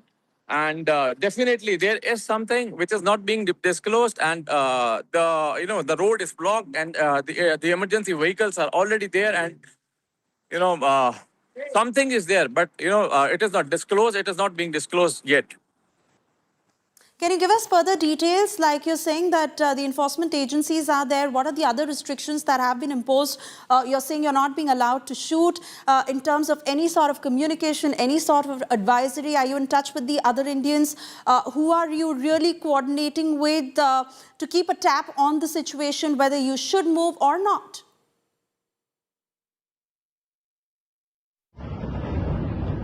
All right, Geeta, we may have lost that connection with Sanjay. We'll try and come back to him. He's made a very important point, Suesha. The fact that he's saying he's right there, he can see that there's trouble in that area, and that they're not being allowed to record. Certainly, the Dubai authorities have been very, very careful and acting with a lot of caution. Because it is a very sensitive situation. The fact that civilian areas have been hit, or if there's an incident over there because of debris, missile debris, which is what we are reporting right now, that the Dubai skyline, a lot of people could see missile debris, and which is what we're showing on our screens as well. Though that's footage that's coming from people living in Dubai. They pulled out their mobile phones and shot those visuals, and it is clear that these are not unidentified flying objects. They are certainly hitting the ground and hitting hard. So again, this raises the seriousness of the situation. A lot of people in, we'll try getting Sanjay back. Right, Geeta, sorry to interrupt you. I'm being told Sanjay is back with us. Let's quickly get a word from him in terms of what you're seeing around yourself, Sanjay. Important to every word coming in from you. What's happening there? How are you communicating? What is the word coming in from the authorities? So, this is Fairmont that we are talking about, and definitely something is serious over there, but we are not allowed to go near to the hotel, but you can see fire vehicles and, ambulances moving inside the hotel. And though I see the lights of the hotels, of the rooms is still on, which, in case of emergency, this should be actually, switched off, that I, as per my understanding. And the traffic is jammed. They are not allowing us to use cameras near the hotel. I mean, in that area, I'm standing in the opposite lane of the hotel. We are not allowed to use camera, and they are even, stopping us to communicate, because I'm sure this is because of the security reasons that we have in Dubai. So, with due respect to that, I totally abide that. And this is the exact scenario. If you can see, the vehicles are there, and the traffic is slow moving. It has not been cordoned off. It is not that just traffic has been stopped or something. They have been taking care of the emergency situation, but the traffic is going, though it is stopped. But things are like that. Question, Sanjay, if you could just let us know what is the situation amongst Indians in Dubai. Are they panic-stricken? Are they talking to you? What's the kind of conversation that the Indians in Dubai are having right now? So, frankly speaking, see, we've been getting calls from home, back home from India. People are calling us. They are more worried about what.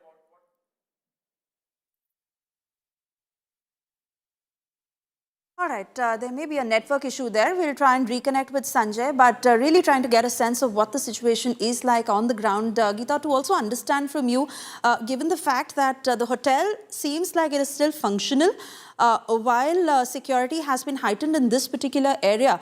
But how really are the agencies going to react in terms of also escalating the security in the other areas as well? The rescue teams that could be on standby in an adverse situation. Indians there, like you're saying, certainly communicating among each other, but any sort of advisories, how are they preparing to what the advisories have been out earlier on itself, Suesha, where they've been asked to exercise caution, remain indoors, not go around a lot, so on and so forth. Airports being shut, especially the Abu Dhabi airport, visuals came in, has created a lot of chaos and panic. A lot of them messaging, asking what should they do next. But when airspace is closed or airports are shut, the panic increases. And so it should be more advisable. And Geeta, obviously at this time, the network is fluctuating. I'm being told again and again that Sanjay is now back. And let's quickly go to him as he's on the ground. Sanjay, really, as Geeta was also asking you, what's the sentiment among Indians there? Are you talking to each other? Are they panicky at this point to know what could happen next? Even in terms of the security deployment, you're saying that there is heightened security in front of the hotel. But do you also hear of other areas where security has been heightened, rescue teams have been kept on alert to ensure that any adverse situation takes place and they can jump into rescue? So I was near the Burj Khalifa in the Business Bay, and I was told that the Dubai Mall was being evacuated, but the impact was not that 100%. And if you talk about security, we in Dubai, we feel very safe, and we are getting calls from back home. People are calling us because of the news that is going to India and to our relatives. But here, yes, there is a panic that what may happen, what might not happen. But still, things are being taken care by authorities, and people here, we trust the authorities of Dubai, and I'm sure they'll be able to take care of it. And as you see, the traffic is moving. It has not stopped. It has not been cordoned off. It is the lights of Fairmont, they are still on. So we will get to know the impact of whatever attack it was, maybe by tomorrow morning when we have an official, information coming out from the authorities. But as of now, yes, panic is there. But, then again, we trust the authorities of Dubai, and I'm sure they are doing best for the country, best for everyone here. And as of now, things are safe. And nothing much to panic. But yes, something has happened, that's for sure. All right, Sanjay, I want to thank you for getting us all those details. I want to take this back to Adrian. Obviously, it's the civilians at the end of the day who take the hit in such situations, panic that spreads, not knowing what lies next, so where they have to prepare, what are the most vulnerable areas, Adrian. But really, to get a sense from you on how the Americans are looking at it, whether they have the appetite for another Middle East conflict, given the fact that, Trump has had his ratings at an all-time low. The fact that he was a leader who would criticize American soldiers, their lives at risk in conflict zones, and now the fact that he takes this on, and totally ready for escalation. How are the people really viewing it? Well, I would say, first of all, our order of battle has really changed in the United States. We're not in the business of democracy building anymore. You can see as far as the buildup, this has been it hasn't been a land buildup like you saw in Iraq. It's been an air and sea buildup. The objective is to own the skies and then let the people of Iran take back the country. What we're not seeing is the mobilization of the Iranian people that have been really protesting since December 2017, and they've gone through peaks and valleys. And the valley was the execution of 40,000 people. So we're not really seeing that part of it as far as how they are mobilizing on the ground. The United States public opinion, I would say, Americans need to look at it this way. It's like a 1932, 1933 moment. You deal with it now, or it gets kicked down the road until someone isn't able to deal with it. And we do find ourselves in a really horrible position where this regime has nuclear weapons. So they just cannot be trusted with it. Diplomacy has been tried over and over and over again. Carrots have not worked. Sticks have worked to a degree, and this is the ultimate stick. All right, Karan, so I want to come back to you to obviously understand that as far as positioning is concerned, we're calling for diplomacy and, of course, observing every single development very closely. But with regards to measuring the security risks, with regards to how the posturing of the Navy could change at the Arabian Sea, how are we possibly, ensuring that we stay alert for any sort of development? Well, Swesha, as far as India is concerned, 47% of the energy requirements come from the Middle East. So definitely it is a critical moment for us too, though our Ministry of Petroleum has issued a statement that we have 74 days of reserve. So there's nothing much to worry at this stage. But yes, if this war prolongs and neither side is ready for a talk or a ceasefire, things can get a bit difficult, not only for us, but for the whole world as such. Because the Strait of Hormuz itself has about 20% of the global oil transiting through it. Iran, since last about 1 or 2 hours, has been issuing statement that it intends blocking the Strait of Hormuz. When it does, we don't know, but definitely... Colonel Sodhi, sorry sir, I'm having to interrupt you here. More breaking news just coming in of how Indians are caught in the US. Israel versus Iran crossfire. Star shuttler PV Sindhu, who has been left stranded at the Dubai airport after operations were suspended due to Iranian airstrikes across the Middle East, including over Dubai skyline. PV Sindhu, who was stuck at the Dubai airport, she remains stranded. She's put out these details on social media. And now in the latest, we are learning that Indians in particular, where our focus is, while they're being told to stay safe, they're being told to stay indoors.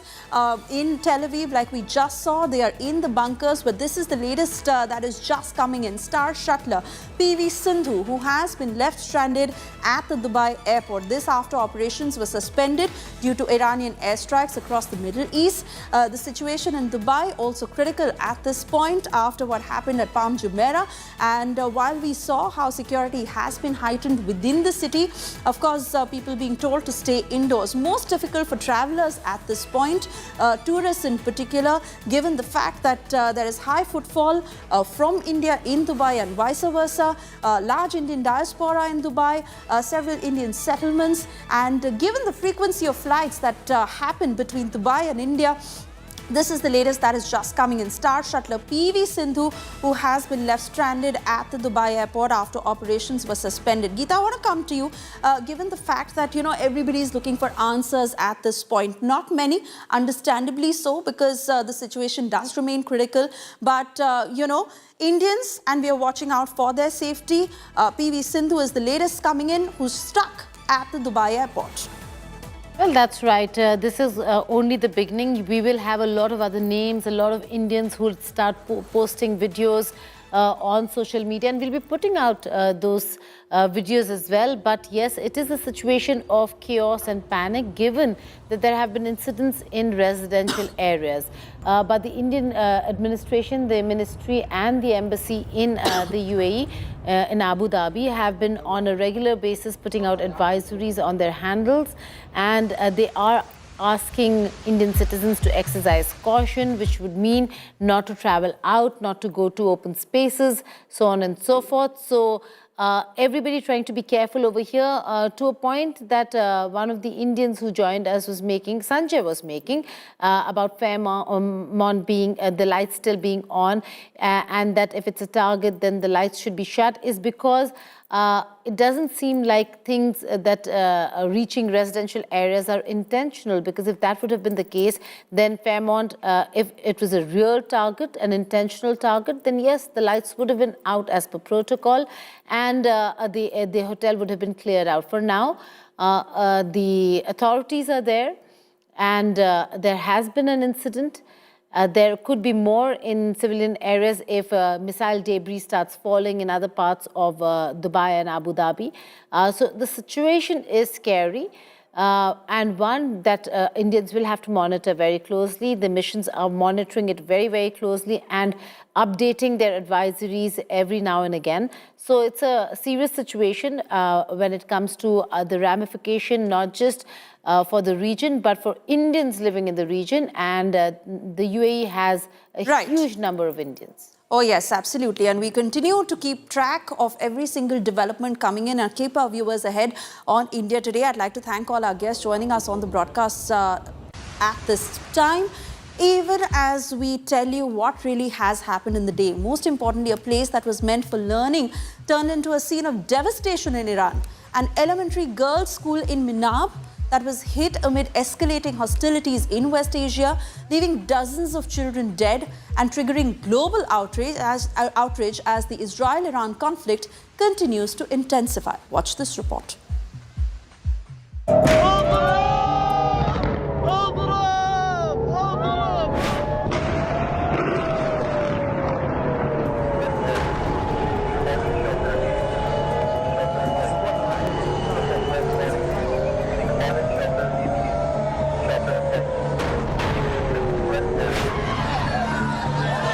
A schoolyard turned into a tragedy zone. An elementary girls' school in Iran's city of Minab has been hit in an Israeli strike, leaving more than 80 girl students dead, according to Iranian state media. Most of the victims were between the age of 7 to 12. Several others injured. The school building now stands shattered, classrooms blown up, debris scattered across what was once a playground. Iran has condemned the strike as a direct attack on civilians, calling it a grave violation of international law. In Minab, the laughter of children has been replaced by grief and shock. A schoolyard meant for learning and play has become a stark reminder of a conflict that shows no signs of slowing down. Bureau Report, India Today. And well, that's all that we can pack for you in this edition, but do stay tuned to India Today for all the latest developments. We decode for you what this escalation means and what's expected in the next few hours. Keep watching India Today.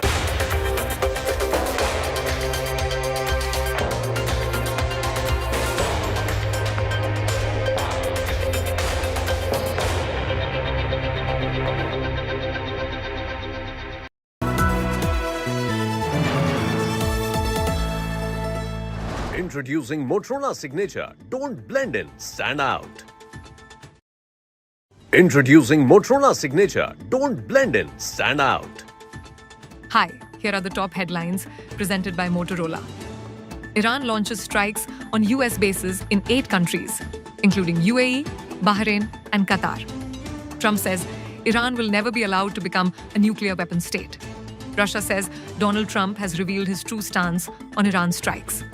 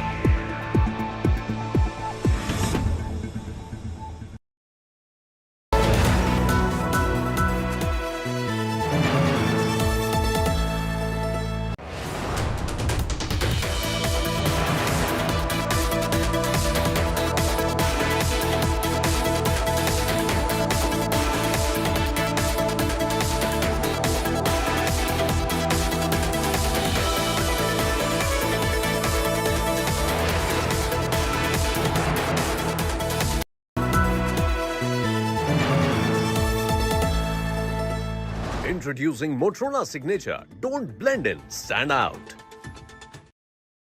Introducing Motorola Signature. Don't blend in, stand out. Hi, here are the top headlines presented by Motorola. Iran launches strikes on US bases in 8 countries, including UAE, Bahrain, and Qatar. Trump says Iran will never be allowed to become a nuclear weapon state. Russia says Donald Trump has revealed his true stance on Iran's strikes.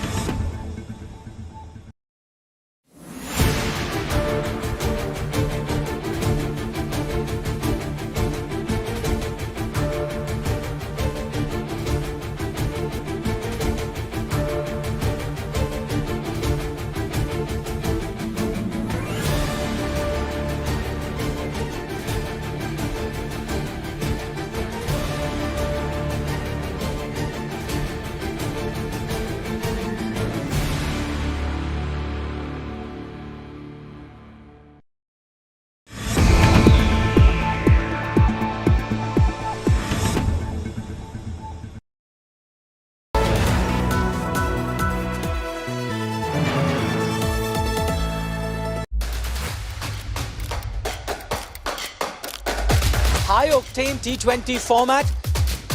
20 best teams in the world, all vying for this one trophy. What we can guarantee is non-stop coverage right here on India Today throughout the tournament with exclusive interviews, analysis, on-the-ground reports during the T20 World Cup.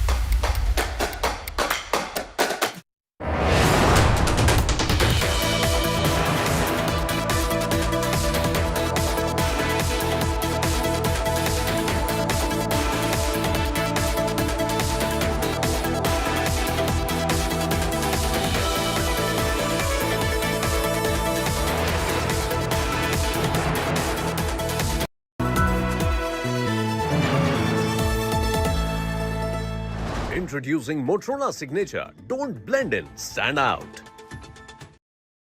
Introducing Motorola Signature. Don't blend in, stand out. Hi, here are the top headlines presented by Motorola. Iran launches strikes on US bases in 8 countries, including UAE, Bahrain, and Qatar. Trump says Iran will never be allowed to become a nuclear weapon state. Russia says Donald Trump has revealed his true stance on Iran strikes.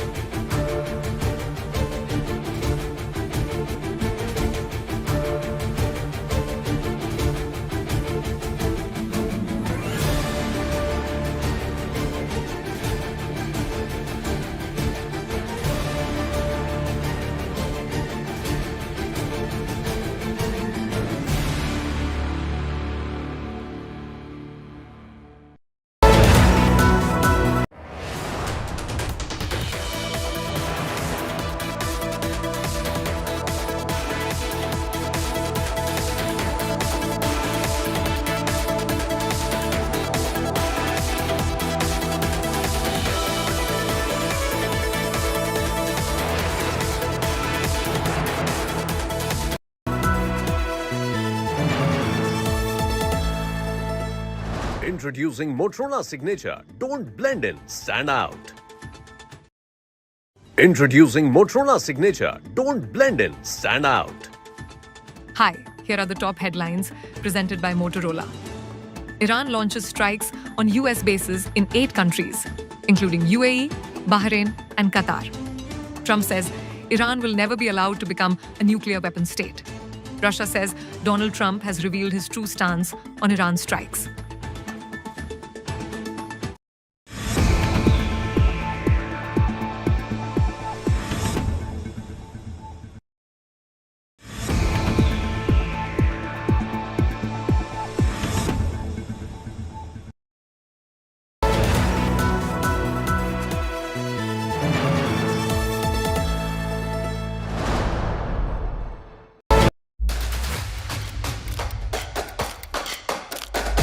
High-octane T20 format. 20 best teams in the world, all vying for this one trophy. What we can guarantee is non-stop coverage right here on India Today throughout the tournament with exclusive interviews, analysis, on-the-ground reports during the T20 World Cup.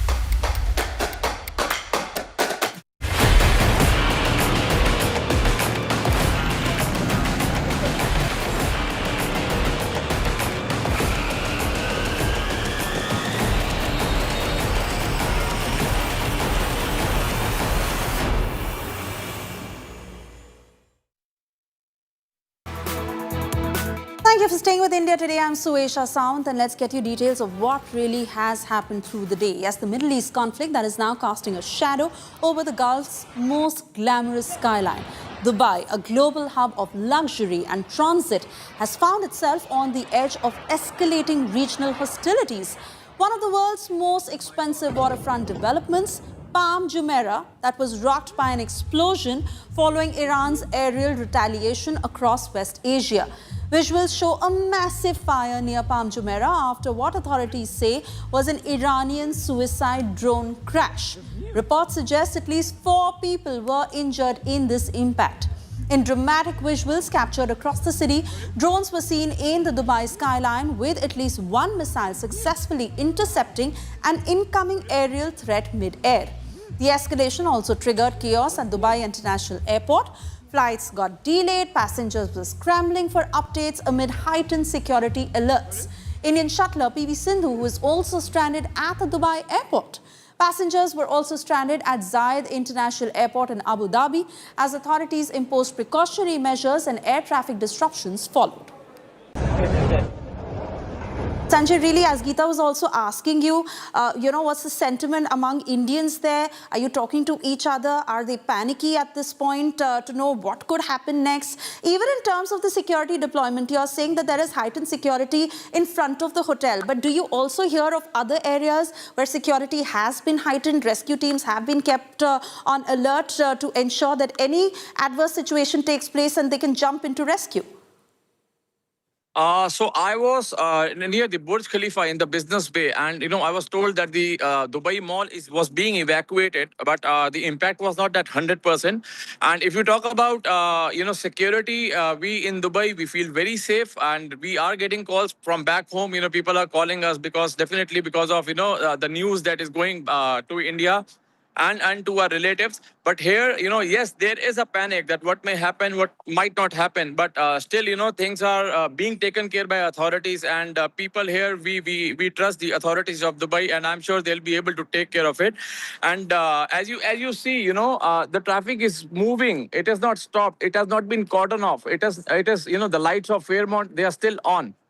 So we will get to know the impact of whatever attack it was, maybe by tomorrow morning when we have an official, information coming out from the authorities. But as of now, yes, panic is there. But, then again, we trust the authorities of Dubai, and I'm sure they are doing best for the country, best for everyone here. And as of now, things are safe. And nothing much to panic. But yes, something has happened, that's for sure. Do give us a sense of what was observed when that hit happened in Palm Jumeirah. What is the impact? What is the sense among people? Is there a sense of panic, chaos? What's happening? Okay, so I live very close to Palm Jumeirah, say about 8 to 10 kilometers. So from here, I can hear the explosives and the bombing. It's been 4 to 5 hours that I've been hearing these noises, this loud bombing and explosion noises. Though situation here in my area looks under control, yeah. So, but I don't know what's happening there in Palm Jumeirah actually. But my surroundings, talking to us. It looks pretty under control, but yes, my team is there, so I think it's pretty disturbing there in Palm Jumeirah. But I can see those missiles, over, because it's Marina area. I can see the missiles. I can hear those bombing noises all around my area. Any advisory that has been issued yet?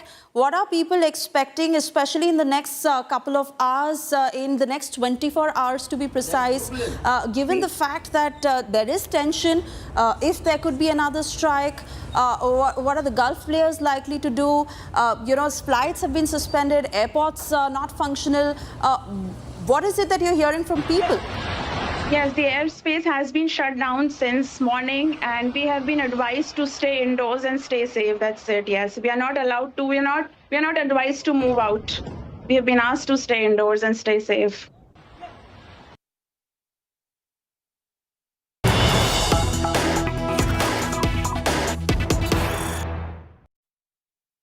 And cutting across to more breaking news coming in. Top sources say there were explosions in Dubai's Palm Jumeirah and Abu Dhabi. There are no reports of significant damage. There were reports of missile attacks from Iran in 2 or 3 locations today. The Indian government is gathering further information from both the countries. Most Indians are safe is the word we are getting.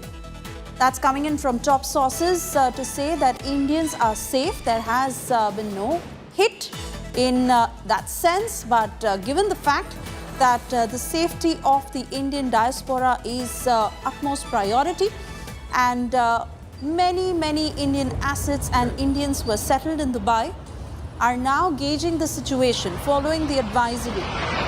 Internet continues to fluctuate, and Palm Jumeirah, that saw the impact of the missile hit, we're learning of how 4 people were injured. However, ground reports also reflecting that security has been heightened, but movement in particular that has not been stopped.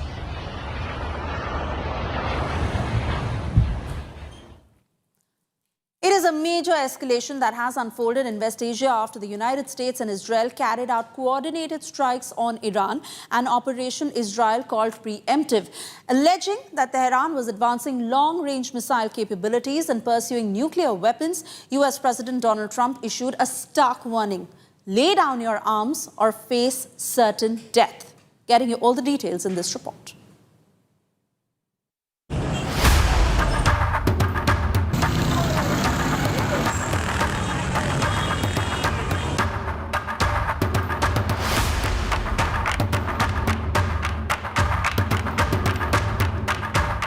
From diplomacy to destruction in 24 hours.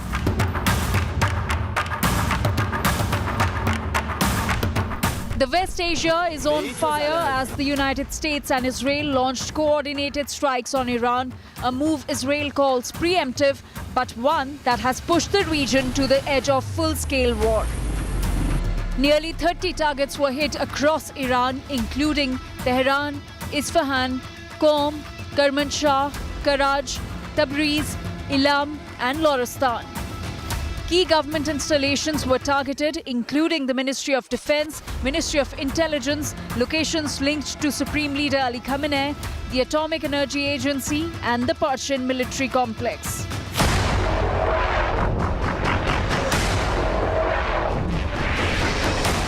Videos show thick plumes of smoke rising over Tehran.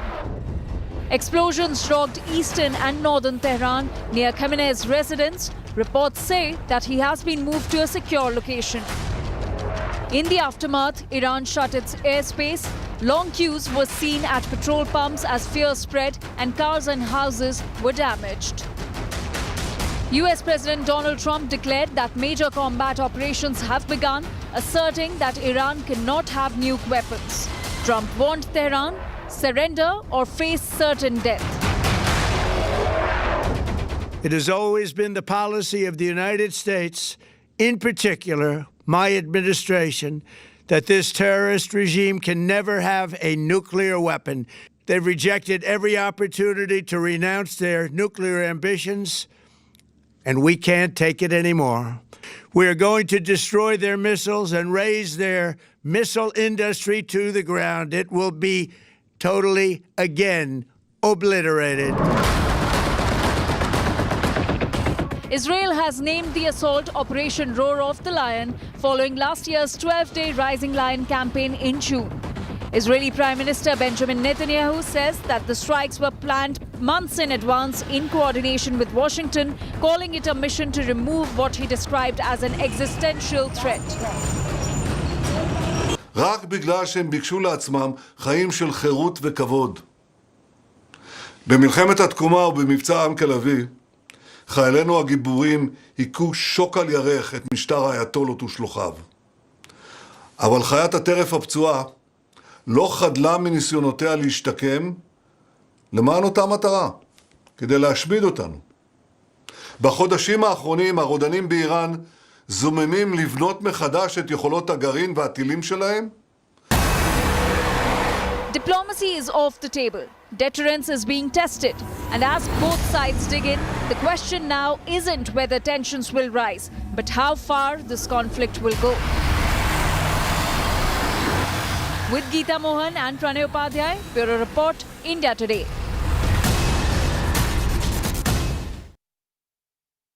And while Iran has strongly retaliated to US and Israel strikes, the Iranian regime attacked US military bases in Bahrain, Kuwait, the UAE, Saudi Arabia, Jordan and Iraq, causing serious damage to several US installations. Kuwait and the UAE have temporarily closed their airspace as a precautionary measure. Watch this report.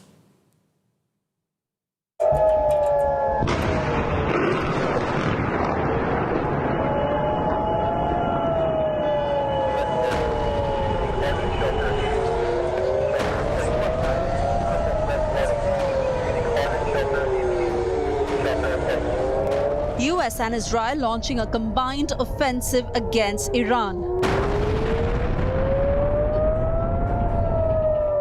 Iranian presidential residence and several key locations attacked. And then came an unexpected retaliation. The Middle East is at war. It all started with the US and Israel launching an all-out attack on Iran, targeting 30 sites simultaneously, including the residence of the Iranian president and nuclear facilities. In no time, Trump issued the strongest warning yet to the Iranian regime. You must lay down your weapons and have complete immunity, or in the alternative, face certain death. Then it was Iran's turn. The Khamenei regime struck US naval bases, causing smoke clouds, chaos, and massive damage. Bahrain, UAE, Saudi Arabia, Jordan, Iran attacked US bases one after another, leaving nations on Iran's radar with no option but to close their airspace. Israel also faced the wrath of Iran. A cloud of smoke appeared in Jerusalem, Israel, while sirens sounded in Haifa. In Ashkelon, Israelis took shelter in a bunker. The Islamic Revolutionary Guard Corps confirmed all Israeli and US bases in the region have been struck and operations will continue relentlessly, unquote. This marks a massive escalation and it is not expected to stop anytime soon. Bureau Report, India Today.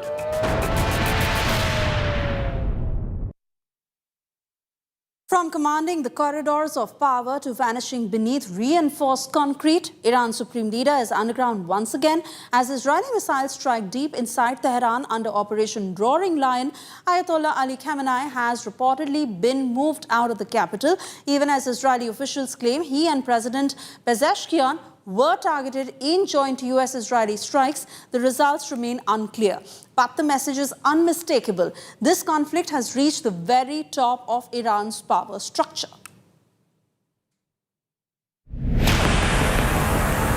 From the seat of power to a subterranean shelter, Iran's supreme leader is no longer in Tehran.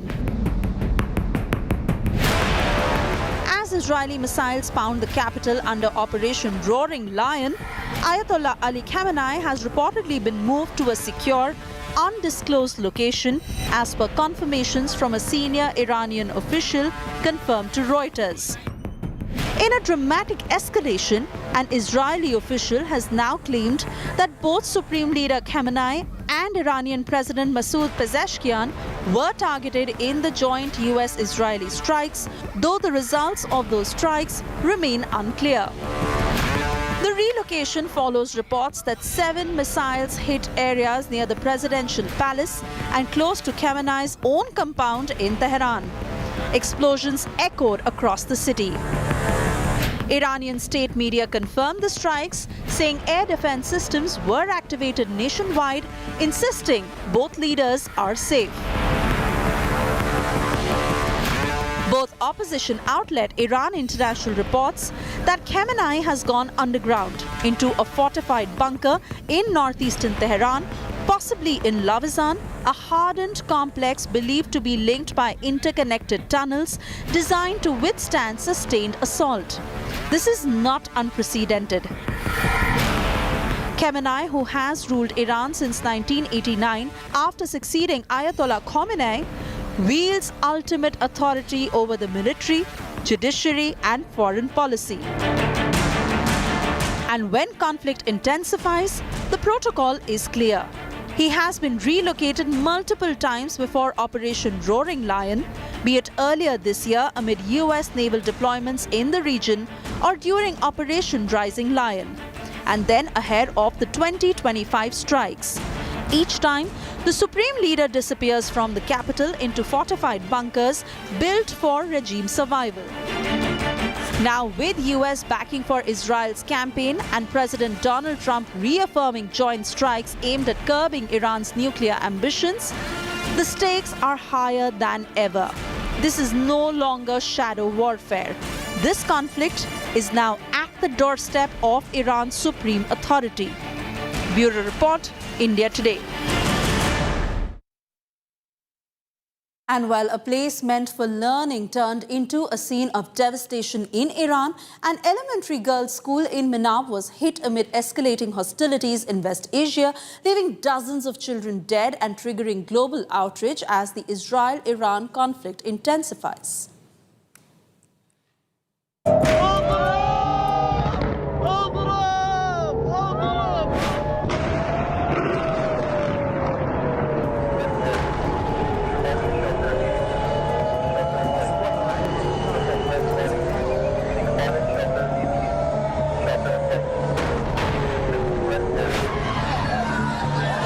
A schoolyard turned into a tragedy zone. An elementary girls' school in Iran's city of Menab has been hit in an Israeli strike, leaving more than 80 girl students dead, according to Iranian state media. Most of the victims were between the age of 7 to 12, several others injured. The school building now stands shattered, classrooms blown up, debris scattered across what was once a playground. Iran has condemned the strike as a direct attack on civilians, calling it a grave violation of international law. In Menab, the laughter of children has been replaced by grief and shock. A schoolyard meant for learning and play has become a stark reminder of a conflict that shows no signs of slowing down. Bureau Report, India Today.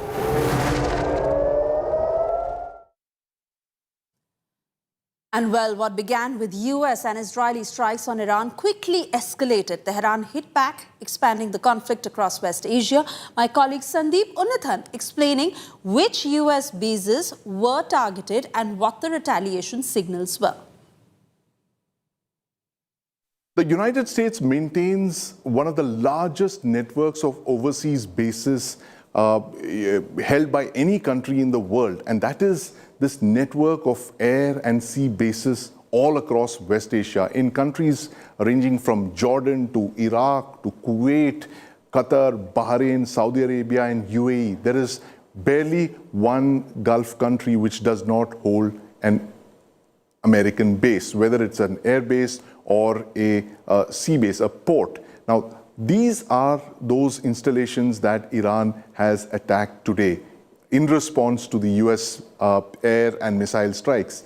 US bases in Iraq have been attacked, US bases in Jordan have been attacked, US bases in Saudi Arabia have been attacked, bases in Bahrain and Kuwait have been attacked as well. This is literally the CENTCOM empire. The Central Command of the United States operates out of all of these bases, and Iran has warned the United States that if it was attacked, it would strike at all of these bases. And that's exactly what it has done by targeting these bases with drone strikes, ballistic missile strikes, and cruise missiles. So Iran does not have an air force of any effect, but it has a very significant cruise, ballistic, and drone missile line. And they've used all of those assets, all of those weapons to attack all these US bases in the region. Now that is an escalation.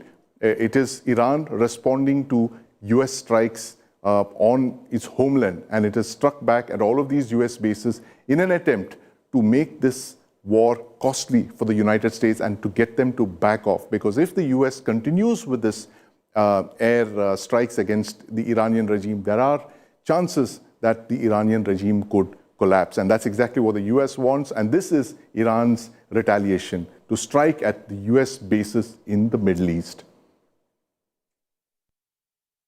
From diplomatic sparring to the brink of nuclear war, where does this conflict stand on the escalation ladder?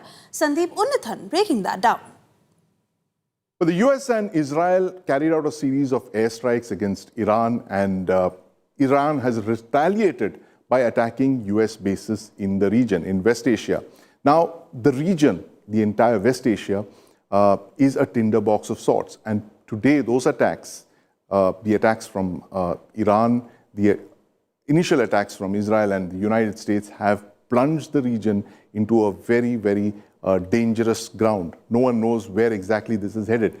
So we've got this escalation ladder to make sense of where this crisis could be heading. If it continues, where would the conflict go? We first have the diplomatic war. We've passed the diplomatic war, the economic sanctions, and of course, the military preparedness. Today, we are at the stage of limited war.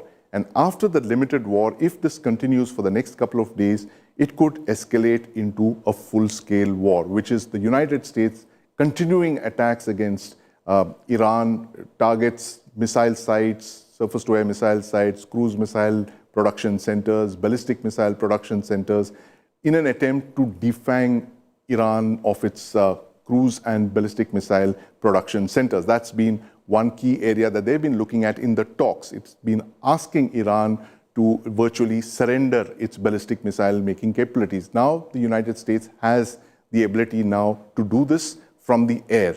And if the war continues, then you're looking at a full-scale war. A full-scale war possibly covering larger parts of Iran and possibly a ground invasion as well, though the troops for that don't seem to be in place yet. But if this continues, this is exactly the chain of escalation that could follow. And this is one reason why the world will be looking at this conflict very closely, because after it crosses the point of a full-scale war, you're entering dangerous territory. You're looking at a limited nuclear war, when the United States could possibly use tactical nuclear weapons to achieve its objectives in Iran, to possibly hit at deeply buried sites or destroy missile and ballistic missile production facilities in the limited window of opportunity that they have. That is where this escalation ladder could escalate into. It could go into a nuclear conflict, a short limited conflict. Iran does not have a nuclear weapons capability. What it has is highly enriched uranium. There is a possibility, however remote, of Iran using the highly enriched uranium that it has to try and strike back at the United States, in which case this then spirals out of control into a full-scale nuclear conflict, an unequal nuclear conflict, because both Israel and the United States have nuclear weapons. Iran does not have the bomb yet. But this is a conflict that the world will be looking at precisely for this reason, the fact that there are many unknown unknowns. And with this escalation ladder, this conflict could be heading into very, very dangerous and unpredictable territory.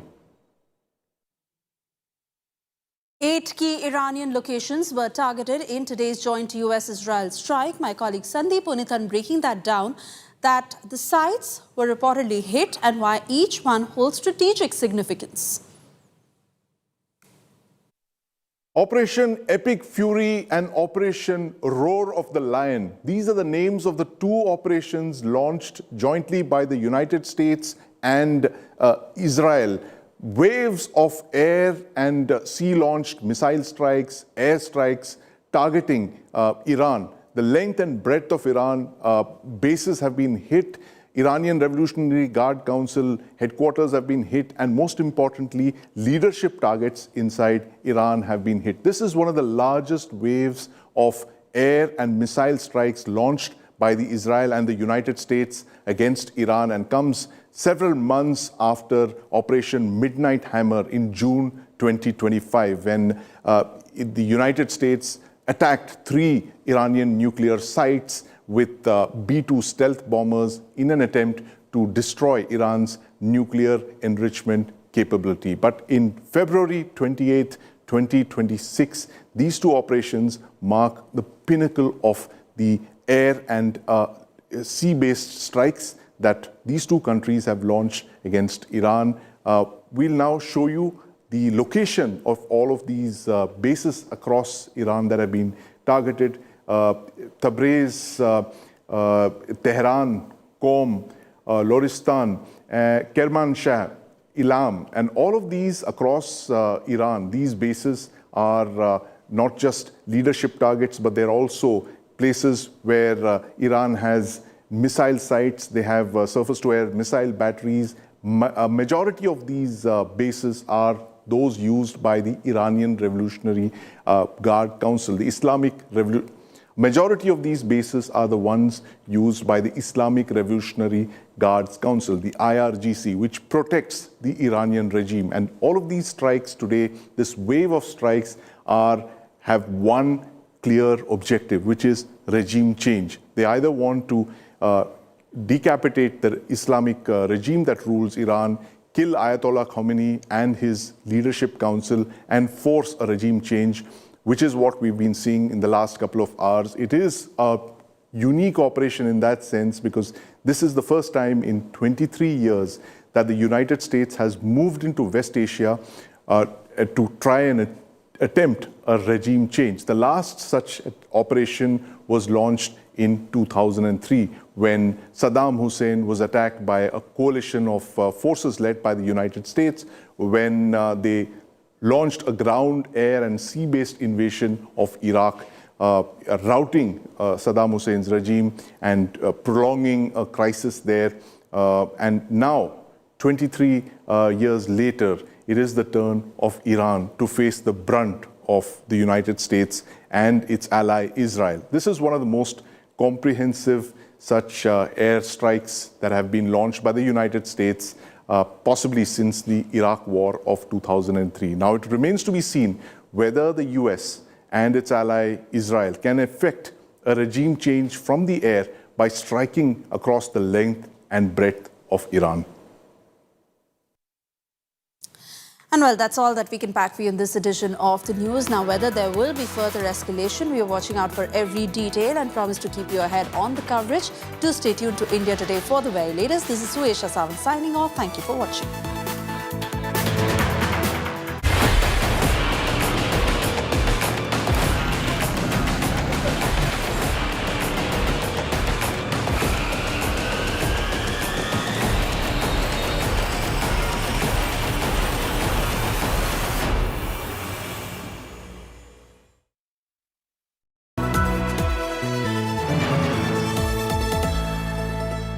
Introducing Motorola Signature. Don't blend in, stand out.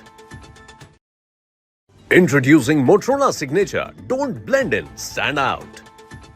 Hi, here are the top headlines presented by Motorola. Iran launches strikes on US bases in 8 countries, including UAE, Bahrain, and Qatar. Trump says Iran will never be allowed to become a nuclear weapon state. Russia says Donald Trump has revealed his true stance on Iran strikes.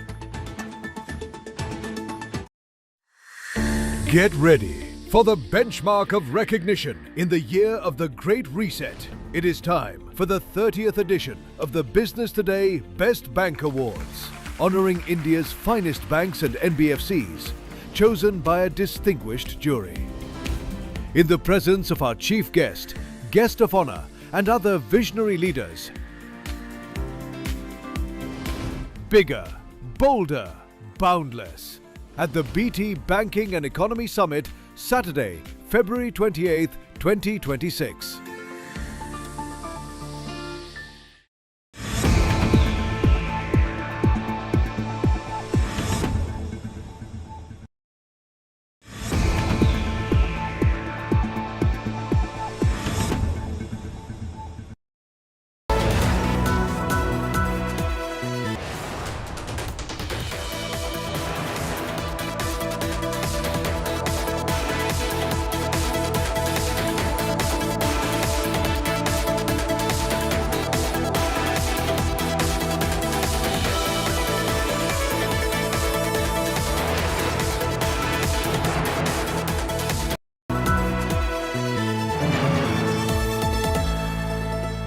Introducing Motorola Signature. Don't blend in, stand out. Introducing Motorola Signature. Don't blend in, stand out. Hi, here are the top headlines presented by Motorola. Iran launches strikes on US bases in 8 countries, including UAE, Bahrain, and Qatar. Trump says Iran will never be allowed to become a nuclear weapon state. Russia says Donald Trump has revealed his true stance on Iran's strikes.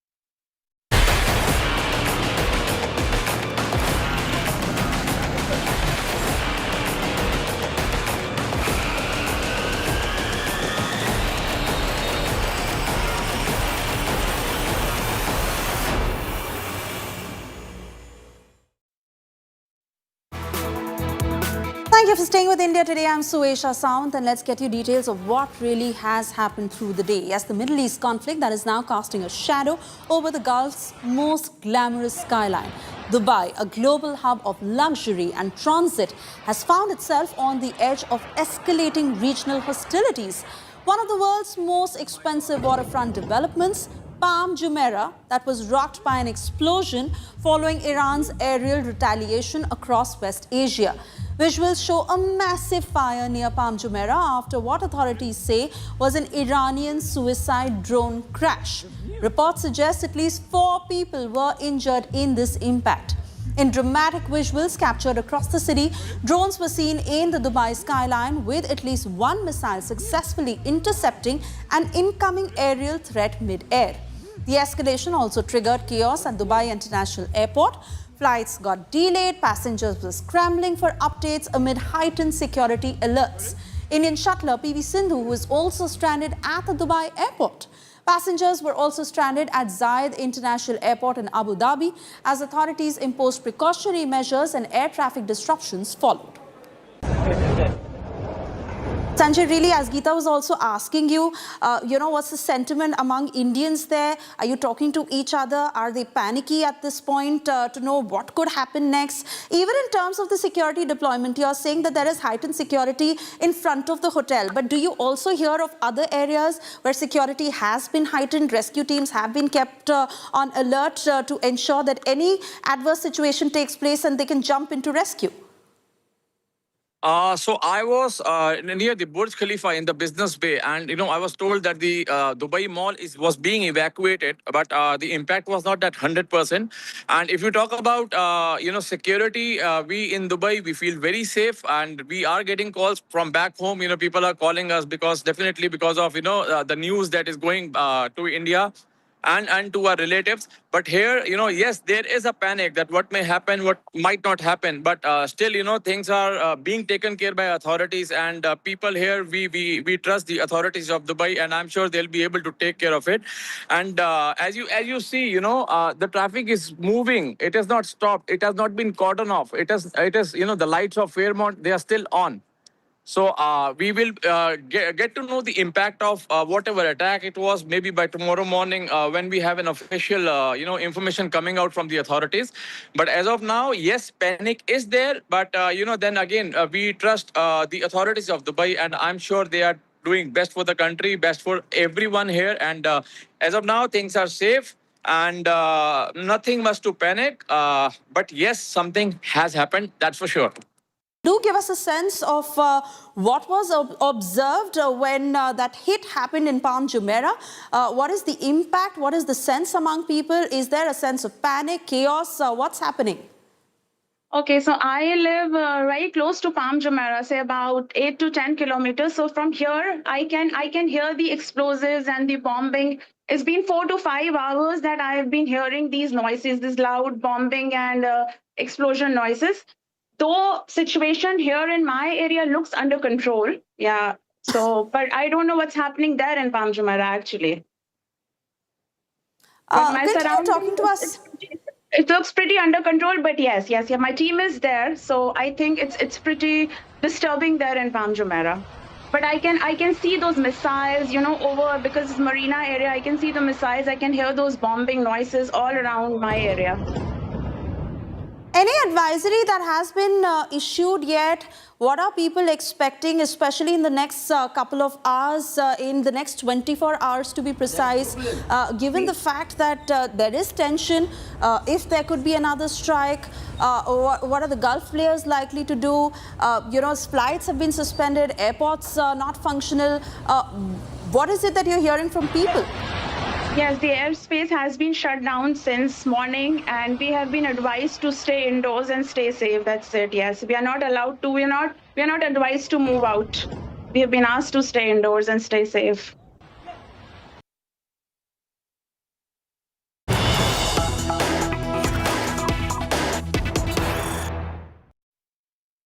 And cutting across to more breaking news coming in. Top sources say there were explosions in Dubai's Palm Jumeirah and Abu Dhabi.